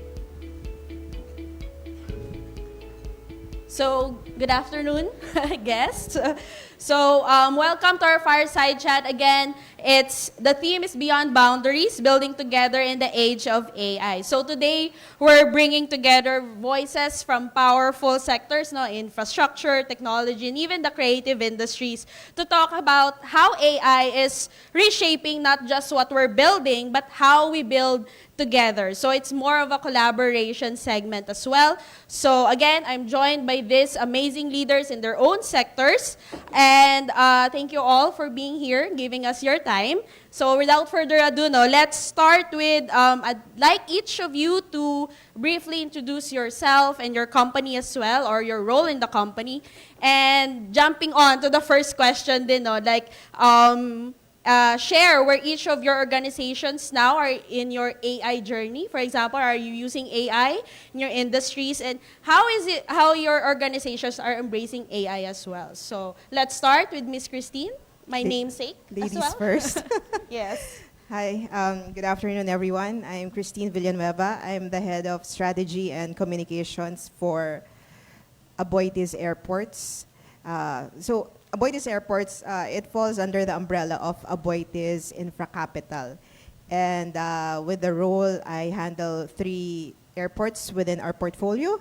Of course, Mactan Cebu International Airport, We also have the Laguindingan International Airport, CGY, and very recently, Bohol Panglao International Airport. We've always embraced innovation. In fact, it's part of our corporate strategy, no? But I have to say that with regards to AI, we are still at the very early stage, but we do acknowledge that. I think it starts with acknowledgement, no, on where you really are. And in fact, that is why in our journey, in our AI journey, we make sure that we tap the right experts to help us bring us from where we are right now to our desired AI state.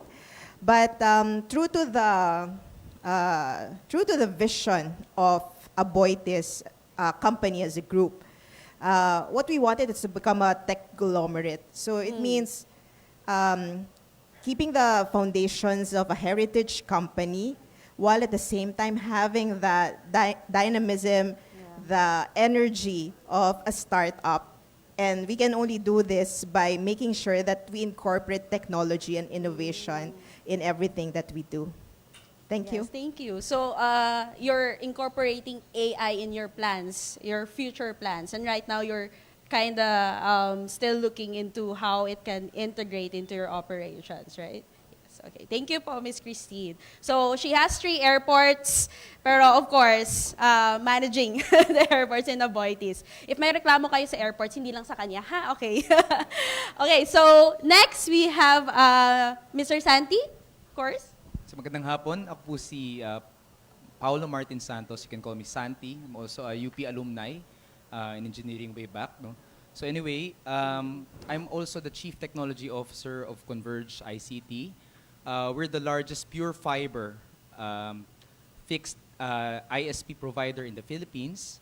We have about 850,000 fiber assets, 850,000 kilometers fiber assets nationwide. And our rollout in terms of subscribers, we're approaching about more than 2.8 million subscribers. In enterprise, we have about 60,000. And I have to tell you, the network is really huge. We have about 2,500 nodes or small data centers. Maybe we have about at least 10 racks. Imagine, average 10 racks in each node. You know, and these nodes, racks full of network equipment, servers, trying to localize content to every subscriber wherever they are, just to keep, you know, low latency, best performance to every subscriber, and we redundate this. And provided that the network is huge, we've actually started our journey to infuse AI in our network operations about 2022 with all of the network alarms. I'm assuming, right, we are all familiar that people managing multiple data sets, you know, there will be really some challenges. And then the way that we've automated our network operations is, imagine if there's a outage in a certain barangay, right? There could be multiple reasons for that outage. Is it because a high temperature of the equipment occurred? But that high temperature could have been started or initiated by the firmware might not be right. No? Hindi tama yung firmware niya. No? Kailangan mong i-upgrade yung firmware niya. And, or it could be an actual fiber break or a lot more things. And when you look at the network alarms, it's a lot. There's a lot of parameters that can go off. So one of the things that we've infused AI with is to get the root alarm. No? To get the root alarm, so we call this a self-driving network. There's no human intervention behind this. It will just tell you what is the root alarm that caused that outage. And after that, it will try to recover by itself. Meaning, if I need to reboot a port, right? Or if I need to reconfigure or traffic engineer the network to recover the services of the subscribers, it will do so. No. However, if it cannot be, right, it will dispatch a ticket to the closest engineer with the most highest skill to be able to recover the fault. And we have this mobile app. They will just get a notification that I need to fix this problem because I'm the best person to do so.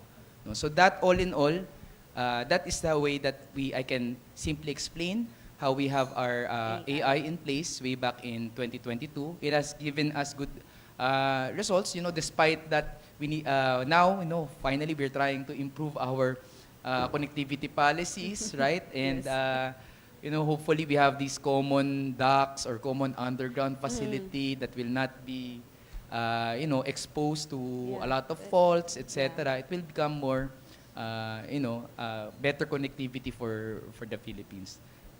Anyway, I guess that's I was able to shed some light on. Yeah, it seems that you have already adopted AI, way back in 2022, right? So it also helped you throughout your operations. And right now, the other challenge is when there's another in your future plans in terms of yun, sabi mo, underground facility. So AI could actually also help in the sense of data, right? Correct. Actually, like for example, when we see the optical transmit, before it reaches the threshold, for example, it goes higher 1 dBm per day.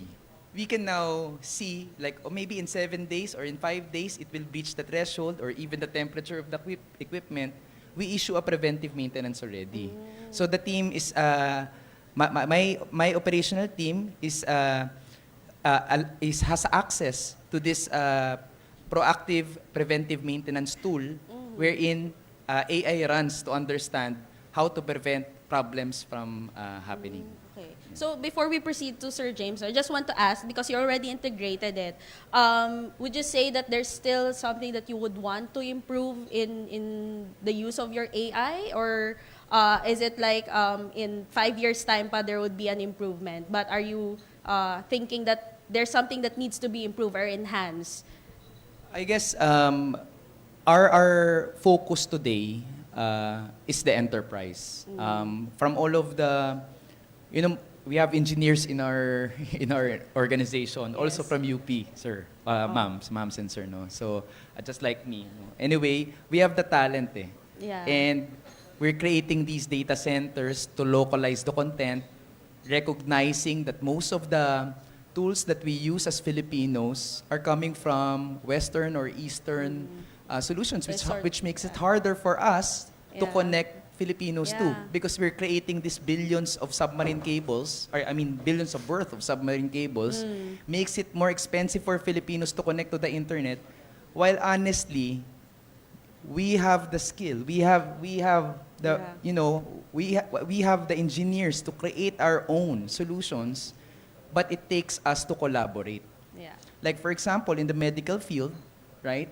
They have so much data, and maybe there's an engineer that can help, and then they will be able to have this AI that can assist the doctors find out what would be the diagnosis for the patient. Or that goes the same for the legal industry, right? Meaning they have so much paperwork or data, and they want to find out what's the best decision for the case, right? And our laws are different from other countries. It only will really take us to really work together to make this happen. Yeah. So parang nag-i-import din tayo ng AI. Quote-unquote import. Yes, and our role in Datasets. Converge, right? That's why we're creating data centers, putting up these services, is to really enable us all together and, put this contribution there for us, hopefully, for us to achieve this digital leap. So, thank you, sir. Next would be Sir James. Magandang hapon po sa ating lahat. Nakikita ko may merienda na so hopefully we Busy have na more sila. energy. Yeah, Yes. pero sana makinig din. Pwede na ako mabulol, busy na sila. But yan, magandang hapon po. So I am the CEO and founder of a small company called Maroon Studios. We started the company 11 years ago. Like Santi here, I'm also a graduate of UP. ECE po ako, kaya I see some of my professors here. But I ventured into IT because I'm very bad with electronics. I see Doc S here. I took twice his course, EEE 41. So War flashbacks ba tayo? flashbacks of all the quizzes and the difficult exams. But anyway, so the reason why we started our company is because, joking aside, we really saw the value of bringing in digital transformation into the Filipino enterprise, the Filipino organization. So that's what we've been doing for the last 11 years. And obviously, digital transformation never happens without the use of artificial intelligence. Dati data science yung tawag.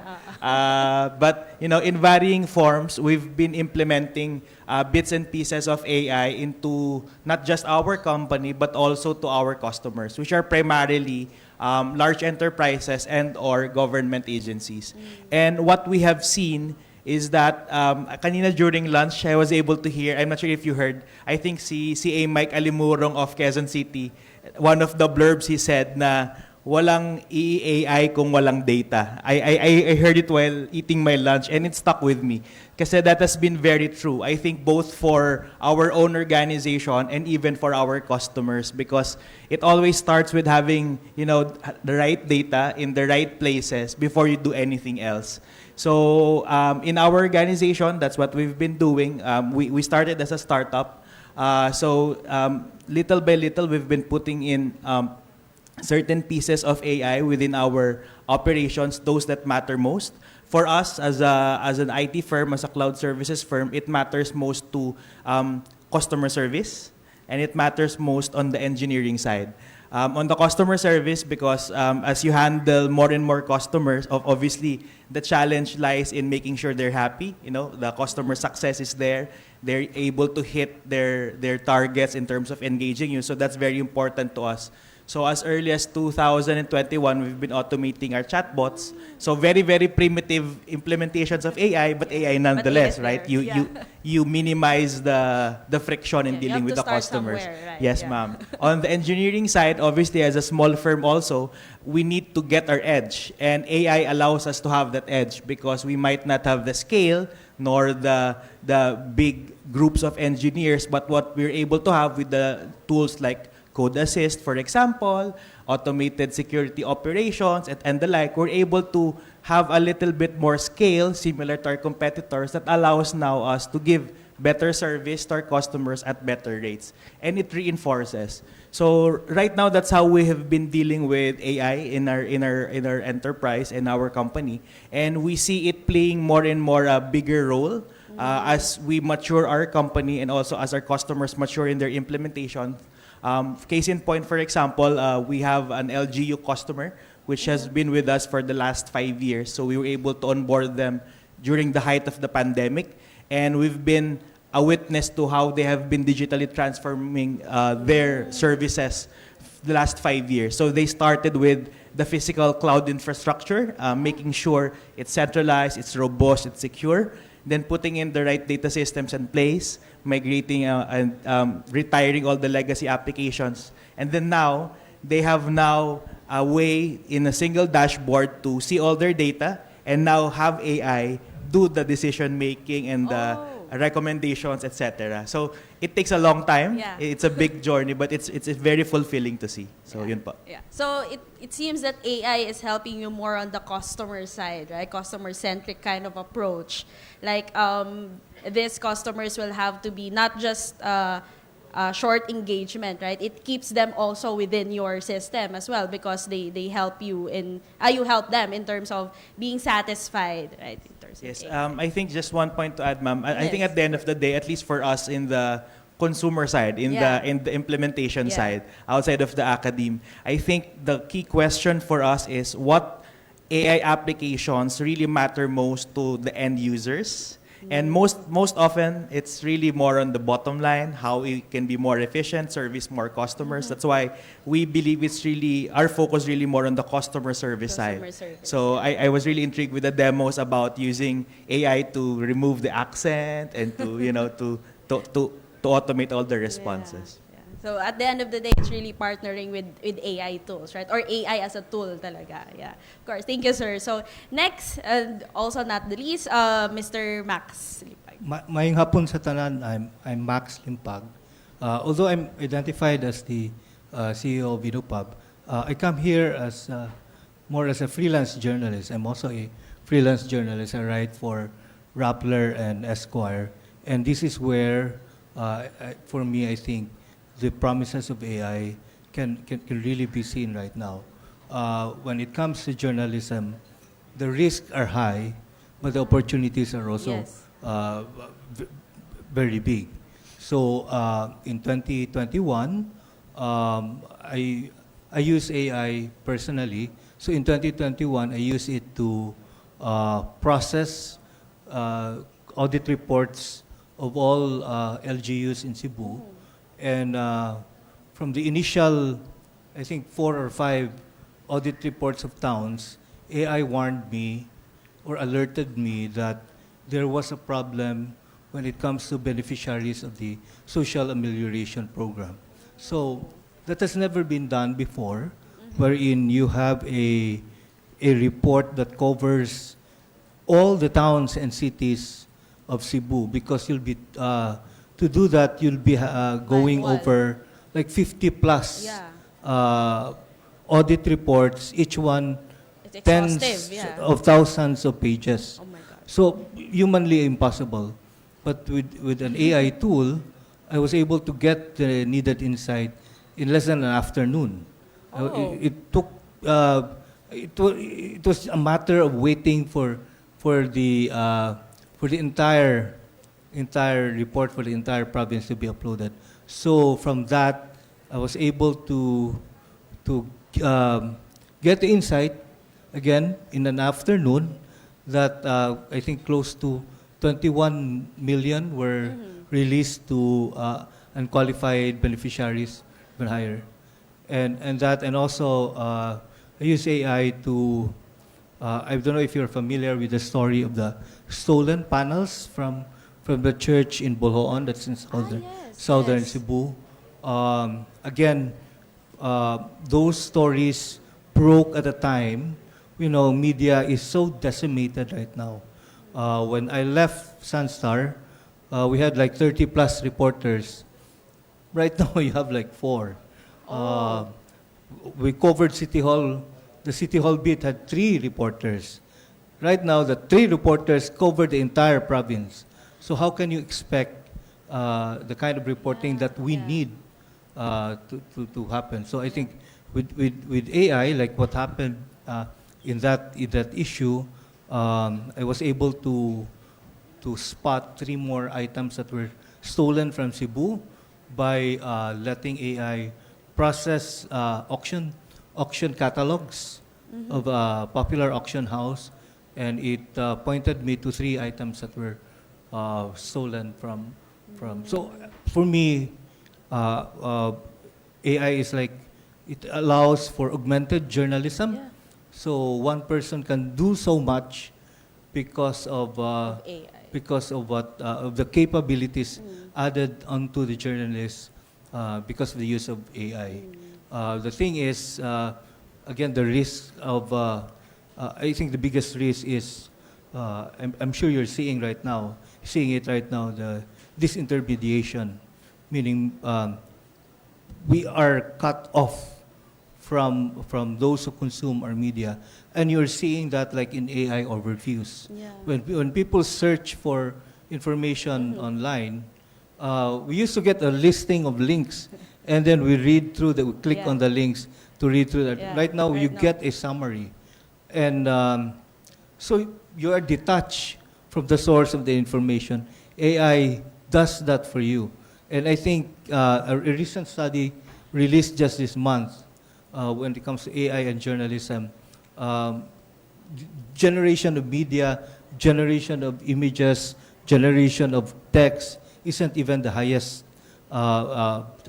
percentage in the use of AI. It's now the retrieval of information, so that can be a challenge. So AI is really just a tool, no? In most of the industries that you're handling right now, it's really a tool to be efficient in terms of operations, but also in terms of what you say, it's risk, especially in the sector of journalism, right? Because generative AI, as you've said, hindi na tayo nag-iisa ng links eh. We're not reading through now. It's given, okay, I have this question.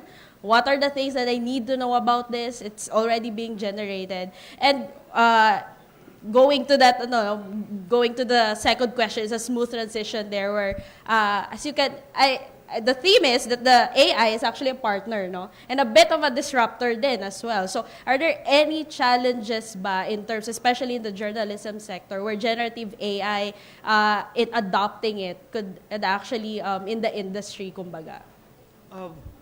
Number one, I think it's a pretty unique challenge in our industry because people do not trust the use of AI in certain aspects of our work.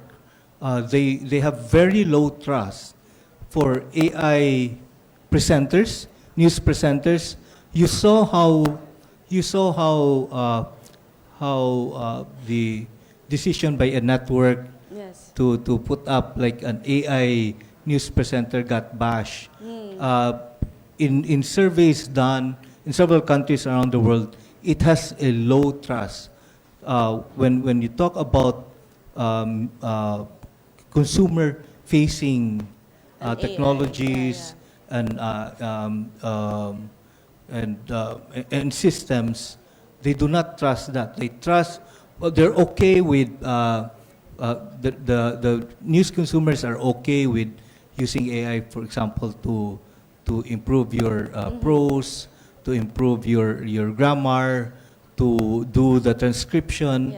But when it comes to generating actual media content, there's a low level of trust. So that can be a challenge.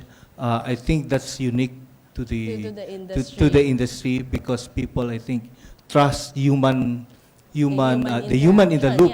So that's very important. The human judgment, connection, relationship. Yes, because it has to do with information that you have to be able to trust. That can be the challenge. And of course, another key challenge is the fact that the media industry is really decimated right now. We have fewer media workers and fewer people wanting to work in media. So that's a major challenge, I think, for our industry. Yeah. So thank you, Sir Max, no, and also passing that question again to Sir James, because in the terms of challenges of adopting AI, you're you're more on the customer side, right? Consumer side, customer centric. Is there any challenge there where the customer actually says, "Oh, they're using AI to connect with me"? Is there any challenge in terms of adopting it into your operations? Yeah, for me, ma'am, there are two big challenges for AI and its adoption. Number one is really costs. With all the geopolitical challenges, China versus US, etc., what it's really doing is driving up the costs for a scalable AI implementation, especially for the business side. Even if you go with the hyperscaler route, go with GCP, AWS, Azure, etc., or go do it your own, there is really a very high cost barrier to do your own implementations. And add to the fact that there's very few AI experts in the Philippines or in the broader part of the world. So talent is very difficult to attract and acquire and retain. So that also forms part of the challenge. But also another side of the coin is really the oversized expectation. I mean, if you read the news, and for sure all the big C-level people, the CIOs, they read all the news. But at the same time, there's this crazy set of expectations of what AI can do. Very similar to how the hype with blockchain was before, or with the dot-com bubble, etc. I'm not saying the AI is a bubble now, but I think the expectation versus reality of the end customer and meeting that is very challenging. One case in point in the FSI, in the banking sector, for example, they're doing this LLM adoption for their call centers. The expectation of the main principal, I will not name which bank, the main principal is very, very, very difficult because, of course, as Filipinos, our language has a lot of nuances. Speak Taglish, lots of dialects, etc., etc. And they want to reach a certain level of accuracy. That, if you are the engineers behind, there is that frustration that, the limits of what the technology or the engineering can do right now, but there's that mismatched expectation. So I think marrying those two makes it very difficult, not only on the customer side, but also on the implementation side as a startup.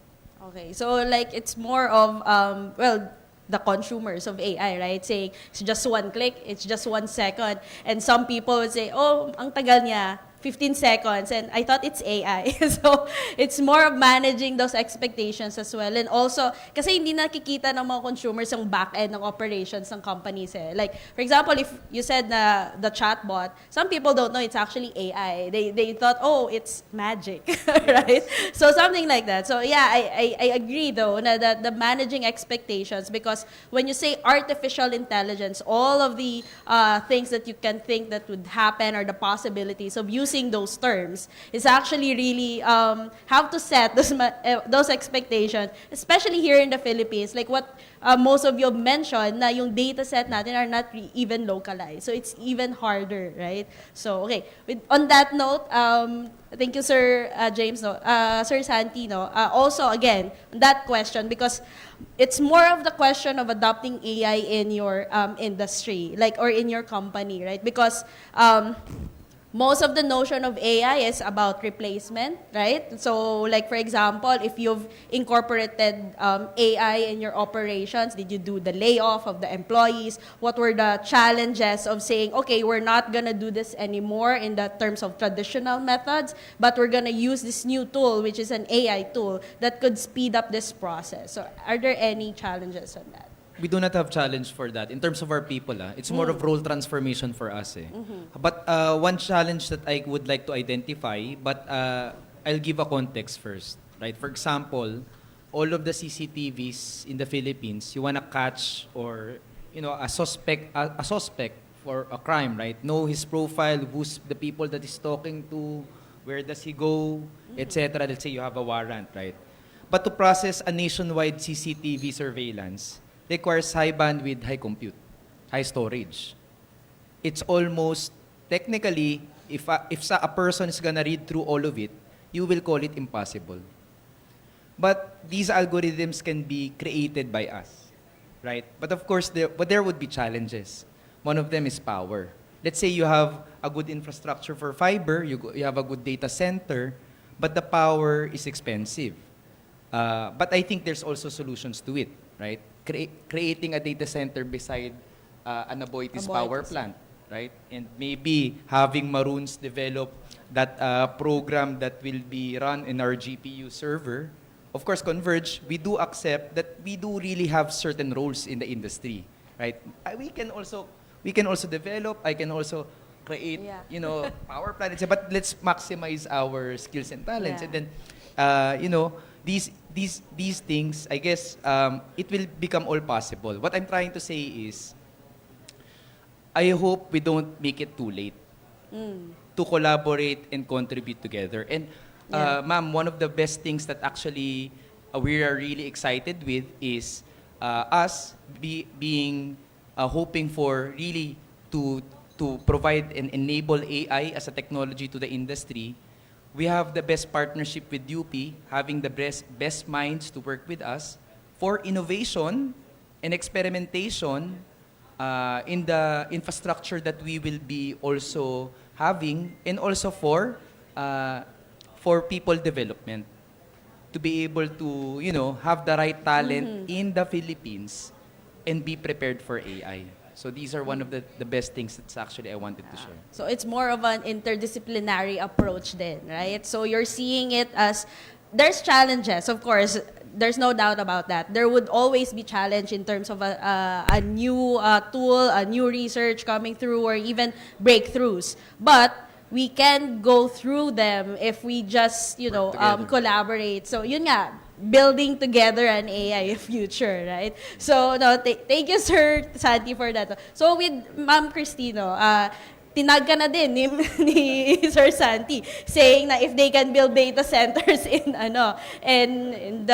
tawag nito, katabi ng Aboitiz power plant, right? So, are there any active collaborations ba that Aboitiz infrastructure is currently into that you would want to mention in terms of focusing on AI? Like, for example, connecting with Converge, connecting with Network, connecting with Academe. Were there any prominent collaborations po, ma'am? Let me just correct. It's Aboitiz infrastructure. Yeah. Infracapital. Infracapital. So, A couple of things, because the discussion a while ago is quite exciting, no? For an airport business, since it's service-oriented and customer-facing, we're being very careful on how we use AI. Especially because airport is also doing tourism. And one of the things that we're highlighting on is Filipino hospitality. So we do use chatbots, but ayaw syempre natin mangyari yung kagaya kay Air Canada, right? So for us, it's garbage in, garbage out. So we need to make sure that we put in the right information. We have all the systems necessary to make the operations at the airport efficient, like airport management system, building management system. But how they can all integrate is something that we're still working on to generate proper insights. And when we say insights, insights that are automatic that you can immediately respond to. Now, working with other institutions or stakeholders, like what I mentioned a while ago, we're not the experts. Yeah. And that's why we wanted to tap AI experts to help us on the journey. And we wanted not just the usual technologies that are available out there. Because what we have in the plan, like biometrics, other airports are already doing that. So we'll just follow suit. Heat maps. We also have that in the plan, and but that's, again, nothing new as well. Tenant management system, this we have started already this year, so that we'll know which stores are having greater revenue, where people are actually going, what products are they actually buying, so that it can also reflect on the inventory decisions. But we know we don't have all the solutions yet, because we do not know what tools are out there. And it starts also by coming up with what really are our pain points. And from the pain points, we derive use cases. And from the use cases, we do pilot. Pero sa totoo lang, coming up with use cases pa lang for a big organization like an airport, hindi na namin malaman where do we start. Because each team would have their own priorities. So what we're trying to do now is to really work on the impactful ones. May or may not be impactful in terms of revenue, but definitely impactful in terms of long-term for the business. And in fact, just last month, we launched a hackathon, which is in partnership with Cebu Universities. We're calling it Sebay Hacks. Seb, which is the aviation term for Cebu, and I is innovation or idea. And then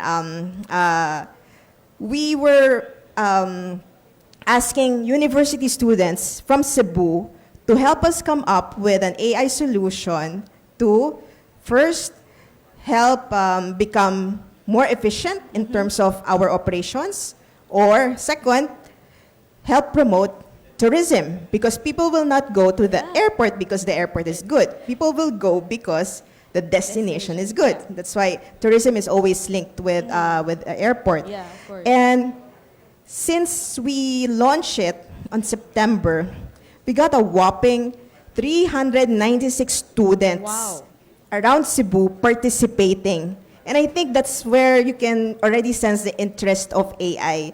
And it's also comprised of around 52 moderators or faculty members. So we're very happy about this initiative. And what's coming up next is, so out of the 396 students comprised of around 80 plus teams, we'll be announcing 25 semifinalists this September. Wow. And those 25 teams will go on a learning session with Google and Globe to enhance their ideas, to enhance their solutions before they can even present it as a prototype. So that is the concept. And by December, they do their presentation and will choose the winning solution and actually apply it in a real setup, which is the airport. So I think it is a very good start. Yeah. We get a lot of attention, not just from the students, not just from the faculty, but even with tech companies as partners. And this is something that we will just do one time. This is something that we'll be definitely doing maybe at Is least it on an gonna be annual annual? basis. Yeah, Correct. We'll do different sessions, different series. So maybe our gentlemen here could be future partners as well. Of course. All right? Ayun, natag na din kayo. So it's really a good initiative, no? Because it shows that the students have this opportunity in terms of not just writing a thesis, right? Or submitting a requirement. They can actually test it in real world situations and even not just saying, okay, we won, but actually it's operating in terms of the industry. And that's really a good platform, right? A good initiative. And I hope other industries as well do the same thing. Like, tama nga sabi ni Sir Santi, that the experts, let them be experts in their own fields. We don't have to learn all of these things, like what AI does, right? But we can tap these people in creating this new, collaborating in this new age of AI, right? And new technology. So, thank you po, ma'am. And passing it on to Sir Santi din, no? In terms of partnerships and collaborations, are there any prominent ones that you would want to share to the audience? I think I have mentioned it already. It's our partnership with UP, for technology development on AI and as well as our talent development, both in our organization and as well as in the organization of the UP system.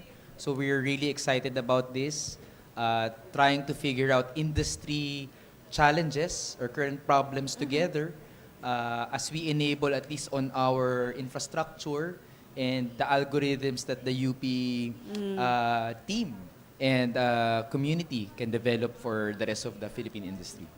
So at least there's already a move there. The first thing is acknowledgement, actually, that you actually need more partners in moving through this new world natin, right? So, Sir James na lang, would you want any prominent partnerships that you have in terms of collaboration, or even a call to the sectors that we have here, na if they would want to partner with you to any challenge that you're already Sorry, I'd like to recognize my partner, Sir Peter Sees over there. He actually led the partnership. Maraming pong salamat, sir. Thank you po, sir.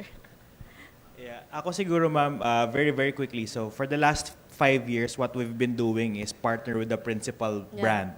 It's been Google for the last 5 years, and they've allowed us to get the scale, the cloud, the access to AI and everything to do the work that we've been doing.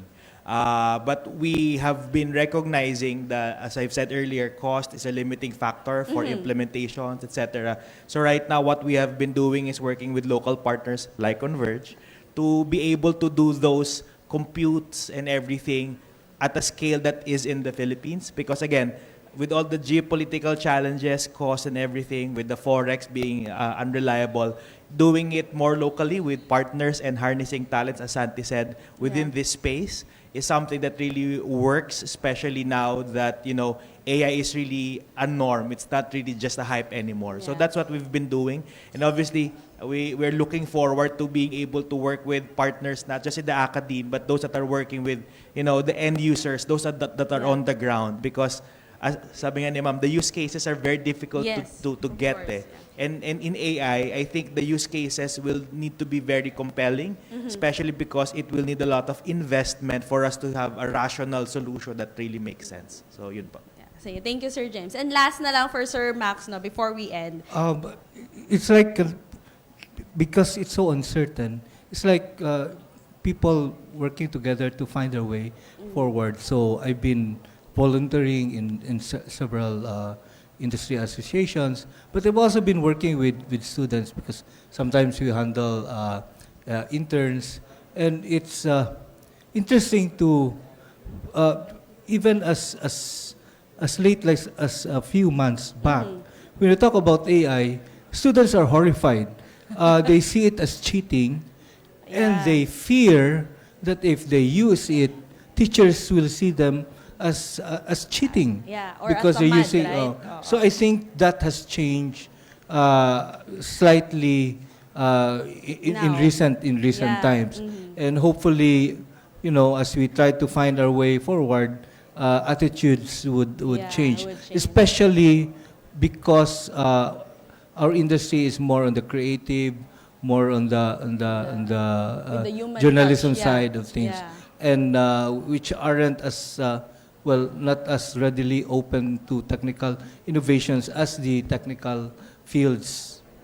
Yes, so thank you, sir. So again, that's for our fireside. Thank you, panelists. And I think the theme here that I hope you all go home with is that AI should be a partner. It seems to be a disruptor at first, but as you can see, the cases that we have here for our industries, how AI actually transformed their own industries and can be continuously transforming, no, in terms of collaborating na naman. Because again, ayun, ano na sila, if you have listed down their challenges, for example, it could be a good start for you to think about what AI-powered solutions that you can give to these industries. Because again, hindi tayo nauubusan ng problema.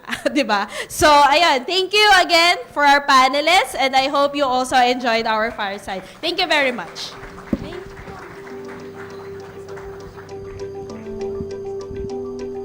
Thank you very much, Ms. Herminal, and to our speakers for our fireside chat. We will now award our certificates of appreciation to our distinguished guest. May we call on stage UP President Attorney Angelo Jimenez, UP Cebu Chancellor Leo Malagar, Dr. Joel Marciano, UP Vice President for Research and Innovation, Dr. Luis Sison, UP System TTBDO Director, EVP Peter C., Assistant Vice President for Digital Transformation, Dr. Prospero Naval Jr., Chairperson for the Organizing Committee of AI Horizons 2025, and Attorney Grace Marie Lopez, UP Cebu TTBDO Coordinator, to give these plaques of appreciation to our distinguished speakers for sharing their knowledge during the AI 2025 at UP Cebu Performing Arts Hall on October 16, 2025. May I call on our speakers and presenters. Please be on stage again. Dr. Sar Jakiri Sarmiento, Dr. Ebenezer Florano, Dr. Roel Atienza, Attorney Senando Angelo Santiago, Ms. Christine Villanueva, Mr. Paulo Martin Santos, Mr. James Mendoza, and Mr. Max Limpag. Thank you very much to our speakers and presenters. Let's give them a big round of applause.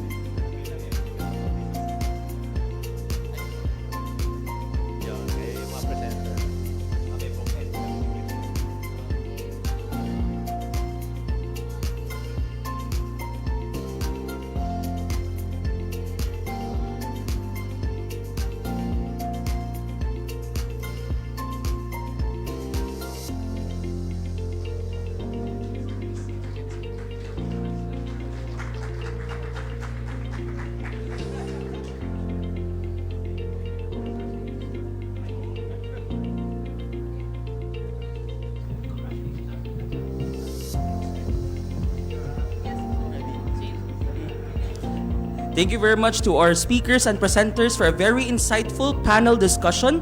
To excite our audience in line with the legal and governance discussion earlier, we will have an expert from the Korean delegation to share insights on AI and legislation in South Korea tomorrow for our day 2 of the conference. As of the moment, that ends our second plenary and fireside chat. Now let's have a quick break.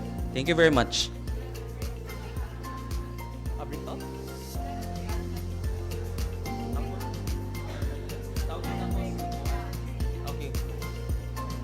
Okay, so there are changes in our schedule, so please settle down.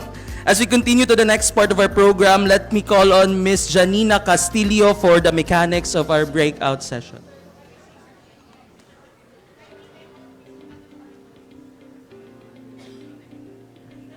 Sorry, I'm not Janina Castillo. Okay. I hope nabusog kayo twice. Nabusog kayo sa merienda at nabusog rin kayo sa lahat ng mga ideas and opportunities. Okay? So, this is a great time for us to just synthesize and organize everything that we have seen and learned and put the pieces of the puzzles together, no? Okay? Na-excite ako dun sa sinabi ni Ma'am Christine kanina na may pa-contest pala sila for innovators, and I hope the students were paying attention, no? Because maybe you didn't make it to participate this year, but mauulit naman siguro yun next year, and you know, now is a good time to get ready with those ideas and opportunities for innovation. Now, to help us, para lang hindi masayang at hindi natin makalimutan yung mga opportunities today, we'd like to just have a short exercise for everyone so that we can consolidate this information. No? So can we have the next slide, please? Okay. So this is kind of gamifying innovation. All right? So here's the quick exercise. We'll do 2 quick rounds of this. No? So you can consider this as lightning design thinking. All right? All right. So what we'll do is you've met our panelists, our resource persons today. Okay? So we'll introduce them again in a little while as we call them out by sector. Okay? And so we're going to designate 7 of the tables here. Okay? For those of you who are in those tables, you can stay put there if you like that sector. If not, you know, feel free to move into another sector. No? Okay. So once you're in a table in that sector, we'd like to invite the resource persons there to share problems, challenges, gaps, and opportunities in adopting or using AI. Okay? And, you know, for the researchers, both faculty and students who are in that table, feel free to probe, interview, analyze, and dissect. No? Maybe you can have follow-up questions. Maybe you didn't have a chance to ask follow-up questions when they were doing their presentations earlier. Now is your chance to do so. Okay? And the last step during each round is to match the challenges with the cases presented.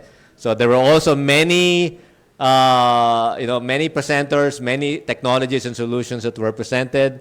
Just in my fireside chat this morning, ang daming nilista ng ating mga universities, lots of different projects. So if you are able to identify a match between challenges mentioned by our industry people and our innovators, please note those down. No? Okay. In some cases, maybe there's a challenge, and then it comes to your mind. Hey, I saw something like that when I was doing my lit review, or maybe I saw something like that on YouTube. They're doing this in Germany or in Korea, and maybe that's relevant here in the Philippines. Maybe we can adapt or localize that solution in the Philippines. So that's okay as well. We will consider that a match. No? Don't worry if you might not have the expertise at this point to implement it. Okay? Today, it's the match that is important. All right? We'll take care. We'll help you out with, once we identify the best matches, we'll start building the team, the collaboration team, so that we can move that match forward. No? Okay, I'll give you an example. I'm gonna be in teacher mode. No? Siyempre, pag may seat work, yung teacher, kailangan magbigay na example. So, next slide, please.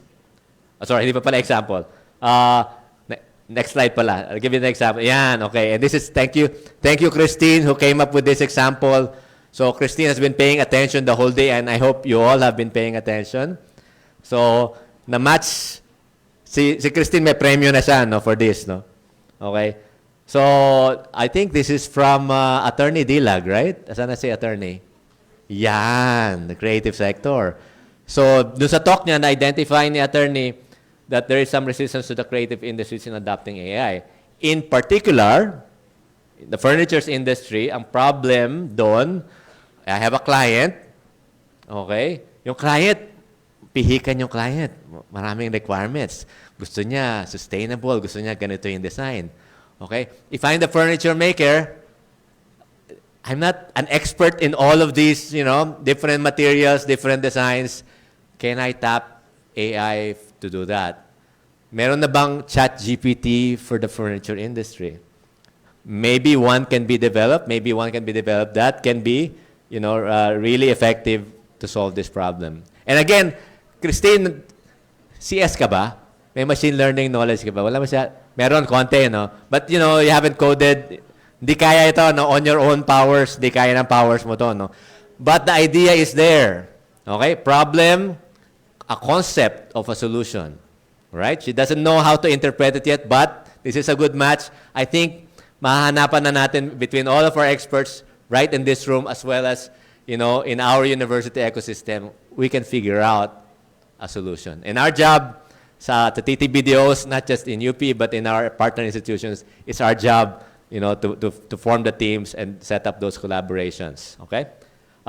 So that's the challenge. That's a probable solution. It could be inspired by previous research, but it could be inspired also by researcher projects that you see on the internet or in the literature.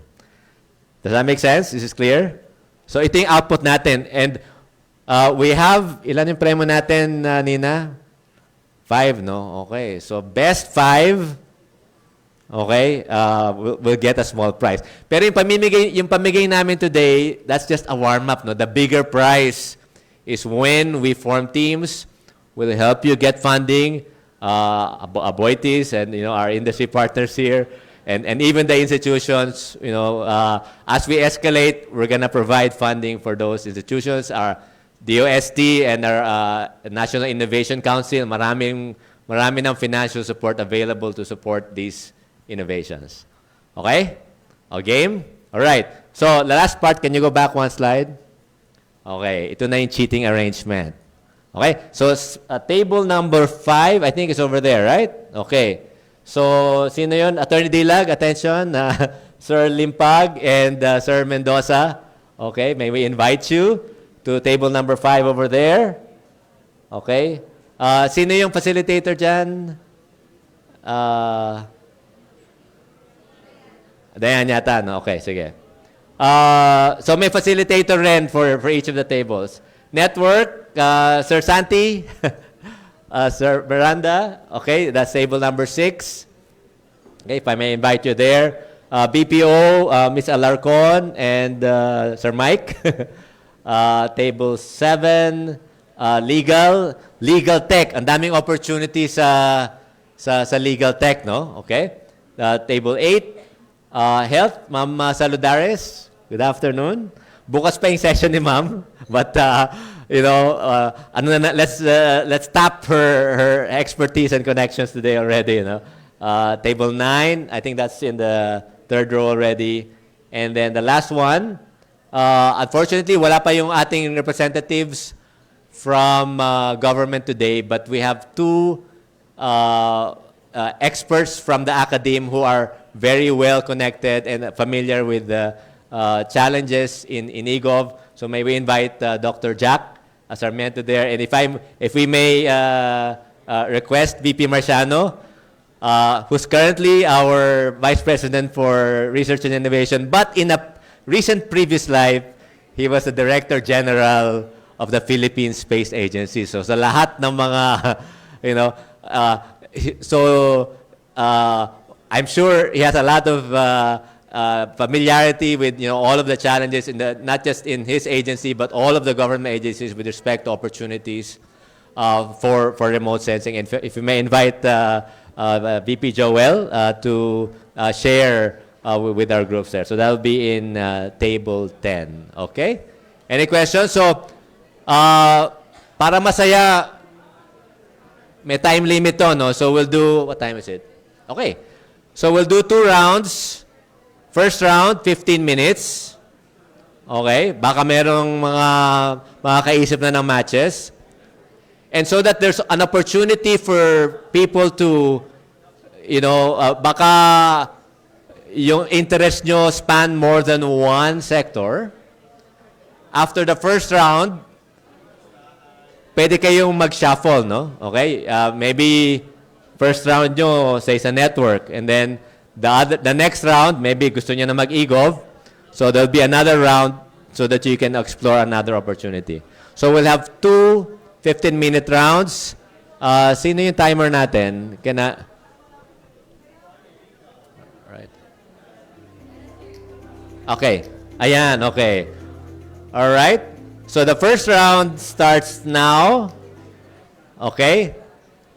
If you have a match, write it down and approach your facilitator, or kung wala yung facilitator sa table nyo, just approach the nearest table with the facilitator so we can log your entry and so you'll be in consideration for our giveaways. All right. Any questions? Okay. Ito na rin ang ating exercise. We've been sitting all day. This is a chance to start walking around. You don't have to sit down for the exchanges. You can have a standing discussion. Thank you very much, and looking forward to everyone's opportunities.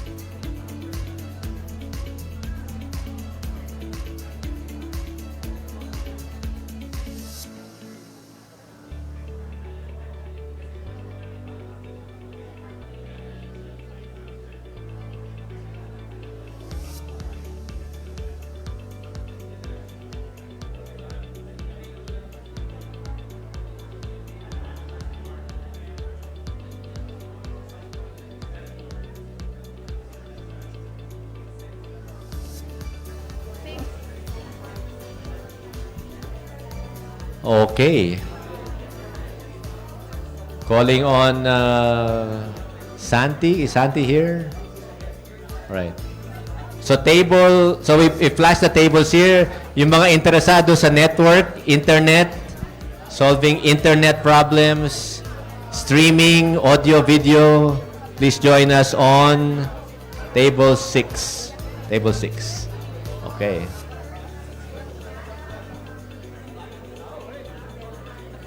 Ako na lang.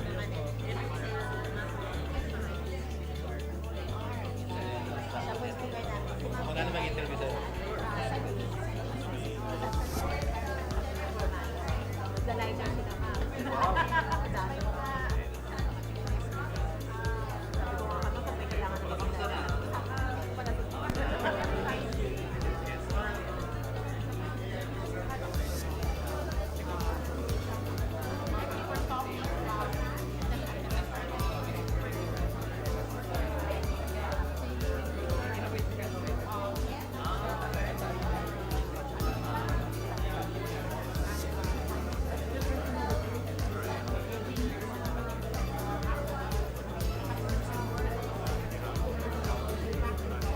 Ten seconds left for our breakout discussion. Ito daw? Hindi ko patungo.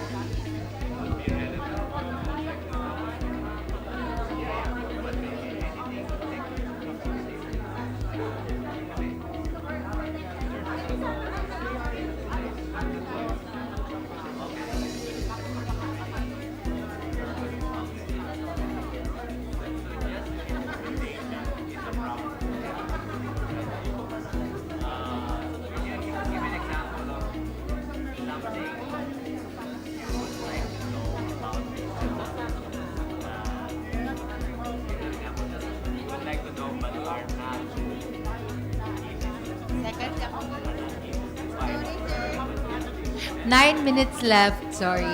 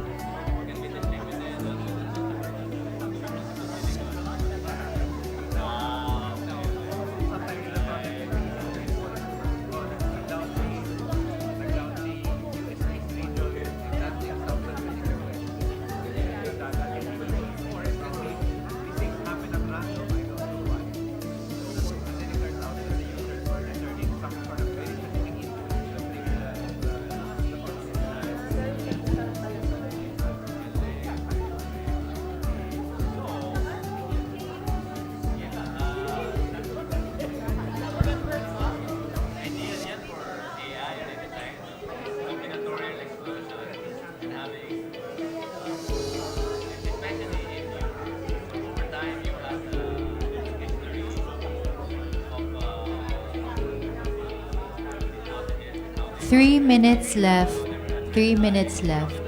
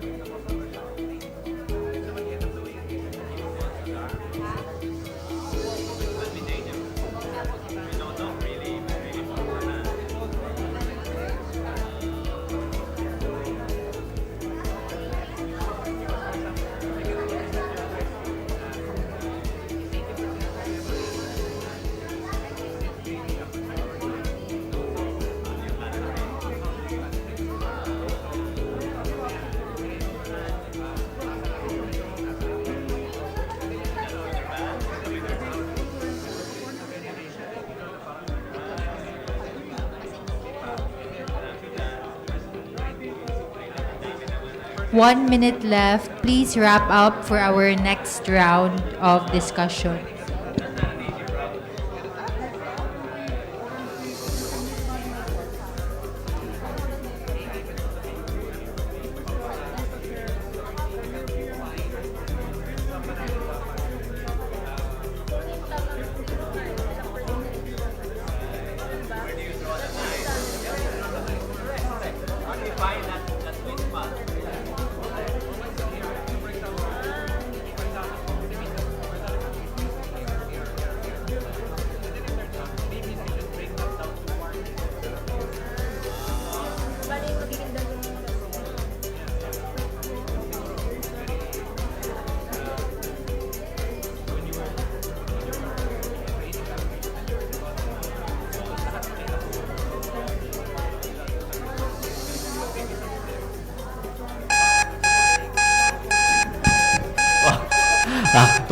May earthquake ba? May earthquake?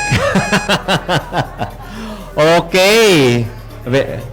Very good. Teka, hindi. Well, ganito, no? I promised 2 rounds, okay, so that we give an opportunity for people to move around. After the first round, meron na bang match? Meron na bang mananalo ng giveaway? Meron kayo? Anyone? Call. Who might be the first to get the prize? Ako, may mga naisip na ako but I cannot give the prize to myself. So, ako, more than, parang kamag-anak ako so I'm disqualified. Okay? Okay? Anyone? Last call? Meron na bang match? Opportunity? Again, you don't have to be able to build that solution. No? You might not even know the details of how to build it. As long as you have an idea of how AI might be able to address that, just the general idea, that will qualify you already for our giveaway. Meron na? Okay. Or second round. Do we go to the second round na? Okay. So for those of you, so pwede na kayong lumipat, no? Can you flash again the table arrangements? Okay. Ayan, okay? So if you're curious about other tables, this is the chance to move around. No shame in moving around.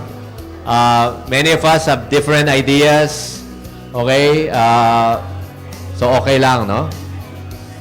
Okay? So please check the arrangements on the board. The table positions. Okay, so pwede kayong lumipat. Okay. Ako, nakadalawa na ako eh. Ang ganda ng mga... Yes.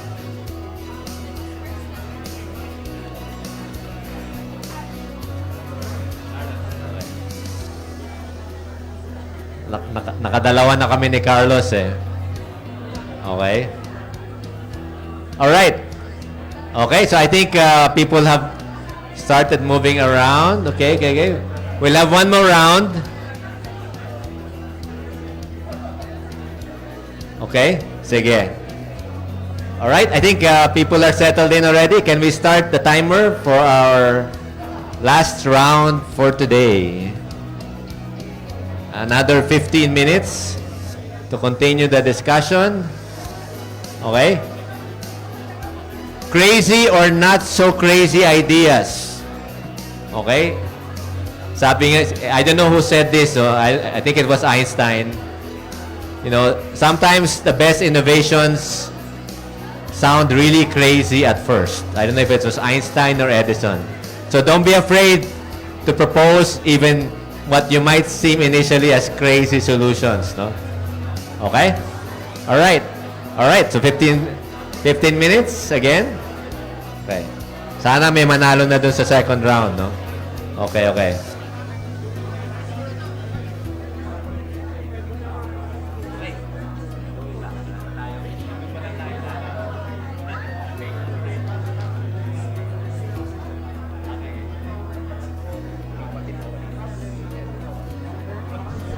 Ayan, baka may mga computer science or network engineers dyan. Punta tayo dito sa, if you can join us on table 6, network issues, no? Okay? Those of you who are is interested in maybe cybersecurity, pwede rin yun, di ba? Mga cybersecurity, calling on those interested for table 6.